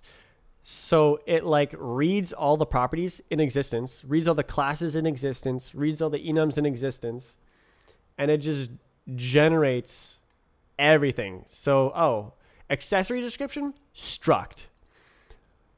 Superclass, instance. And then accessory type is an enum. Here's the big ol' enum of enums. And then these are all of the Roblox enums, code generated. Wow. Converted to Rust. Very cool. Very, very cool. But it's still in progress. Default is very, very hard to make. I am just trying to make a default part, and like generating all the code to do that is like hard, especially because there was no machinery for strong enums. I'm working on it. This is like a big project that will distract me from the Strive client. This is what I want to be working on all the time, and I keep forcing myself to work on the physics.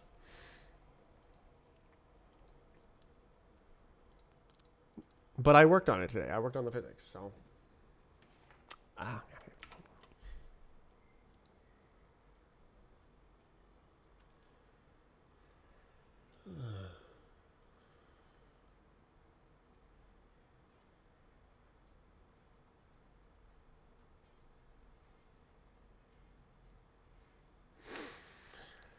Yeah, okay, so I can do this, or I can work on the super class.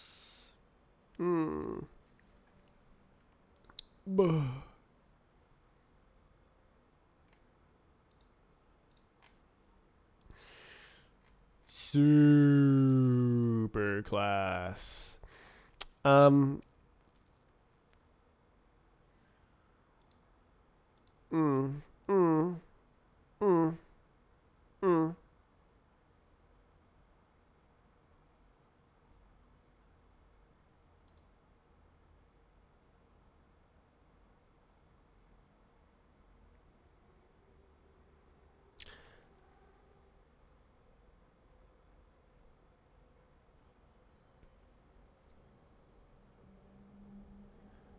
Damn. That's tough. So like, I need to fill in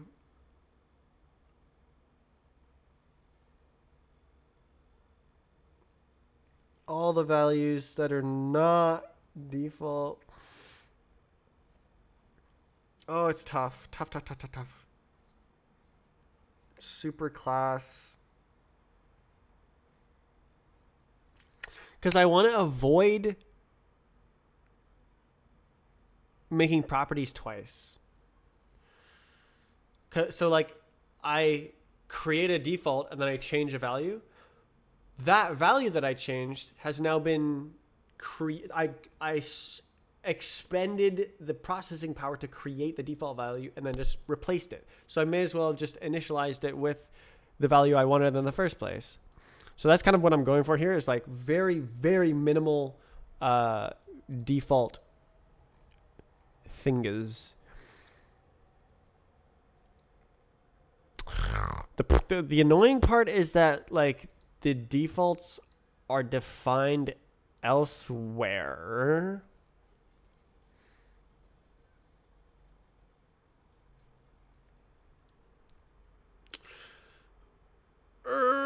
So do I want to make a second struct for every struct that's a builder of that struct? I think I do. I think I actually do. I might derive it though. Oh, but I need the default. Oh goodness.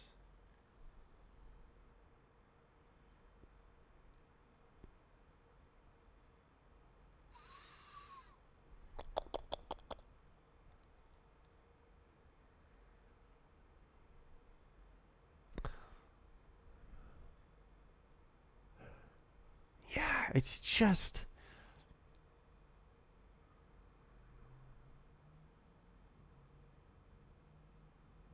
It's just not quite the minimal amount of work when you have a builder with none and some, because you have to like actually well, I guess it's just jumping around the stack, and like it's not that crazy. Oh, some none.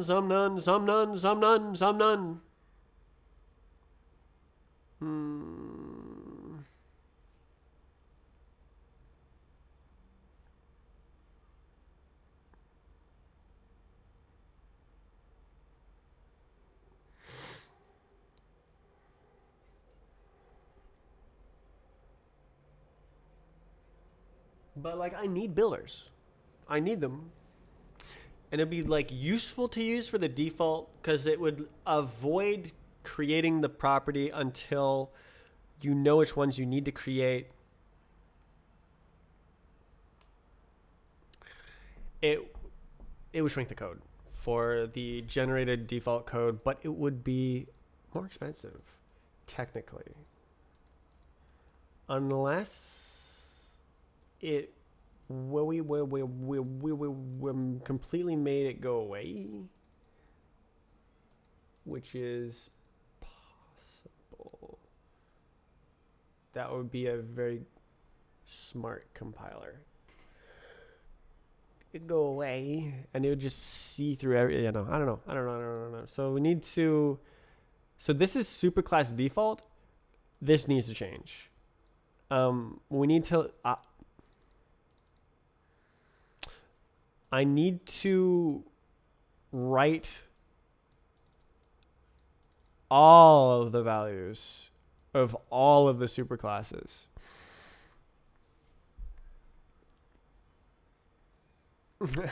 Unless they're default, in which case I can like roll them all up. Default properties get prop name. Fields iz.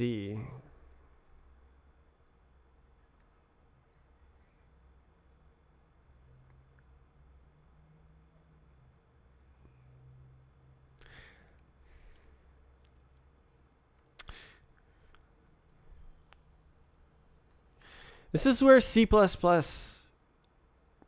like I'm literally doing inheritance. C++, you have uninitialized memory, which is super unsafe. And so then I can pick and choose when to do this stuff.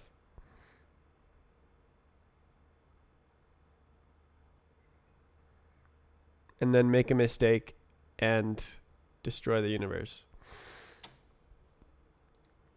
I have to think more carefully when I'm writing in Rust. I can't just throw something at the wall and hope it sticks.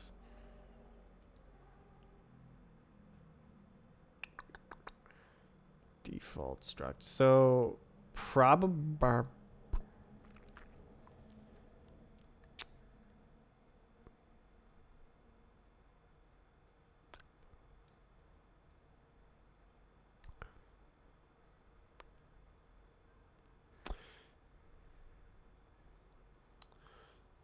So I want to construct superclasses in order.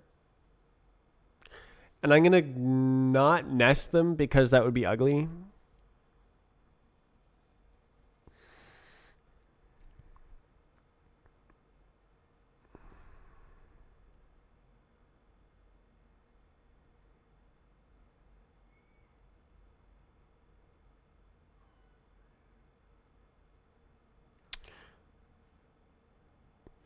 And I can skip them as long as they set no fields. I can say XYZ equals default.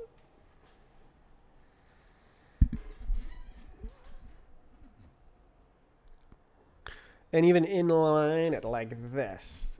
I think that is cool. Ooh, so most of the work is going to go right here. It's probably going to be a lot of code.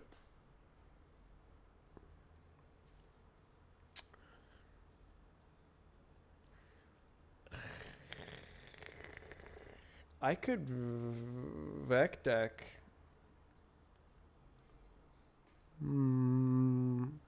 Push front. Or I could just use a normal vec and iterate it backwards. That would make more sense. Okay.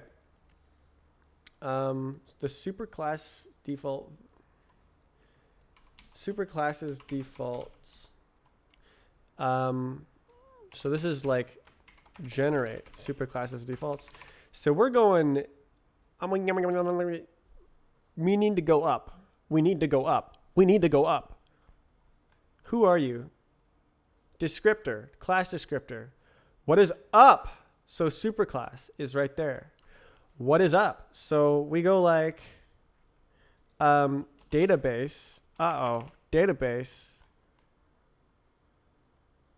Ooh, I mean, I guess I can just superclasses iter. All right. Oh my god. Superclass. I don't know.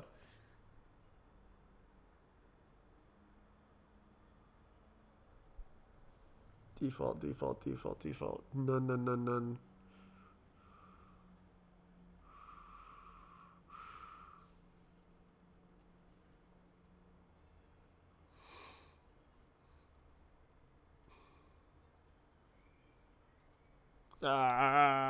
Brain.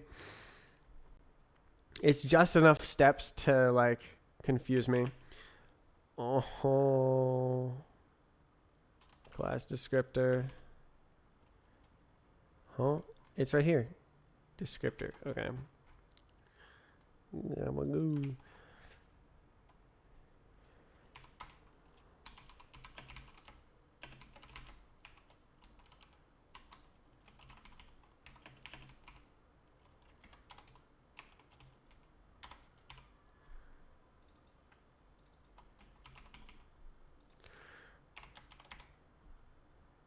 Oh my god. Cowster.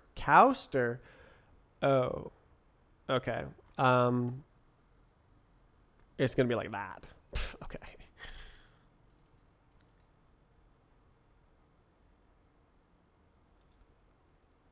Should I just smash in the iterator?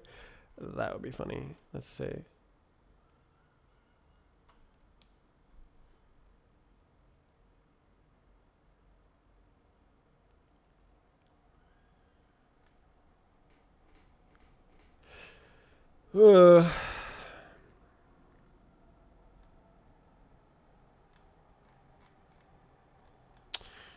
I could totally make this 2 tokens.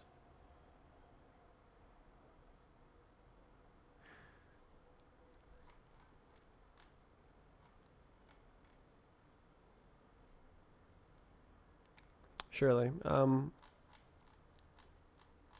Right, it's at the top. I moved it. So this is like the like high level code gen overview. Yeah, no, I can literally into token stream totally can do that. Honestly, I'm feeling that. I'm feeling it. I'm feeling it. No more dot code gen. Feeling it. Feeling it. Okay. What happened? Okay. So impl 2 tokens for wrap 2 tokens sorted bing bong 2 tokens. Oh, come on. I totally should just like put it in the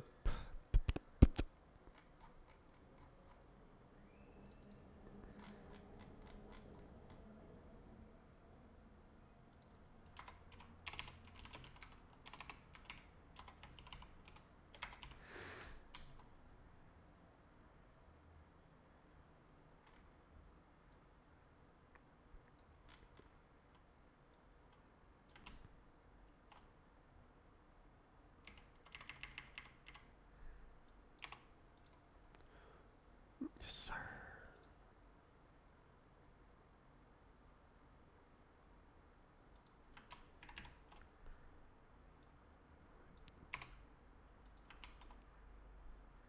Oh.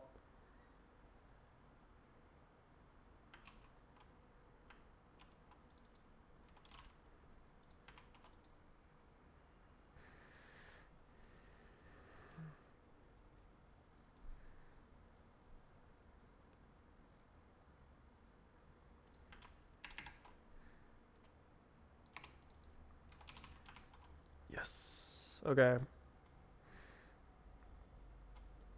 Oops.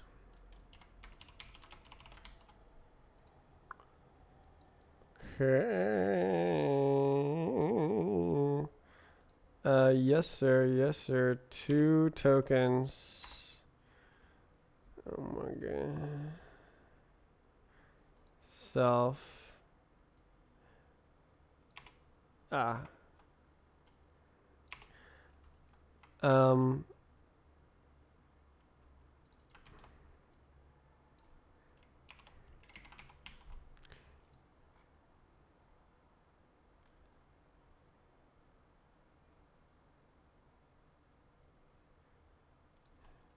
Into? Oh. Okay, hold on. Tokens extend.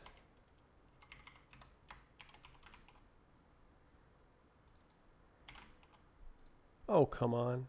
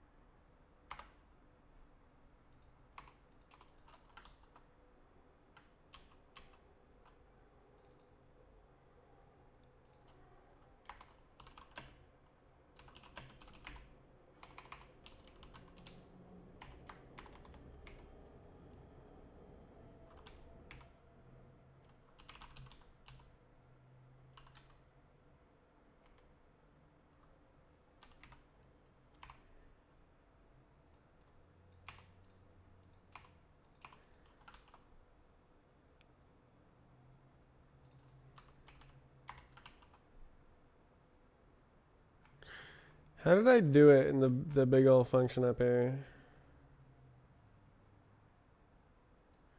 Extend token stream. Unlucky. Ooh.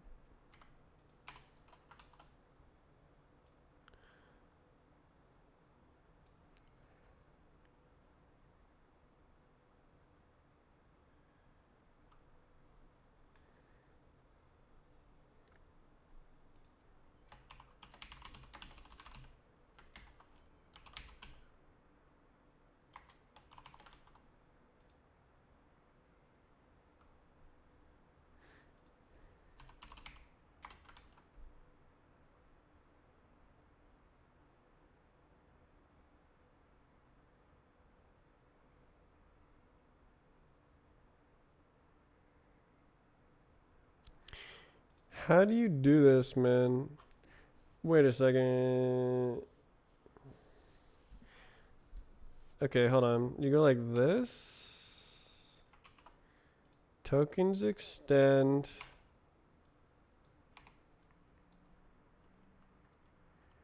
Quote. Quote.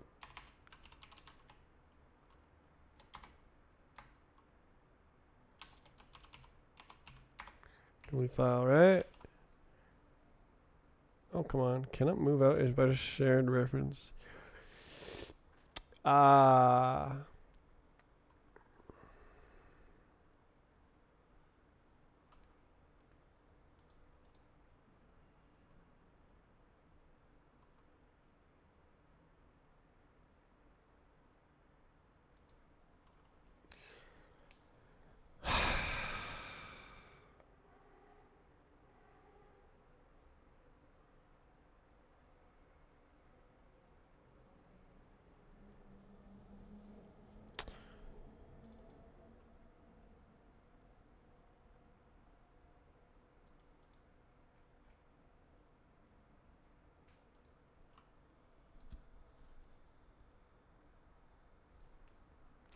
Can I just do this instead?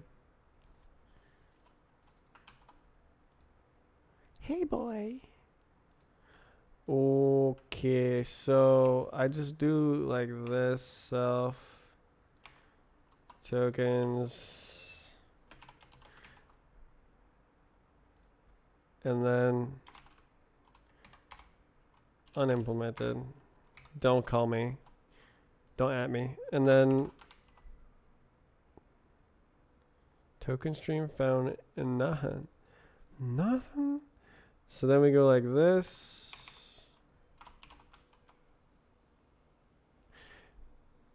And you cannot do like this. It don't work. Okay. Okay. Okay. Okay.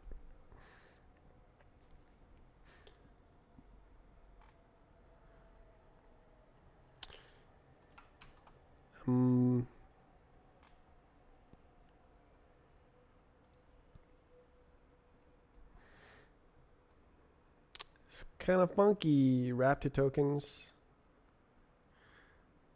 Instances collector, ray puggers. Okay, and then sorted. No. Sorted enum collector. And then we do the same junk.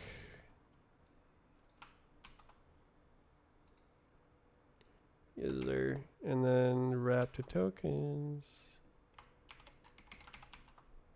XD. And then quote. Quote.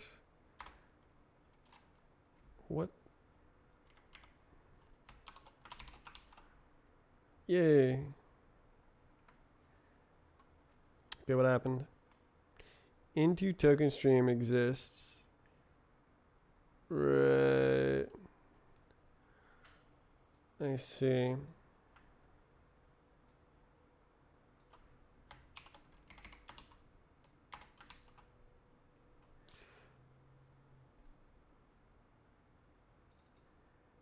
Why don't we go like this? Tokens.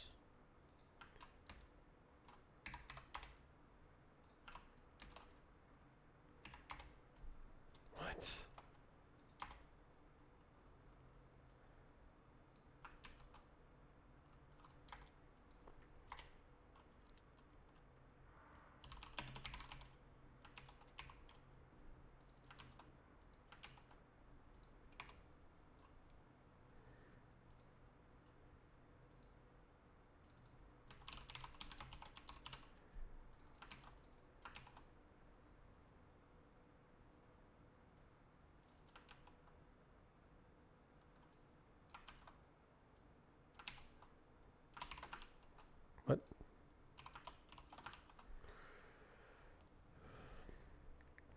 Okay, how's the diff look?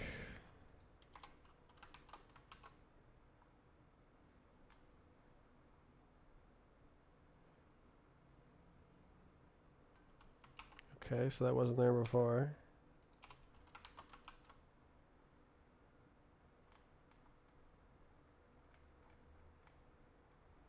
Sick.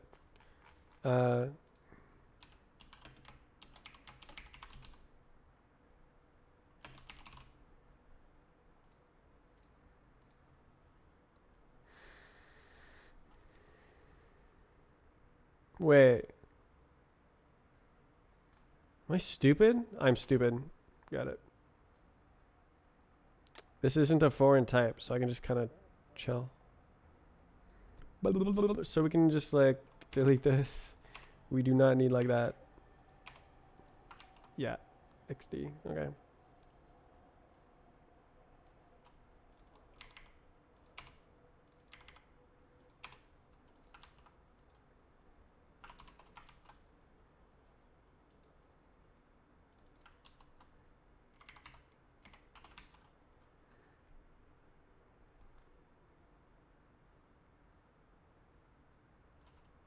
I think it's cool.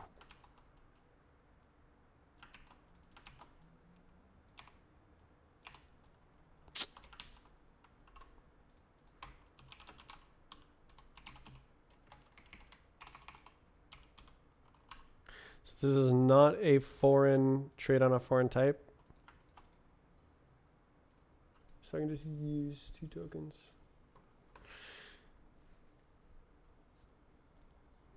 Yes, sir.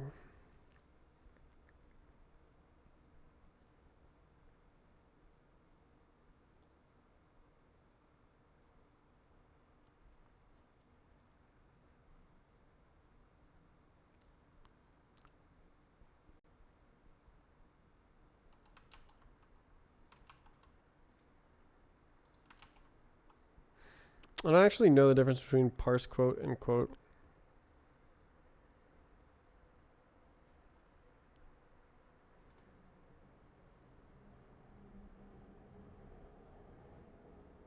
Oh, okay.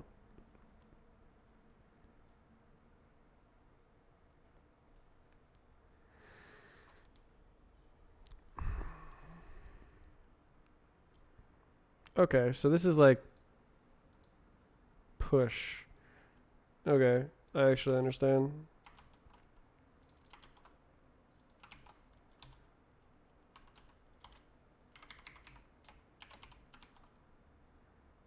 Oh, right, not self. Goober.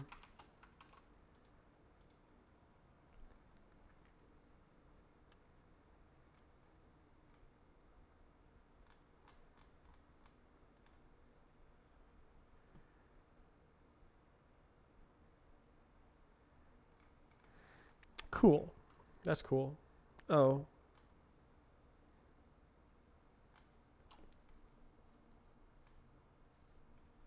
Isn't that like...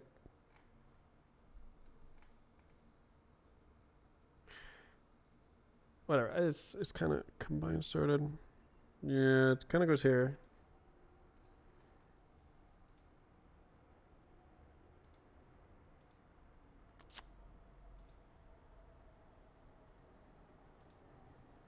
Yeah, I'll just leave it. Okay, well that was cool.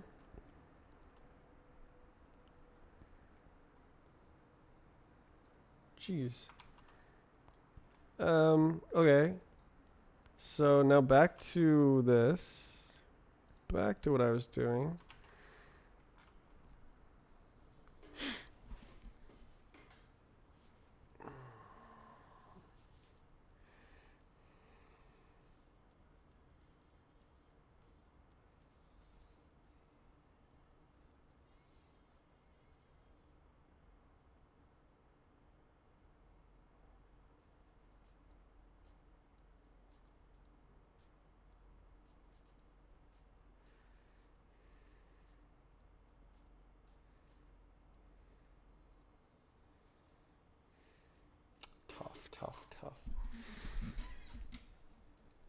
Oof.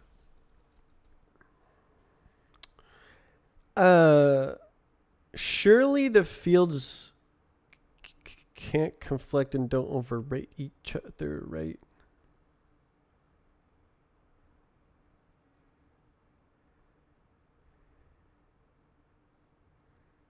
Right. I needed the database.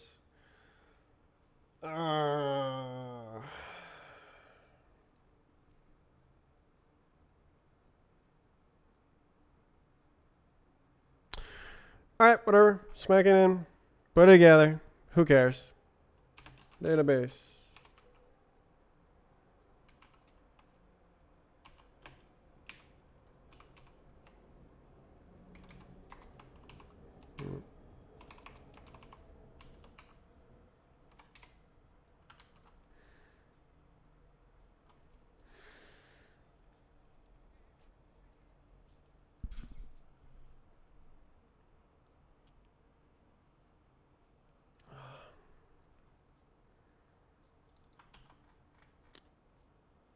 Alright, so now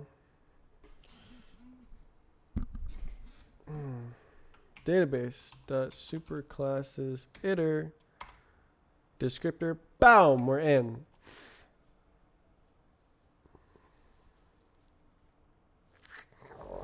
So for each one, we're gonna generate.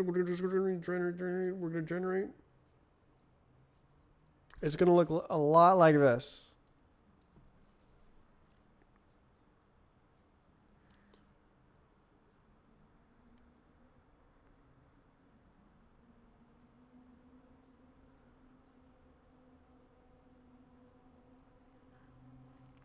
I might want to two-step this and generate the defaults after I have all the classes described.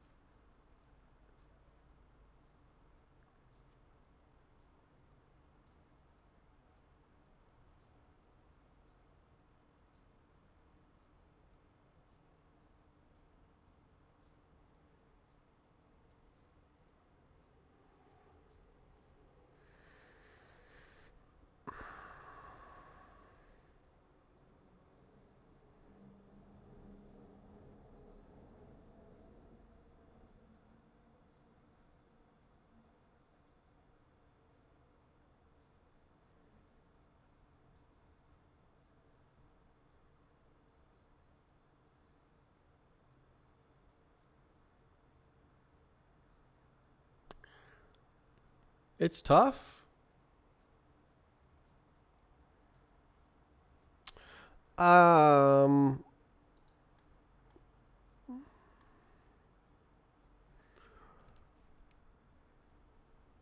yeah. Because I need all this crap. Mm-hmm. Mm-hmm. Mm-hmm. Fields. Yeah. Yeah. Generate fields.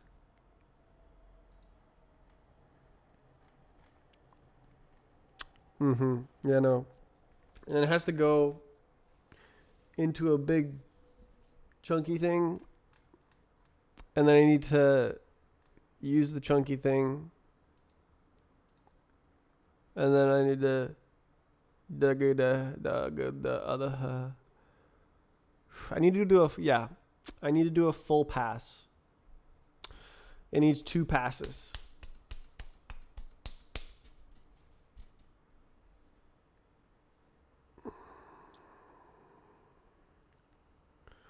But I can already.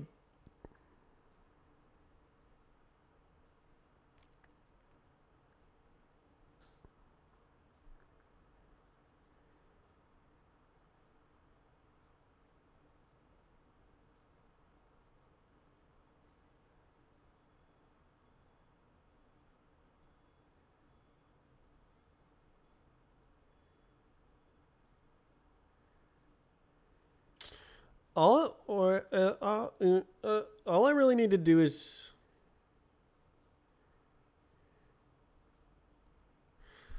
push this crap into an array, and I'm good. Well,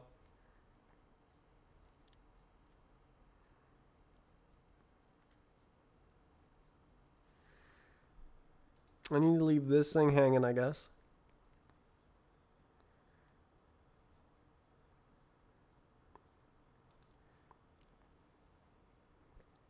Oh my god.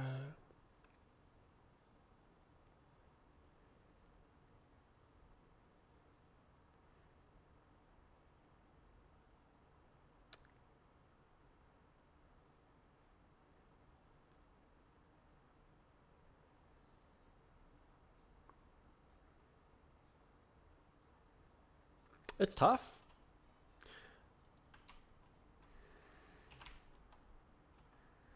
Oh, is this a must use? It's a must use type situation.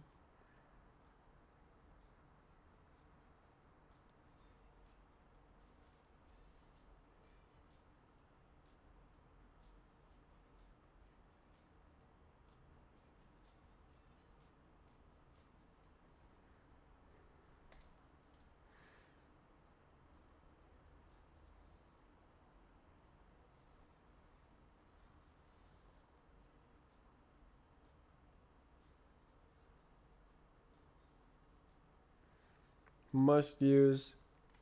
Must use should have been default.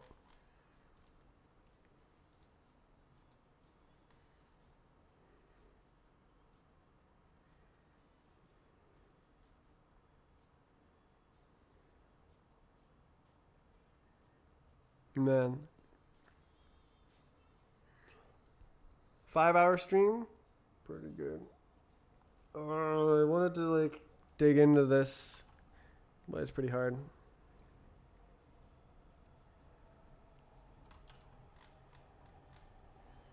To do 2 pass. Surely I understand that, right?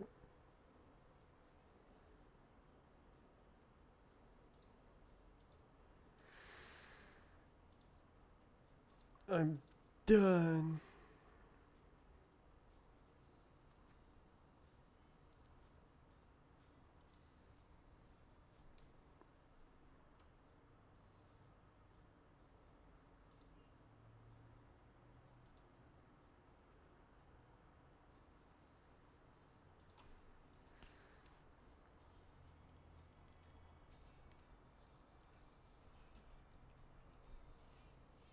Oy, oy, oy,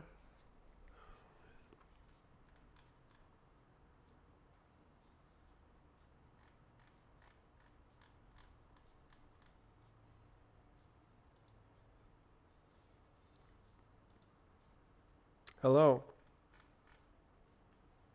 I'm in progress today. Look at this. This is new physics. Well, okay. New physics means something else. This is the new algorithm that has oh no's. It is very wrong, but it's right enough that the specific edge case that I care about most of the time is working. I basically just pasted the old algorithm. I can reuse the code that I already wrote to What?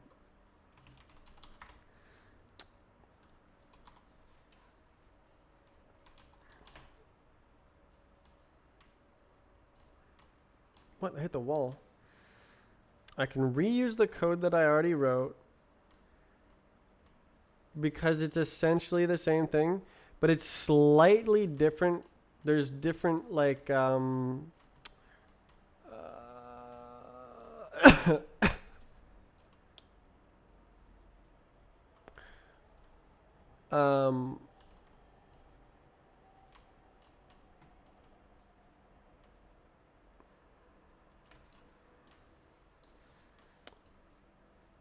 invariants, presumptions. It failed.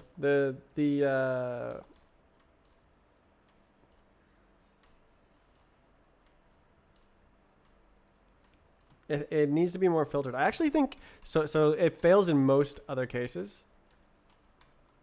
It's just in the square case that it usually succeeds. Like this. Ain't not even there. But that's better than Friday, where I had no idea what I was doing, and I had no idea what was wrong, and I had no idea what I was going to do. I figured it out over the weekend, and then I designed a preliminary fix up. And then now it looks like this. So, where? So this is how it was on Thursday. Oh yeah, Friday, right. So I just delete all that, and then it's just crawl to closest feb. Oh, I explained the whole thing at the beginning of the stream.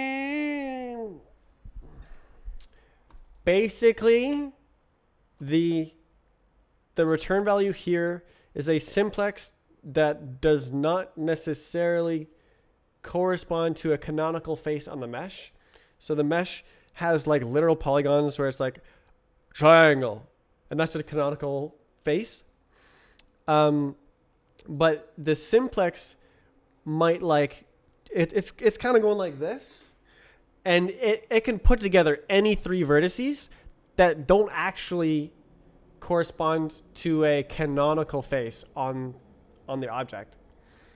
But it is guaranteed to be coplanar to the surface that contains the closest point. So the algorithm is finding the closest point on the surface of a mesh to a given test point, and it gives you the simplex that contains that closest point, but that may not actually correspond to a canonical face, edge, or vertex on the mesh. So what I need to do is kind of like find the actual face that has that closest point. The simplex is usually bigger than the canonical faces, especially for the Minkowski sum of two meshes. So basically, I want to start with the vertices and shimmy to the side. So I'll just like look at neighboring vertices, and as long as they are still in the plane of the simplex, it can like jump to a closer one that's next to it until it gets close, until it finds that the closest vertex. And then it can like check if the edge is closer, and then check if the face is closer. And that's what's going on.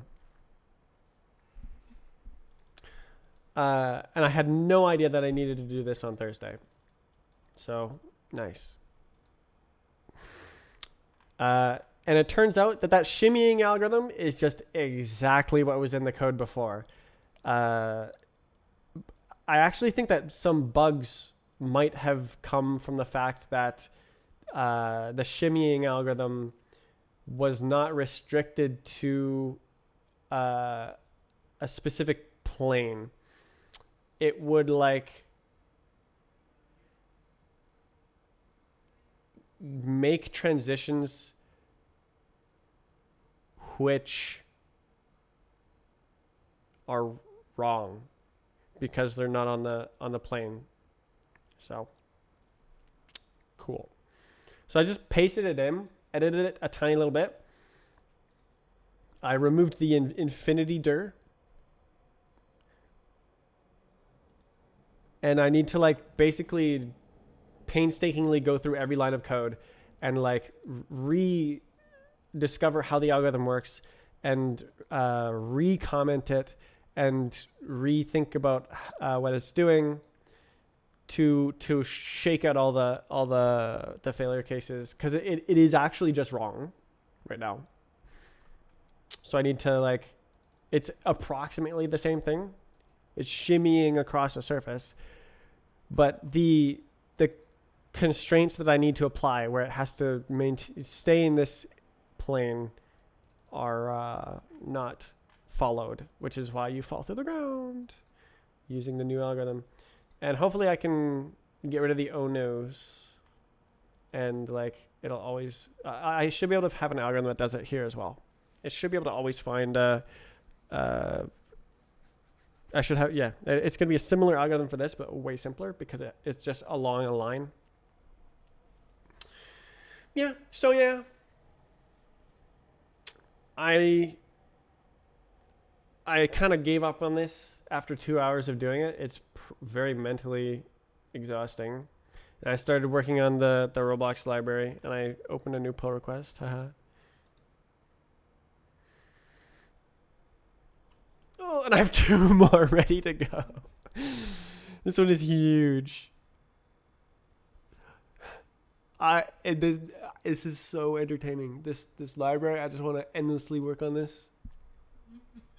And it's the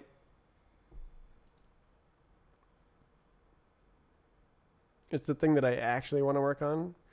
And the strafe client is like the thing that I have to work on. rbx-dom. Yeah.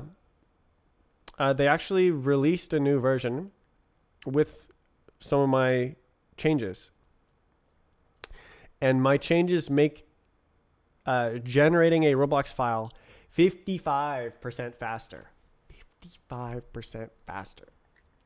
So that's a pat on the back right there. Everyone using Roho now uploads places faster. Yeah. Very nice.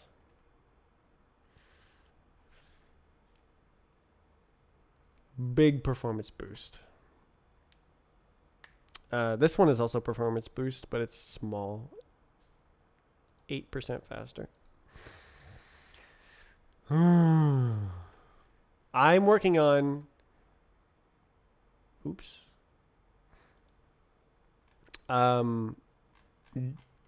Generating strong types. I'm making code that generates Rust code. Where is it? Instances. So there's like a big ol' mega instance. It's only 16 bytes. It has the pointer and the enum variant. So every single one of them is a pointer to a value on the heap. And then I have every single class. This is all generated code. And I'm working on defaults right now. Oh my God. Oh my. You literally carry this whole project. They should transfer the repo to you. I'm spamming pull requests right now. It's this year. They don't trust me because I made some bad pull requests at the beginning that were just nonsense. I am like editing the core code, and this is like editing the generated code and the core code, but it's not visible because like there's a ton of generated code. So now I'm going to contribute generated code. I'm going to pump up my numbers.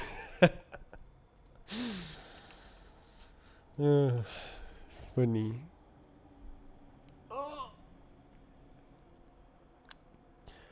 I definitely do not carry this whole repo. I just have one good pull request under my belt now. They have accepted 10 of my pull requests, which is cool. Well, more.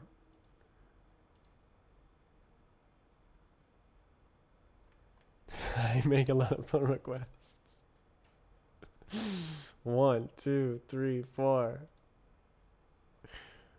Look at all my rejected ones. 5, 6, 7, 8, 9, 10, 11, 12, 13, 14, 15, 16, 17, 18, 19. This is the big one.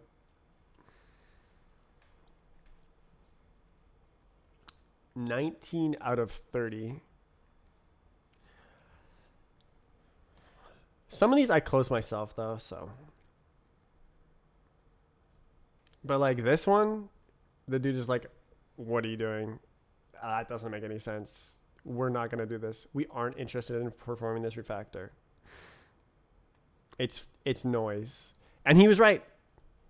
It's true.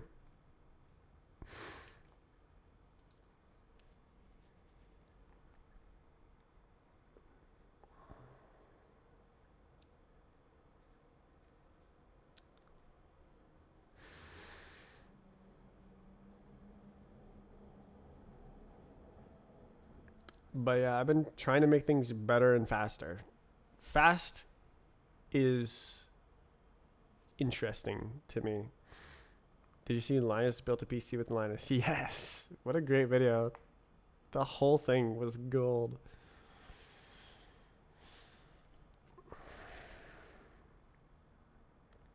Yeah, so I'm hoping that by adding strong types, I can make the serialization and deserialization way faster.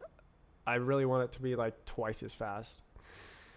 Because it has to, it's gotta be more than twice as fast. It's gotta be like 4 times faster. It has to hash through all the properties.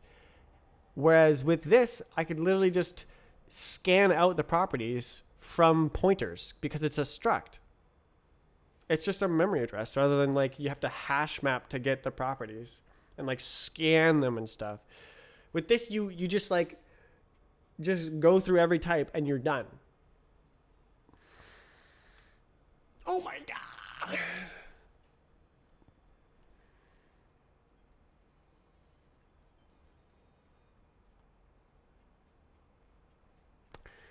Yeah. And like, you don't have to like, look. Okay. Roblox binary, source code, serializer, state. There's a big function. There it is. So every single one of these is a different type. And then it has this list of values. And here out comes a variant. For each variant, you have to match it to check to see what it is.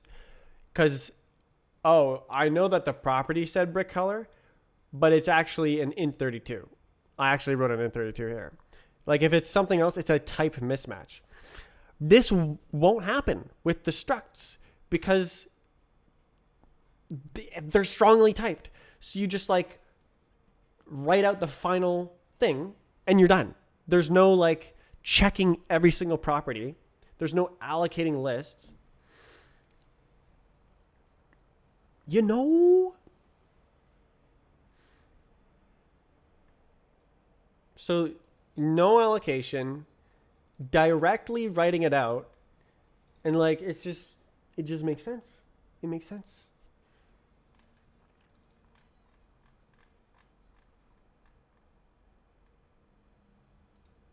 And then there's all this preparation as well, like migrations. You don't need to do migrations. We already know everything. There's no migrations on serialization. On deserialization, you do need migrations, but that can be built into the like property decode. Okay, I know way too much about how Roblox files work now. It's so interesting. But it can be better. But I know how to make it better.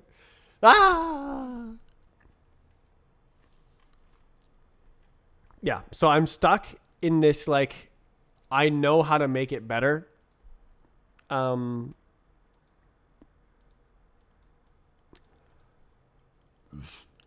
Whoa. Whoa. Oh, dude, I can do it. I can do it by superclass. Oh my god, I can do.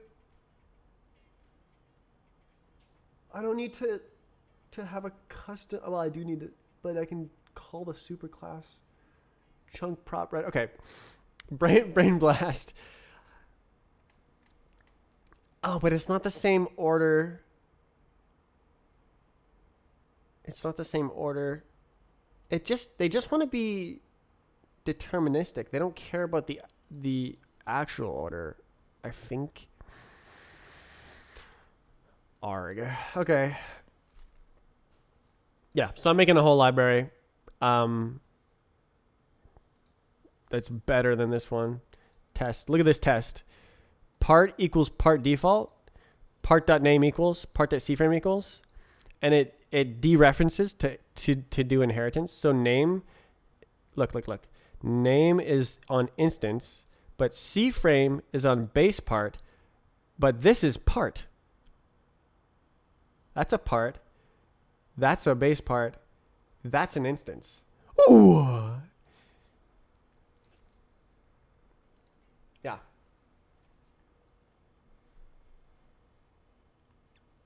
Hello. So yeah, this is the vision right here. Doesn't that look nice? Like the other way, you go like, it's like,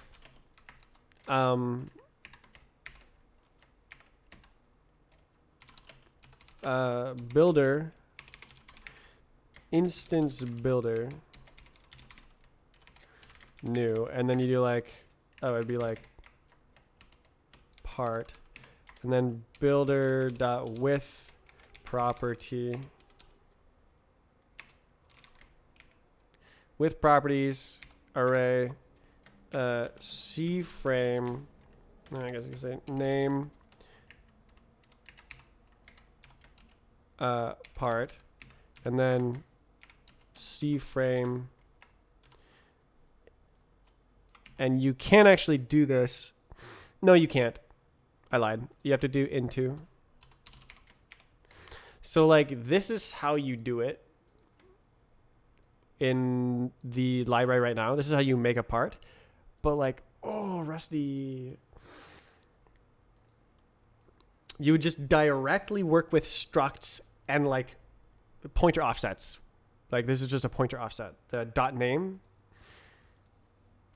It would be faster for all library consumers who are doing like heavy part property thrashing, and faster to decode and faster to encode.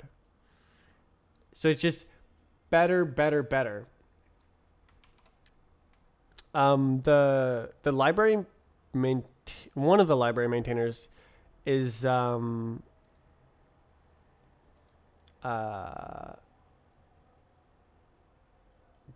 skeptical if strong types is makes sense, but I think that they just think in terms of like dynamic allocation and stuff. Dynamic Lua brain. Professional Rustation. Remember watching me when you were learning Rust? Yeah, I have learned a lot. It's so fun. I learn new things every day still. And I teach myself basically. So I did some work and I'm like, no one has responded. Humanoid rig description, 2,000 bytes. So yeah, every single property is filled in.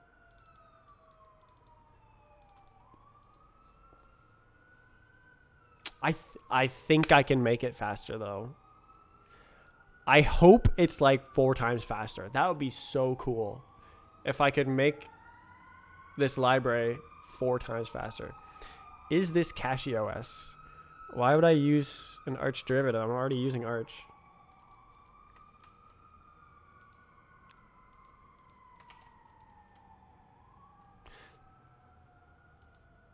How do you is it builder dot? No, you go like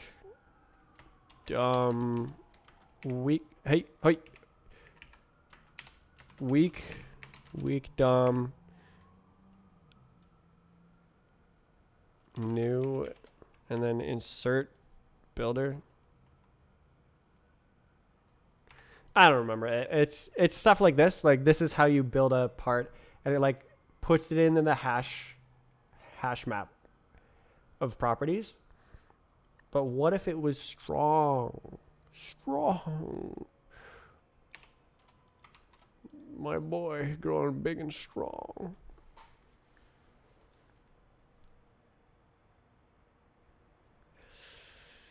Unfortunately, this test fails. If we test this, cargo test release, it said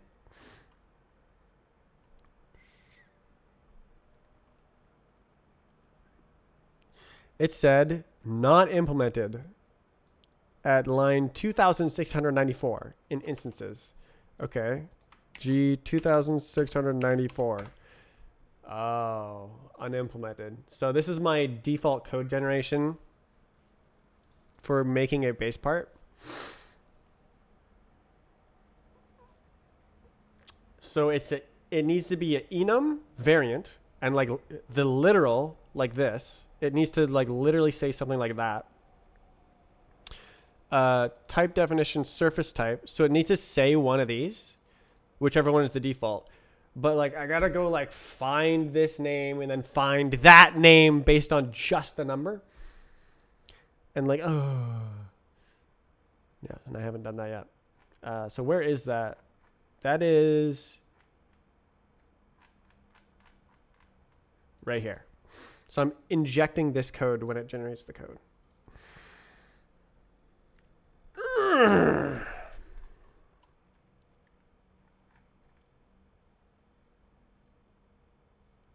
Man, I hope it's not like 1.2 times faster. That I would be so disappointed. 1.6 times faster? That's kind of like, okay, sure. Is it really worth rewriting the whole library? I want to see like 4 times faster. It just like eliminates entire classes of work that had to be done before. That's what I want to see. That's what I like to see. Do I have the other library as well? No. So I have the DOM thing. I'm gonna, well, I guess I'll just do it in there. Yeah, it'll be a process. But like, can you imagine? Faster, faster, faster, faster, faster.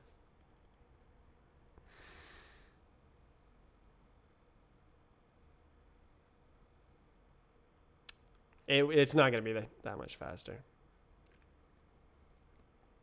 It is pretty slow, honestly. The rbx-dom decoding is pretty slow. I've attacked at a lot of different angles trying to get it to be faster. I think the hash map properties is just not the play for speed. Yeah.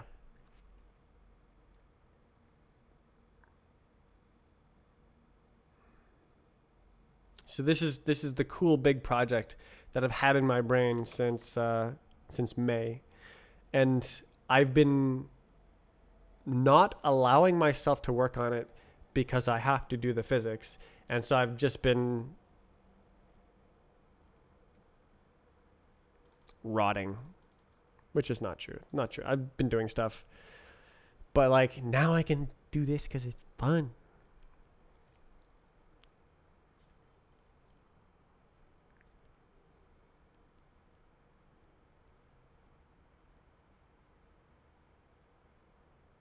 Hmm.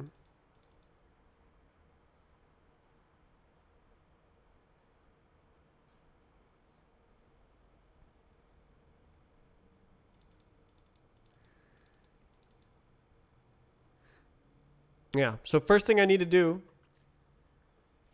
is write the encoder and decoder so that it exists.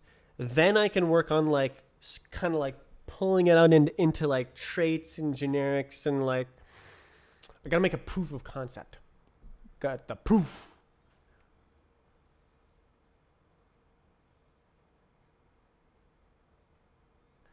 This is gonna take like a month at least.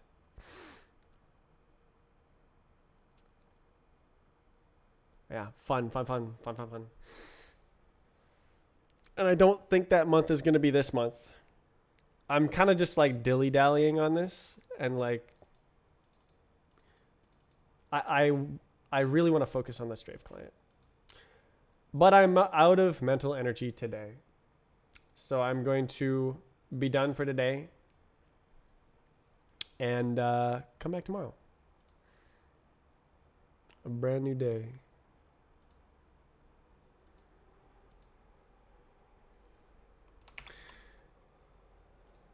So goodbye.